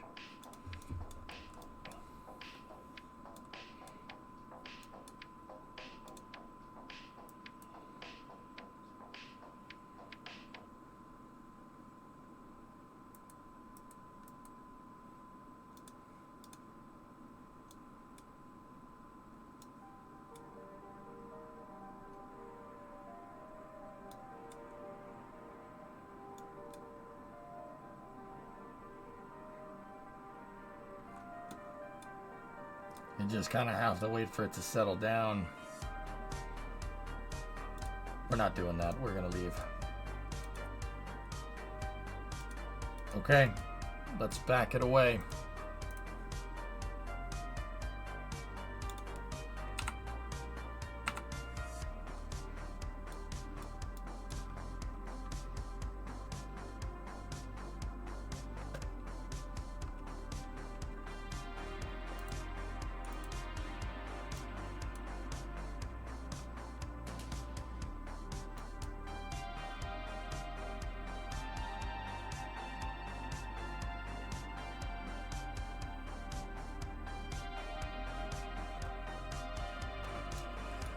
I haven't shipped the arm up yet, Tarandra.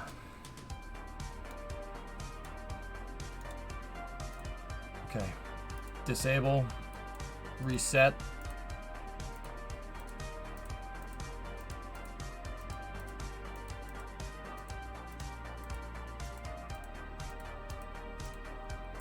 Cow controller is reset.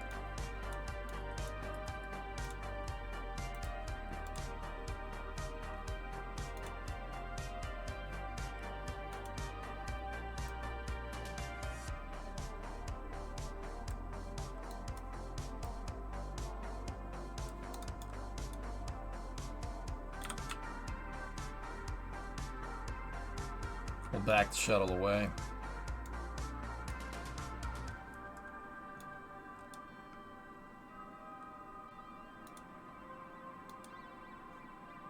Pathfinder now backing away from the station.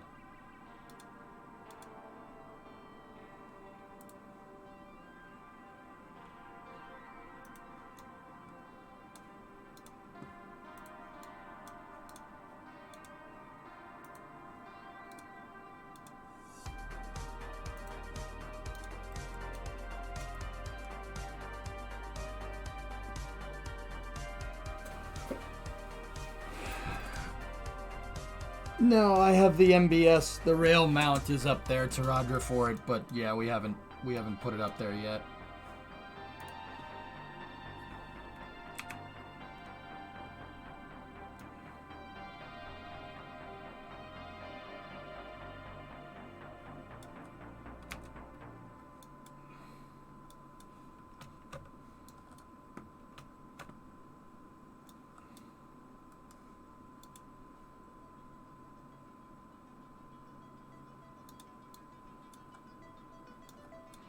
When a certain amount of modules are up there, dude. Not gonna get much done with the lab. I need a laboratory and a habitation module, Ragged, so it's gonna be a little bit.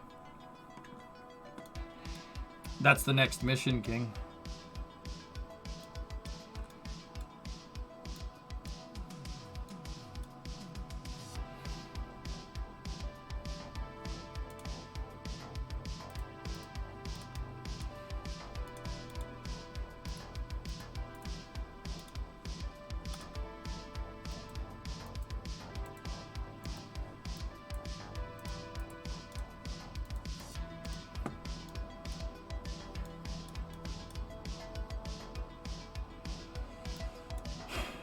Switch off low Z. Let's get away.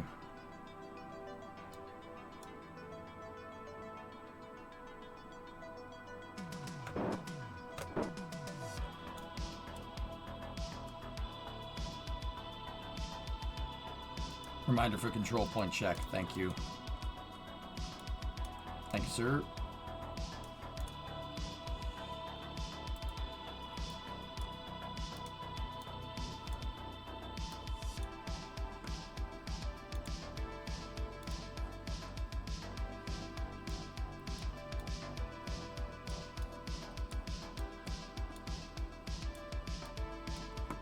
Making progress.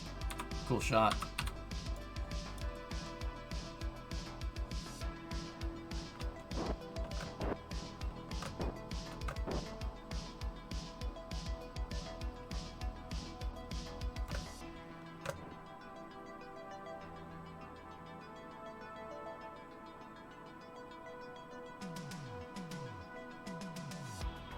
Battery power is okay. Just gotta be careful with that fuel, that's all. Yeah, the next mission with the airlock, I'm gonna dock it. Docking it will be way easier. And we won't have a module hanging off the back of the shuttle either. That was a tough mission. It was a tough mission. We have one more mission like that later. It's the HAB module and the second docking ring. It's gonna have to work like that. But hopefully I'm a little bit more proficient in all this by the time that happens.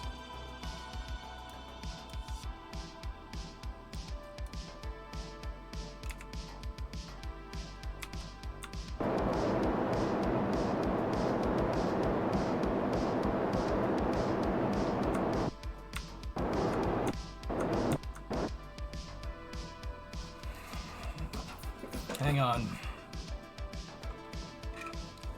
You're on stream, what's up?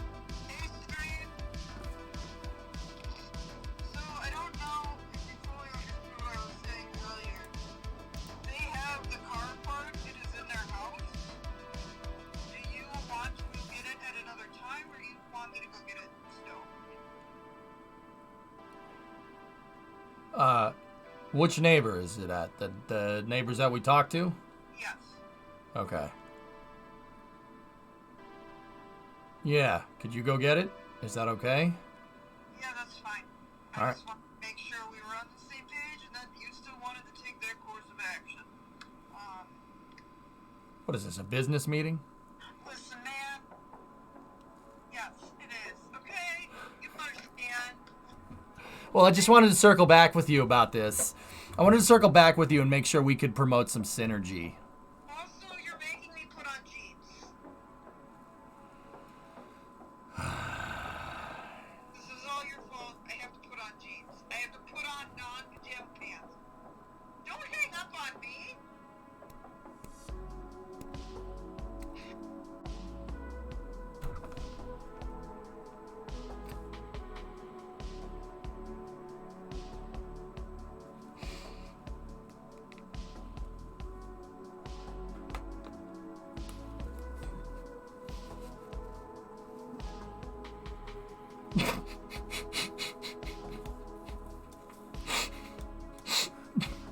What's up, Toronto? That meeting could have been an email. Oh, dude, too real. I hear the couch is cozy for sleeping. Well, the good part, Ian, is that I have lots of couches. We have couches in the garage. Couches all over the place. Ooh. Part drift. That could be bad. Discovery, go and throttle up. Viper, welcome to Mission Control. You're going throttle up. Thanks for the sub, dude. Oh. She was laughing. She thought it was funny, so.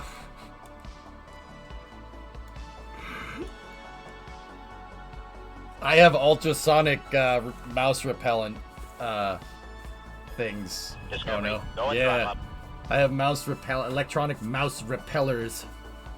Haven't seen any dropping since. The phone call sealed the deal? Alright, that's fair. That's fair. Primo's gonna come and kick me in the face, but whatever. It's my fiance, by the way. Just thought I'd let you know, fellas. Oh boy.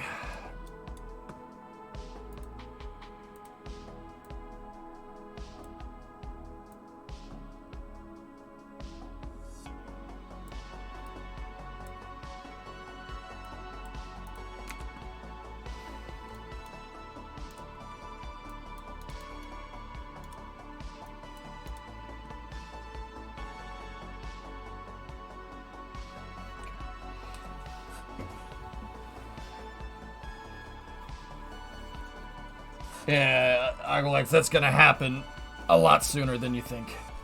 I have that on pretty good authority. Alright, we're backing away from the space station.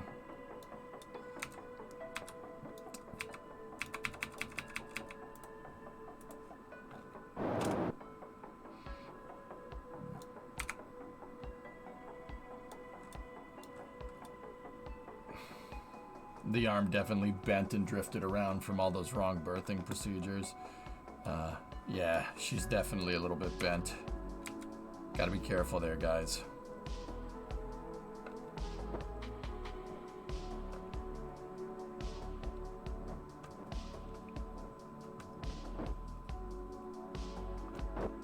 Did you see the changes for the moon arch? No! No, Badu, I haven't. And I kind of was hoping that nobody would spoil it for me. I just saw that there was an update, but thanks.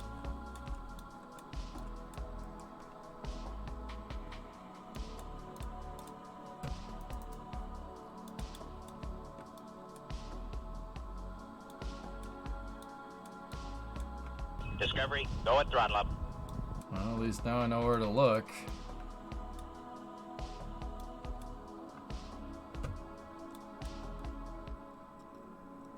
I don't have an ejector mechanism for the arm.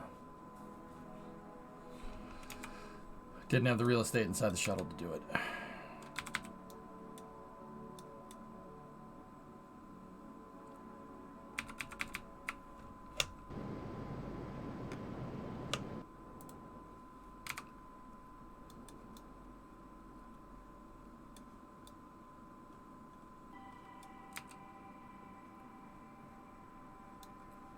Okay, we're going to begin stowing procedures here.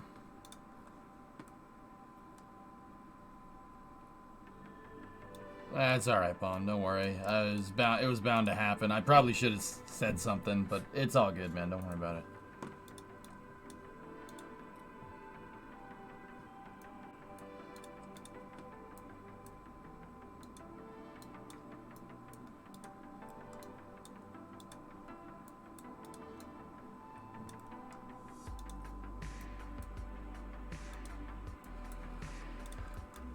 Okay, let's try to stow this thing.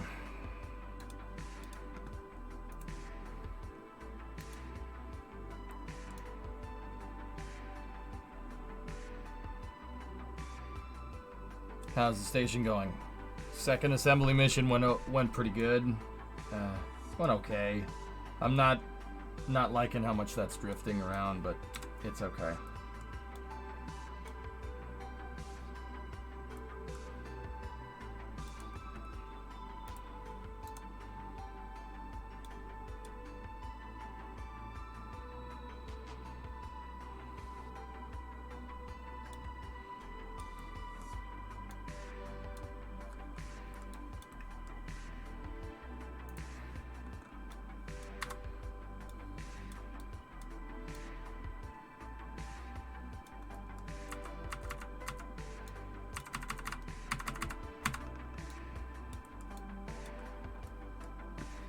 Oh, that thing is really bent.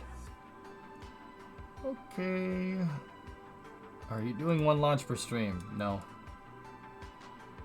Let's see how she ends up settling in here.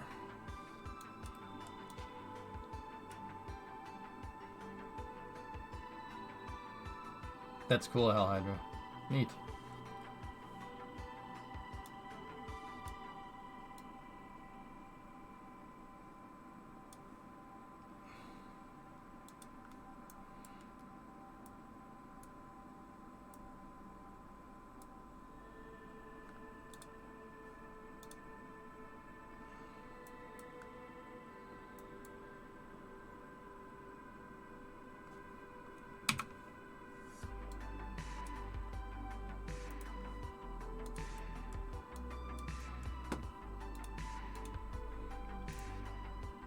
Oops.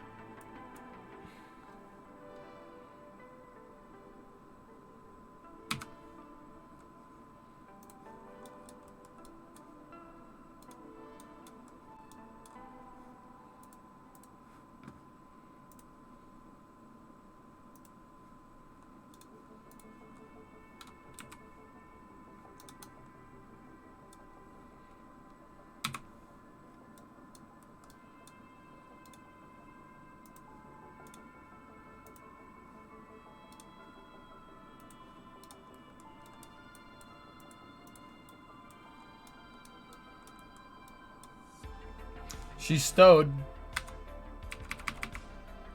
Yeah, it's bent. The thing's all bent out of shape, but it's stowed. It's definitely there. Yeah, it's all secured. That's not going anywhere. Alright, well, let's just get our secondary safing procedures on this thing just in case. So first and foremost, we gotta lock this sucker out.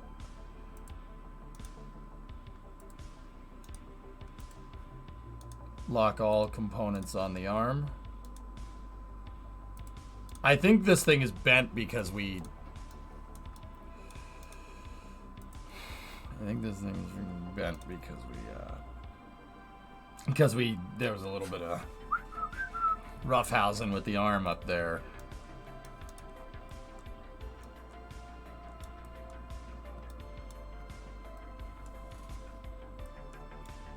What did I do to piss it off? I twisted its arm a little bit.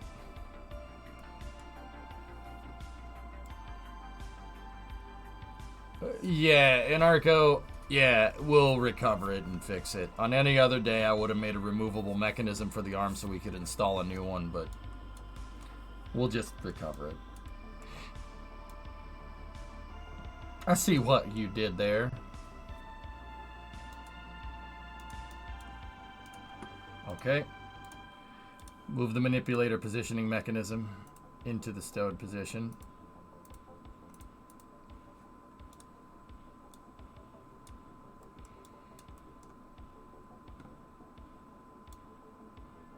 No, the station gyros are on.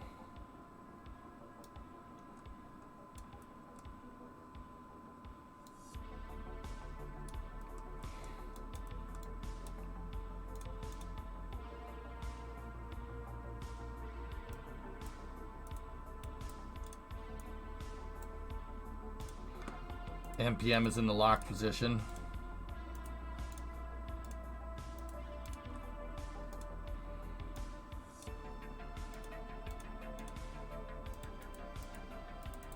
Set that back to root, so we don't need to worry about it.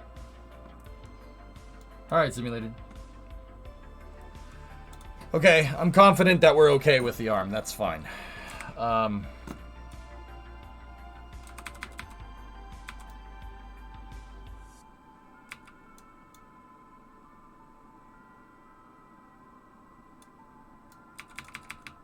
Okay. Next thing we're going to do here is close out the S-band antenna.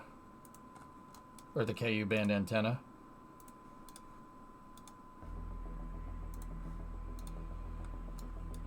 Once that's retracted, we'll switch over to S-band power.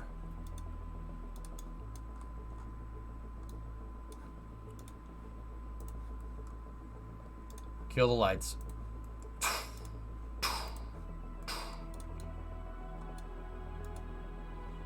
Okay, Pathfinder, your go for payload bay door close.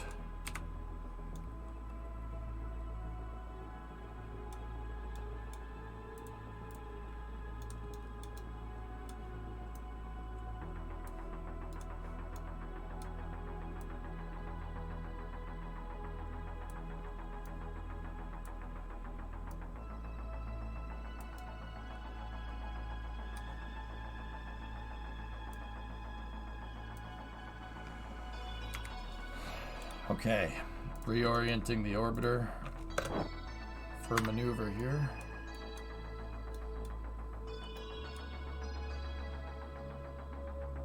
Wow, what sound effects. I know you said real estate is a problem, but maybe a compact ejection system for the arm.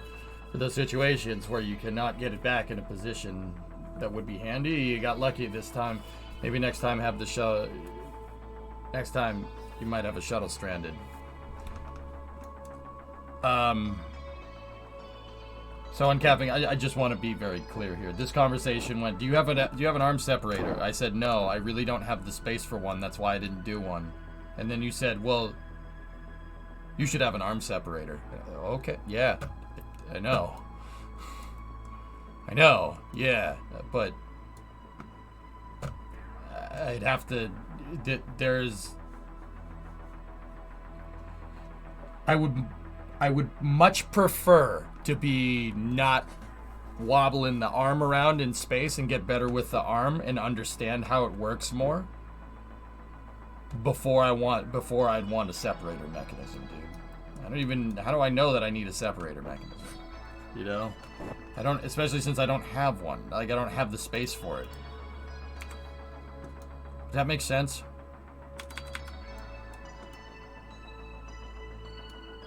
Like, I know, you're probably right. It'd probably be a good idea to have it just in case, but I have other ways to keep that arm in line. There's 3 different ways to keep it positioned.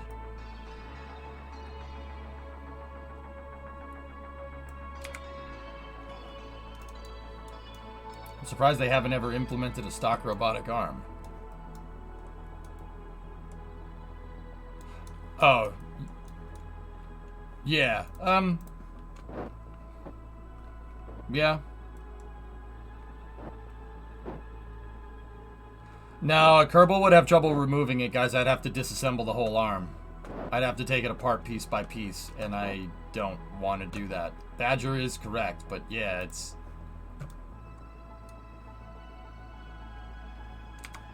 just kind of the way it rides, man.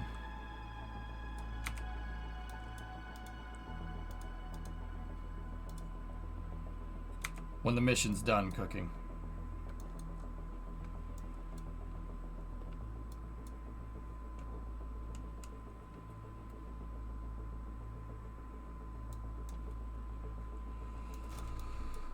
Okay.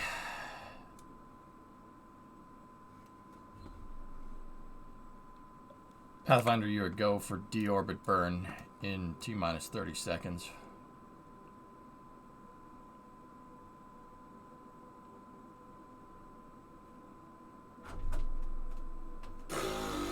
Cool, Badger. What's that? My truck parts? It's your truck parts. I forgot I couldn't give them to you on stream, to be honest with you.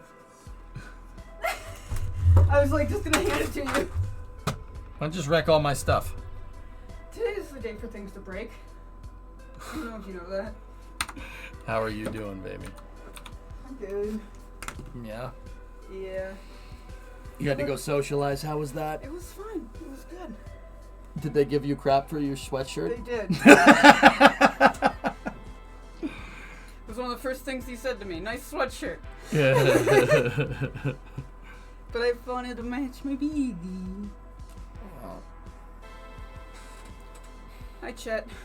How's the shuttle missions going? It's going okay. Modules are installed. Yay! No socializing. Remember to arch the shoulders.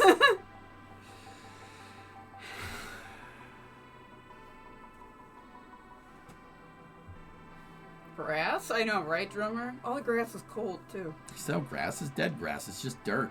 No grass is dead grass, man. I'll tell you later. You will tell me I later. will tell you later. Mm-hmm. Chat, before I say anything on stream to EJ, I have to run through a filter of can I say this? Will this hurt us? Is there anything revealing about this? So sometimes it takes me a second. Very sure, but most importantly, you gotta relax. Thanks, guys. It's Iserman. Trust the Did you just shake your butt at the camera? I was shaking my jersey, but now that you say that, hey, there's pizza in the kitchen. Really? Yeah. I will reward myself with pizza when the shuttle is back down on the ground. Okay. Yeah? Yeah. Boop. Boop. Chat, who wants to wake up at 4 for me tomorrow morning? I'll put one of you in charge. All you have to do is say, yeah, it looks good, or no, it looks bad, or oh crap, it's broken, better call Brimo.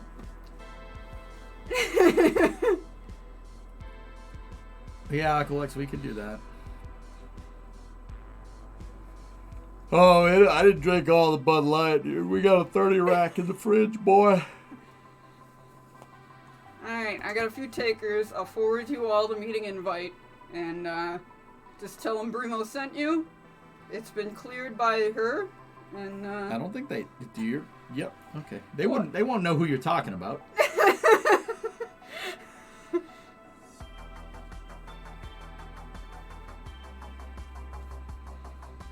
Could literally program a bot to do that for I probably could ward her if I didn't live in 2002. So.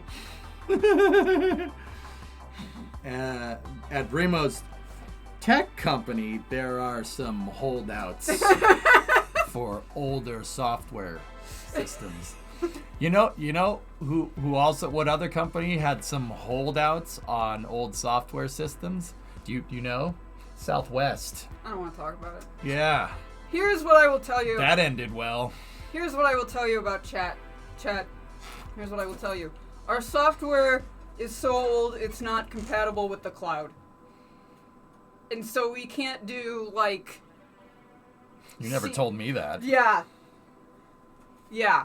We can't do, like, routine releases. Or, like, we can't do rolling releases. I just have to wake up at 4 a.m. and hope for the best. What year is it? That's what I'm saying. Is it 2003 or... I think it might be. Or 2023. It's difficult, though!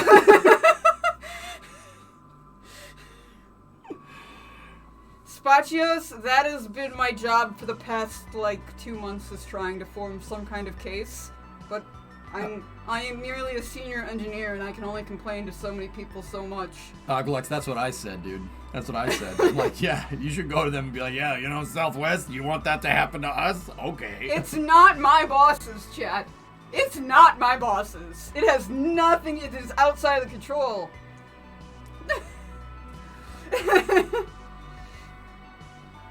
No, we got off of IE6 because Microsoft didn't support it anymore. So we were no longer required to support it. The last company I worked with was using code actively being sold to customers that was written in the late 1980s, some of it in the 70s. It was written originally for the HP 3000. They ended up emulating 2 of them because holdouts wanting to continue using it. Oh my god. Be a ninja and modernize a smaller... Yep, that's exactly how we're trying to do it, Spotch. Yeah, we've had this conversation before, Spotch. I told him, like, dude, just take the aggregate time between all these freaking great meetings that you have and freaking just... Be a ninja. Yep. Anyway, so I should probably get to bed soon. I'll wake you up at 4. I probably will. Still won't fall asleep till midnight, but I'll wake you up at 4. yeah. I'll make sure you get up, sweetie. Thanks, baby. Yep. I was gonna order bagels, but I don't know where to get bagels. At the bagel store. Where's the bagel store? I don't know.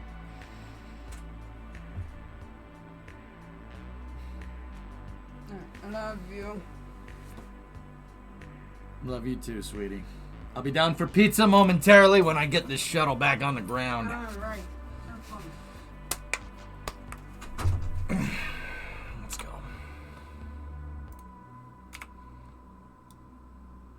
Okay, maneuver nodes dial in. You're a go for deorbit burn.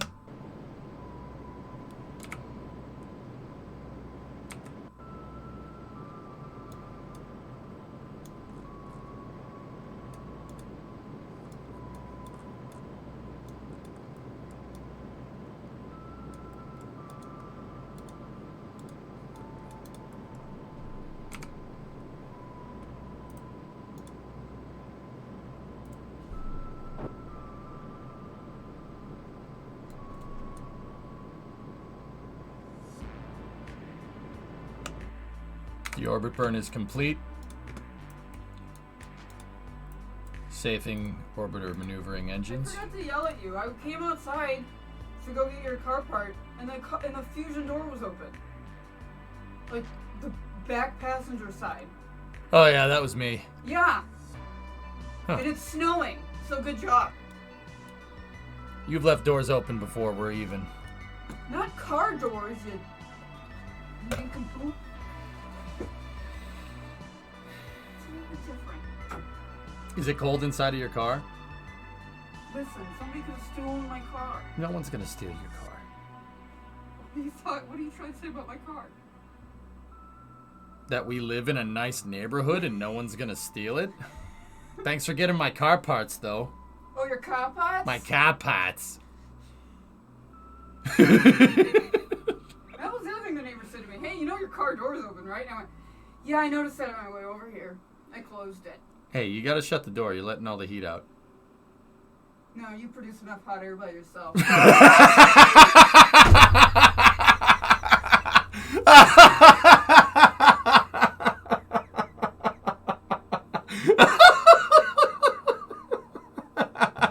Damn! Yo, he just killed me on stream.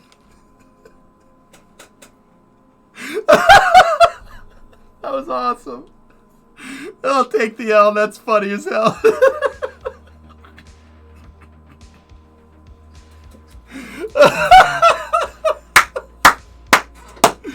That was good. Can you guys get me a burn center number, please?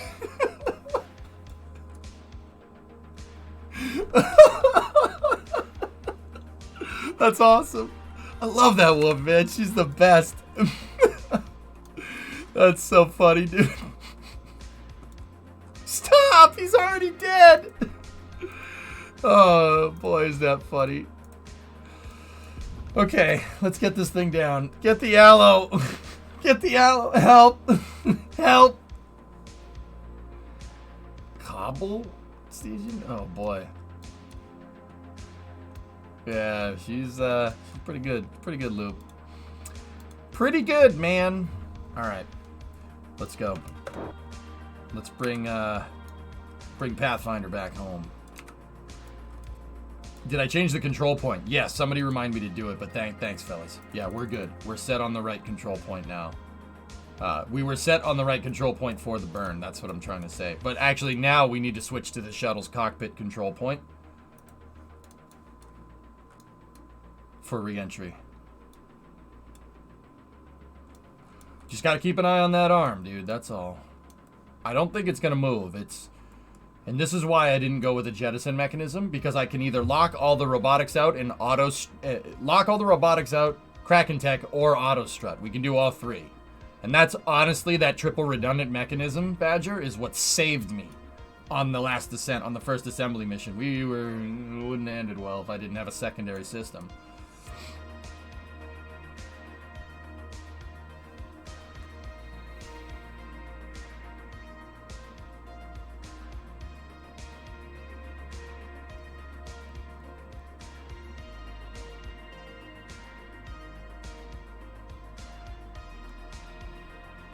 I left the door open on the car. That's bad, man. I was getting all the stuff from the P.O. boxes out of the car. Oops.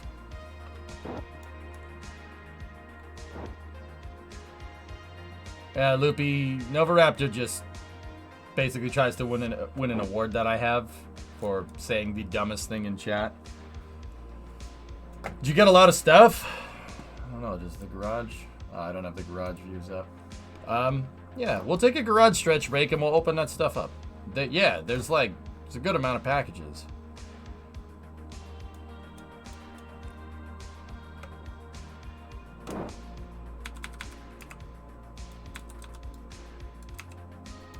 Stand by. Okay. Okay, bringing up the speed brake controller. Speed brake controller is active. Body flap controller online. For your burns. Oh, thank you, Cheech. Oh, God. Oh, man. That was bad, man. Dude, I'm just taking the L because honestly, that was funny. It made me laugh.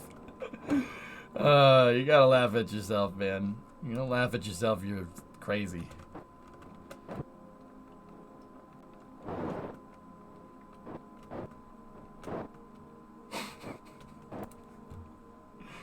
Don't you live in Florida? I don't live in Florida, Wookie. I live on a Cape, not the Cape. I live on Cape Cod in Massachusetts, man. I moved here out of the city. I moved to a Cape, it's just not the right one. Chat said, you know, when we were looking for a house, Chat was like, move to the Cape, move to the Cape. And I'm like, okay. They didn't say which Cape, though. It's currently 0 outside. 0. C. 0 Celsius. It's 31 degrees, fellas. Yeah, so, yeah, it's cold. It's a little cold. It's 71 in Florida right now. Yeah, well, you know what? My name is Jeff. Did you read the new patch notes? Not only have I read the patch notes, I've read them, and people spoiled it for me. I'm looking at you, Bomb. Yeah, I called you out. I called out a lurker. That's a no-no, but I'm doing it. I'm doing it. Discovery, go at throttle up.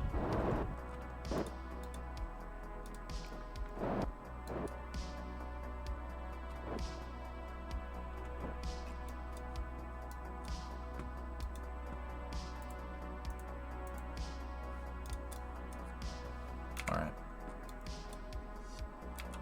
We're at EI. Front of the orbiter should start getting a little smoky now. Switch over to the rate controller. Rates are looking good. They didn't spoil it in detail. Yeah, nah, I'm just giving Bomb crap. You good. Hated sharks with freaking laser beams attached to their head? We're supposed to get rain and wicked wind again tomorrow. New ABL meme. Alright, what's this?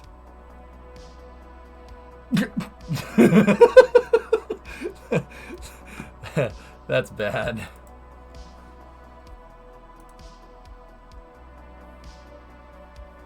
Huh. Desktop capture doesn't work. Oh, that was the OBS update. Hold on. There we go. Oof. Oof da. Oof. Thought I got wrecked.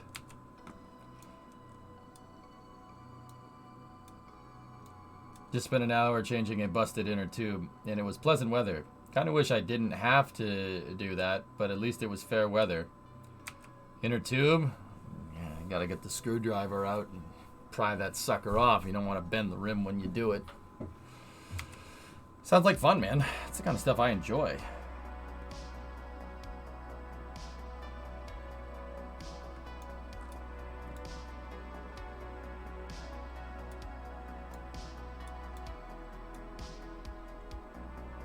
Yeah, apparently ABL's rocket went up, shut off, and then literally landed right on their pad, which... Given what I've been through, I feel that. Yep, I feel that. That sucks in Kerbal. That must really suck in real life. That probably not good. Yeah. Yeah, it went up and came back down on the launch pad. And yeah. When rockets hit launch pads, not like not in an intended manner, fuel air explosion. There's no launch pad left. There ain't no launch pad. Orb 3 Part 2. Antares landed kinda near the launch pad, Joe. It didn't land on the launch pad. From what I understand, this is on the launch pad. Scientists often call that a whoopsie daisy. Oops. Also, big ESA news. All right, I gotta do re-entry here. Themis reusable booster has arrived in Sweden ahead of the inauguration of the Strange Orbital Launch Facility on Friday. This is the first time we get to see a Themis booster. Rockets and snow, man. Cool.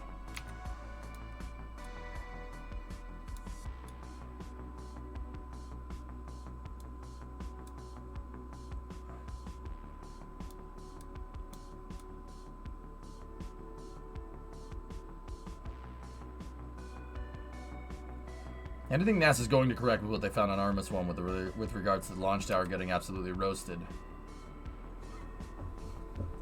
Armor it up. You ain't changing. Don't change the rocket. It's easier to change the pad than it is to change the rocket. Especially some elevator doors. Just make an armored elevator door. Hydro's tire levers are good stuff. I keep a spare too. If you ever get wrenching on stuff like that. I mean, Loopy, I was into wrenching on stuff like that probably before you were born. But I hear you, pal. I hear you.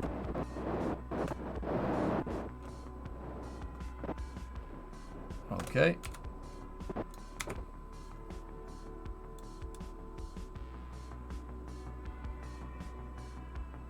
This was a difficult mission, RJ. This is the first one coming back. We're gonna do another one. Yeah, frankly, I think the simplest idea is to have the tower a little further away from the rocket. That is not a simple idea, Toa. That's not a simple idea at all. You're changing the footprint of the mobile launcher. Crawler has trouble moving it already. You don't need it to be bigger. What made it difficult? The arm? Well, I had to take the alpha module out of the payload bay, attach it to the docking module, and then try to dock that to the station, or berth to the station, with the freaking payload hanging off the top. Which surfaces are used for pitching when plasma? The elevons. It's relying on RCS, though, for the most part, Triados.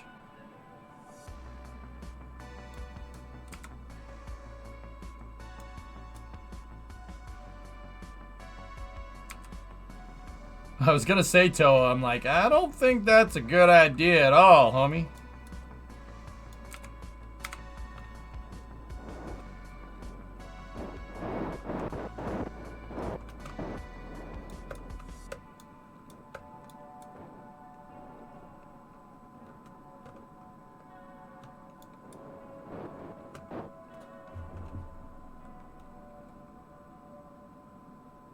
Are these live missions or a full fidelity sim? This is mission mode. It's a real mission.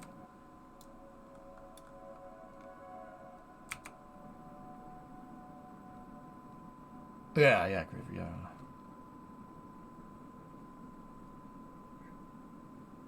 Yeah, agreed, Sam. Yeah, Ando, I had said previously that I thought that, you know, them refusing to live stream it showed that they didn't have confidence in the vehicle. But frankly, their transparency about it says the exact opposite, you know? Okay, first S turn.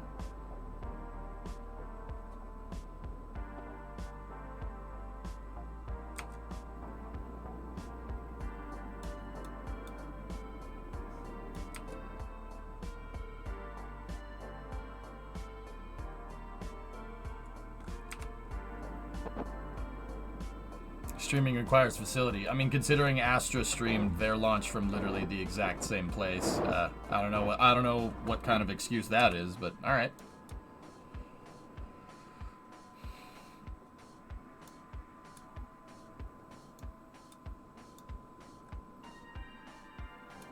Cross range, baby. Love the space shuttle. Can't do this with no pod. Look at that Chad tier launch vehicle. Look at that thing. Streaming in 2023 requires a cell phone. I'm with you. I'm with you on that one, Tara. Yeah, absolutely.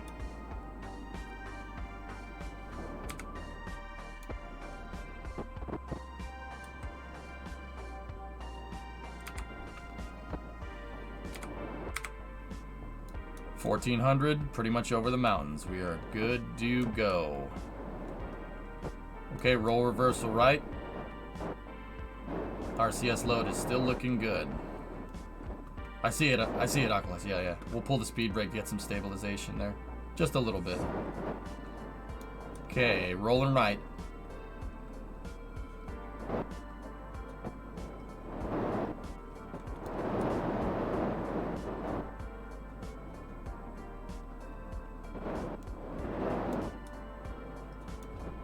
Surf that plasma shuttle.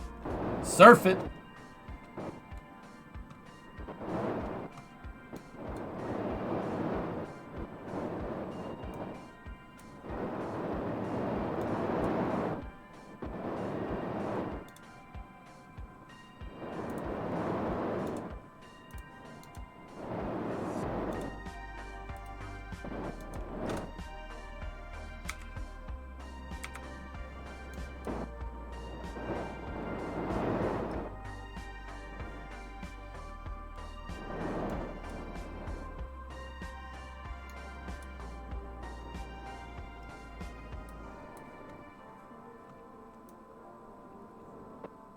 Body flaps in the retracted position. Discovery. Oh no! 10 subs! Thanks, man. You're too good to me. Discovery, go at throttle up. We have acquisition of signal through KSC. Discovery, go at throttle up. Steer it! Yep, absolutely. Sonic booms just heard at Kerbal Space Center. Discovery, go at throttle up.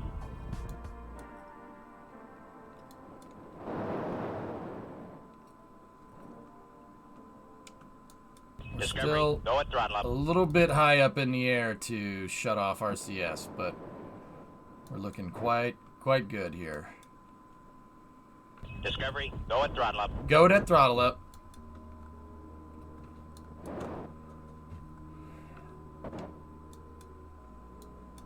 Discovery, go at throttle up.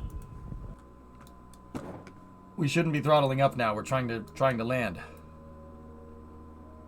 Pull that speed brake.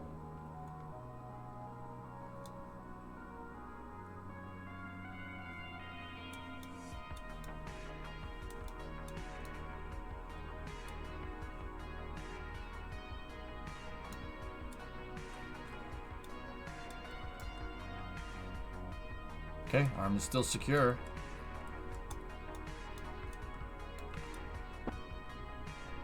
Rip Jeff Beck. Ah. Oh, that sucks.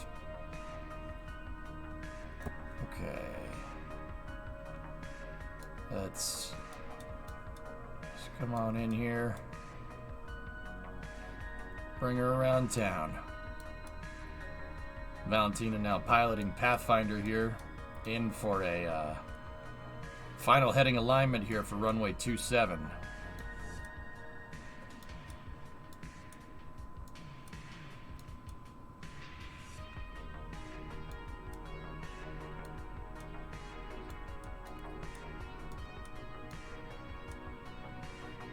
Clouds. No, Jeb commanded the first assembly mission, Trunks. Val's commanding this one.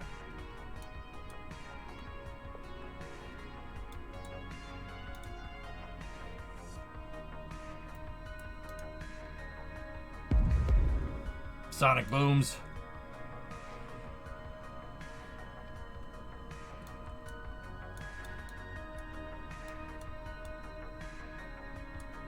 Runway 27, 27 side. There's two runways here. Runway 9 and runway 27. But I understand the gist of what you're saying. Yes.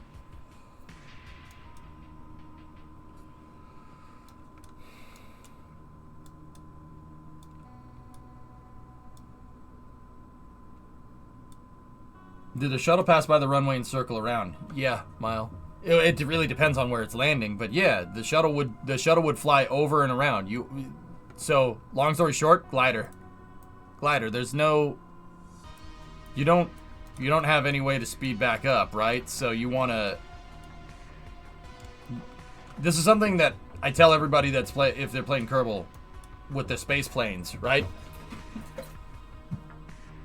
Get to KSC, slow down, and then turn around, because you can always bleed off speed, but you can't gain speed again.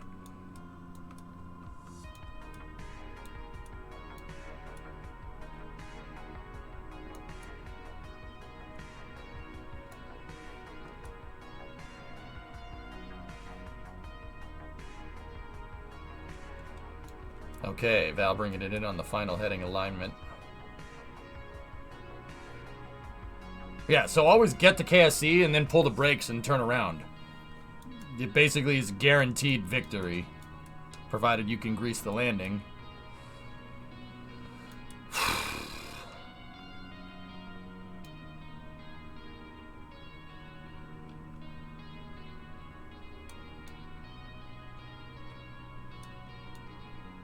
Pathfinder is now circled in for landing on runway 27. Final heading alignment is in. Ground altimeter is on.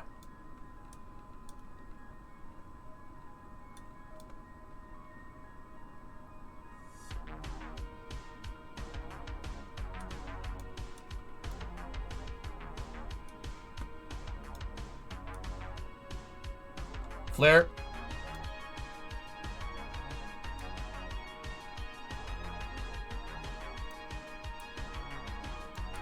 Gear coming.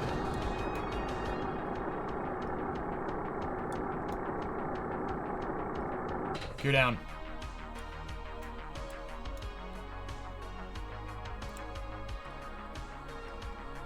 $50, $40, $30, $20, $10, $5. Touchdown.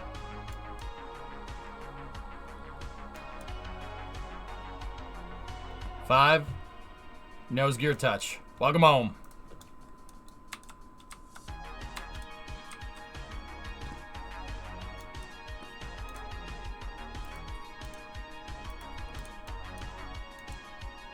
Locking out roll control surfaces, locking out yaw control surfaces. Hitting the brakes.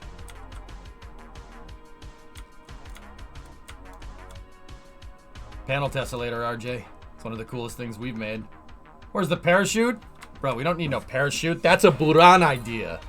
That idea sucks. We don't need no stinking parachute. Badges? We don't need no stinking badges. Close out the speed brake there. No shoot. Pathfinder's on the rollout. Control. Yeah, a little bit of a hard touch, Rocket, but yeah, that was way better than the 7th landing. I greased it. Little bit of a hard touch. What was our vertical speed touching down at? The shuttle did have a chute, but not in the beginning of the program, guys. They put the chute on there to help make sure, long story short, they put the chute on there to help make sure the shuttle didn't cook the brakes. They made the brakes last a little bit longer. Me, I don't like doing that. Screw chutes. We don't need that. Perfect 5 out of 7. Amazing what the thought of pizza will do, eh?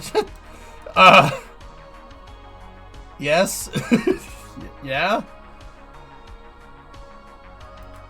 I don't cook the brakes. We just, you know, it is good. Okay, convoy's on its way. Convoy 1. We'll stop on Pathfinder. We'll stop. Another successful mission. Another module delivered. You don't cook the brakes, only the pizza. Indeed.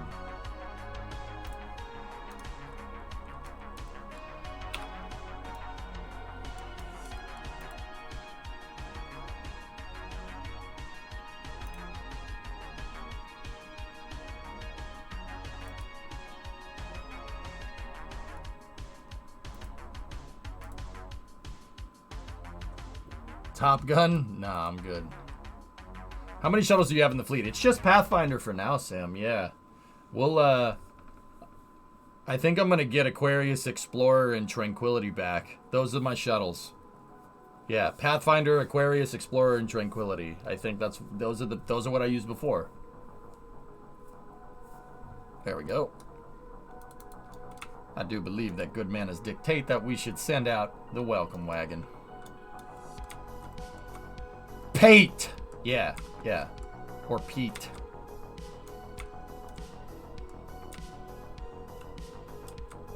Knights and Temple.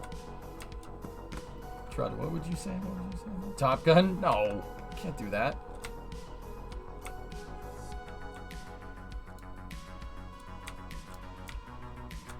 Redesign the stair truck already. You want me to? Why, you don't like this one? This is one that I dug out of from an old save. I don't know why I built this way, but you know, it is what it is. Ready for KSP 2? Does the Pope poop in the woods bake?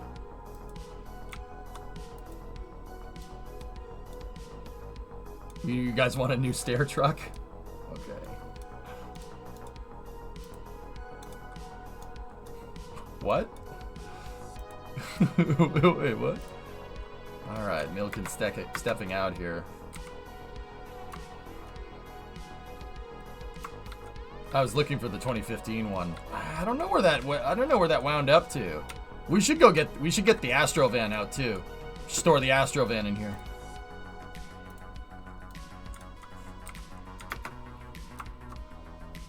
Early, two payload mission specialists on this mission.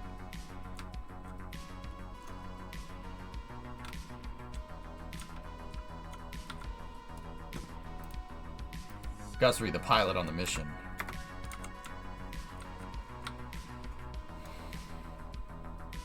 Build the blue stair truck from Arrested Development? Maybe. And then Valentina, the commander of this flight, stepping out with the orange suit like an absolute boss.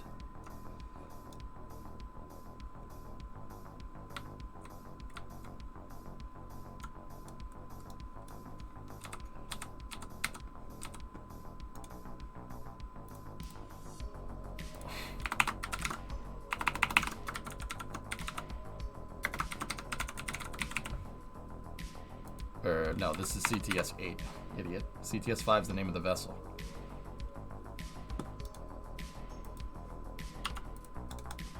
Gotta take some screenshots for the archives.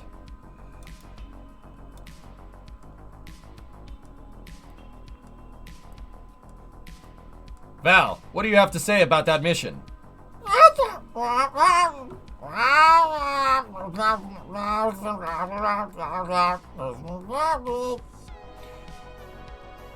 She said it was fun.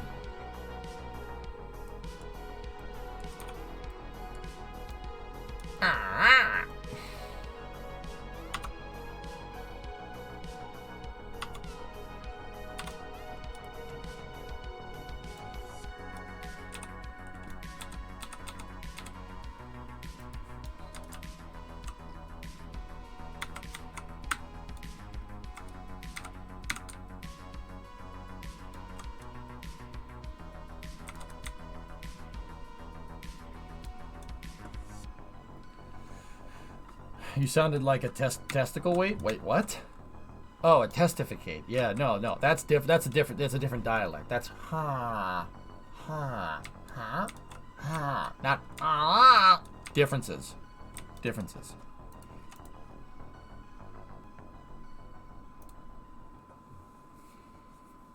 I set them all for orange suits, Aqualex, but I guess the game didn't want it.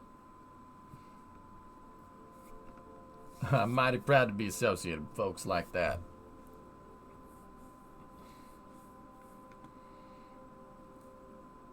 Yes, Ian, precisely.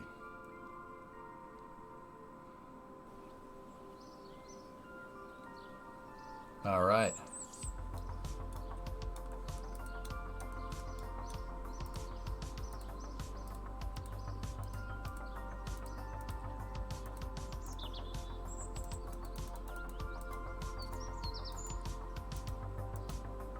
Sweet.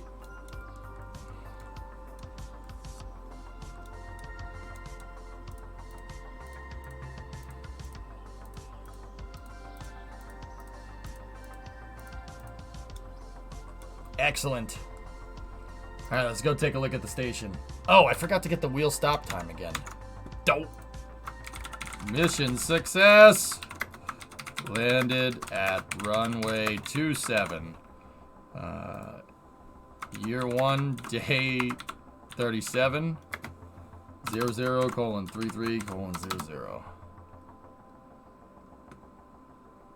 They were up there actually for about a day.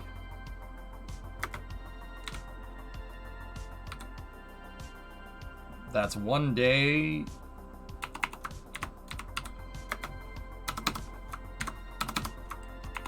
And 9? Yeah, 9. There you go.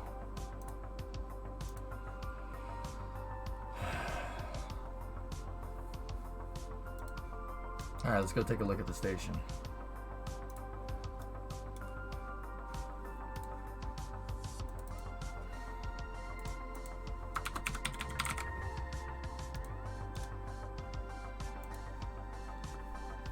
My favorite comment about the KSP2 video today.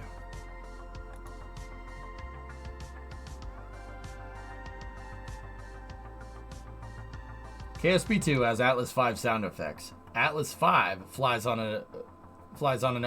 is powered by an RD180, which is derived from Energia's RD170. Buran flew on Energia, which is in turn shuttle inspired. KSP2 is shuttle derived.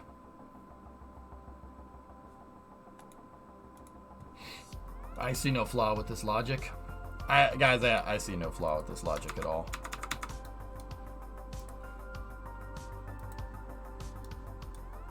Look at that, baby.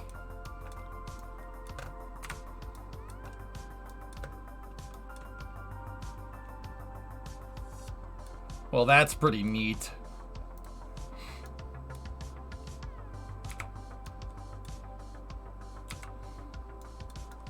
I inspired your dinner? All right. Hell yeah.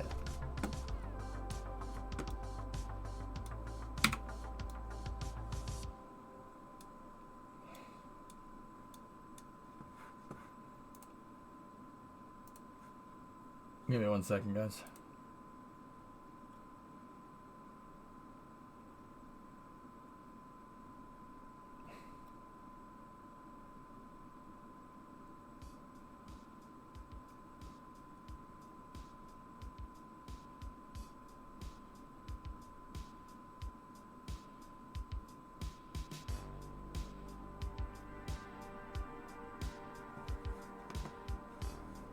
Okay. Yeah, I see it, Forge.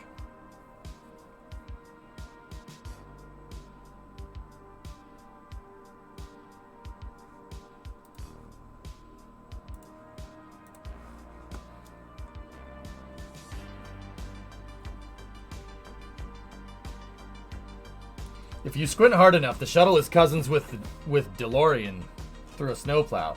Thiokol made snowcats and ski lifts. They absolutely did. Yep. And then sold that division to John DeLorean when downsizing in the 80s. If we want to take that further, Loopy, you know, John DeLorean, before he founded DeLorean, was an executive at GM. He was he was a car designer at GM. He designed the GTO, the Pontiac GTO, not the Italian one. So, SRBs are GTO inspired. Gran Turismo Omologato. True story. Yep. SRBs go fast, GTOs go fast. It makes sense.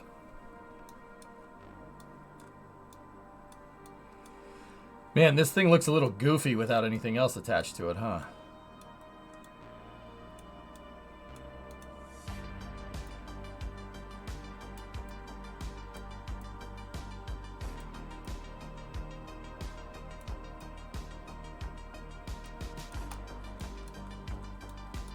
I thought you were going to tie it into Saturn V.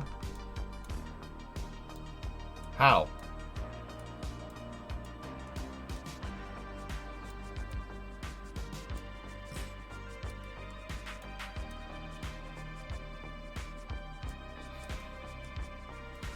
Did the space shuttle do hard drugs and get in trouble with the law? Hey, hey, hey! Neither did John DeLorean, okay? It was entrapment by the damn feds. It was entrapment. Of course, if somebody just freaking says, "Oh yeah, I have the solution to all your financial troubles." What is it? I can't tell you. It's cocaine. Oh. Well, if I had known that, I probably wouldn't have done that. Well, if you're under arrest for drug trafficking, bro, that's literally what happened. John DeLorean is a legend. He's an innocent man. That's bullcrap. It's bullcrap. There was no cocaine in the tires, all right? It was in the running boards. Differences. That's not the most difficult one, but the Alpha Lab install with docking port 1 was a pretty difficult one, yeah. What happened? Look what happened to DeLorean Motor Company, RJ. Read about it. The FBI entrapped him. Jerks. Oh, yeah, okay, Loopy, that makes more sense. Any news on the DeLorean EV? I don't know. Alright, stretch break and pizza time. Let's do this. Next mission coming up. We're going to put the airlock on the back. Airlock and the robotic arm. Sweet. There is, Dingleberg. By DeLorean, yes. You think coke should be legalized too? Based? I mean...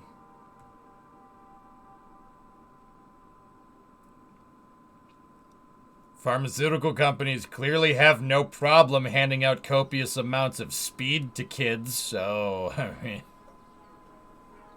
just saying. One of those is illegal, one of those is illegal, the other one is a controlled, like a narcotic that's legal with prescription, right? The thing is, they're both drugs. Like, I mean, I don't, just saying. I mean, ADHD meds are amphetamines, just saying. Just putting it out there. Meth is an amphetamine, just saying. You know, just putting it out there, dudes. Not to get too real, demo, right?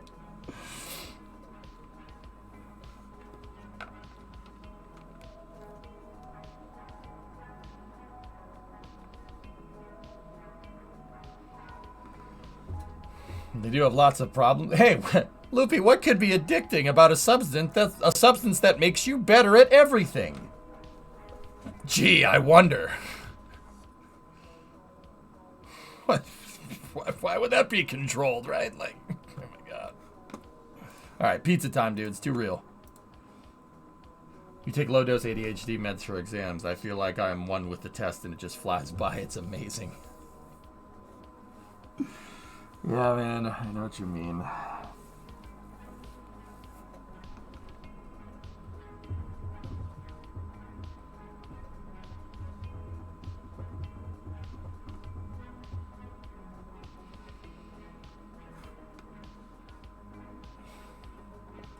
Loopy. Classy. Imagine seeing this out the window. Oh yeah, this is the... Yeah, this is the winglet thing.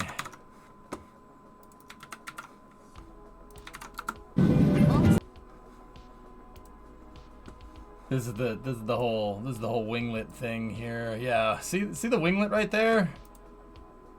See that?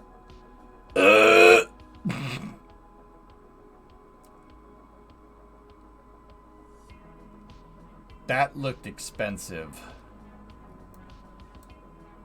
It's a stealth winglet, guys, okay?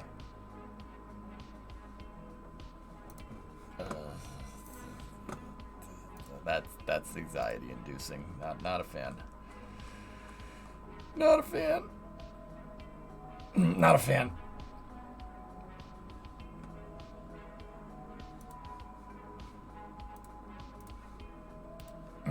It's just ablative. I mean, it did ablate off. It got a little hot around there. You could tell because of the sparks. Break time. Let's how about we take a garage stretch break? I open up the stuff from the PO box and we go from there. So, stand by for office loss of signal for control, EJSA control loss of signal as expected. Yeah, it didn't. It's not, yeah, of course, Ando. That's what it's there for. Be right back.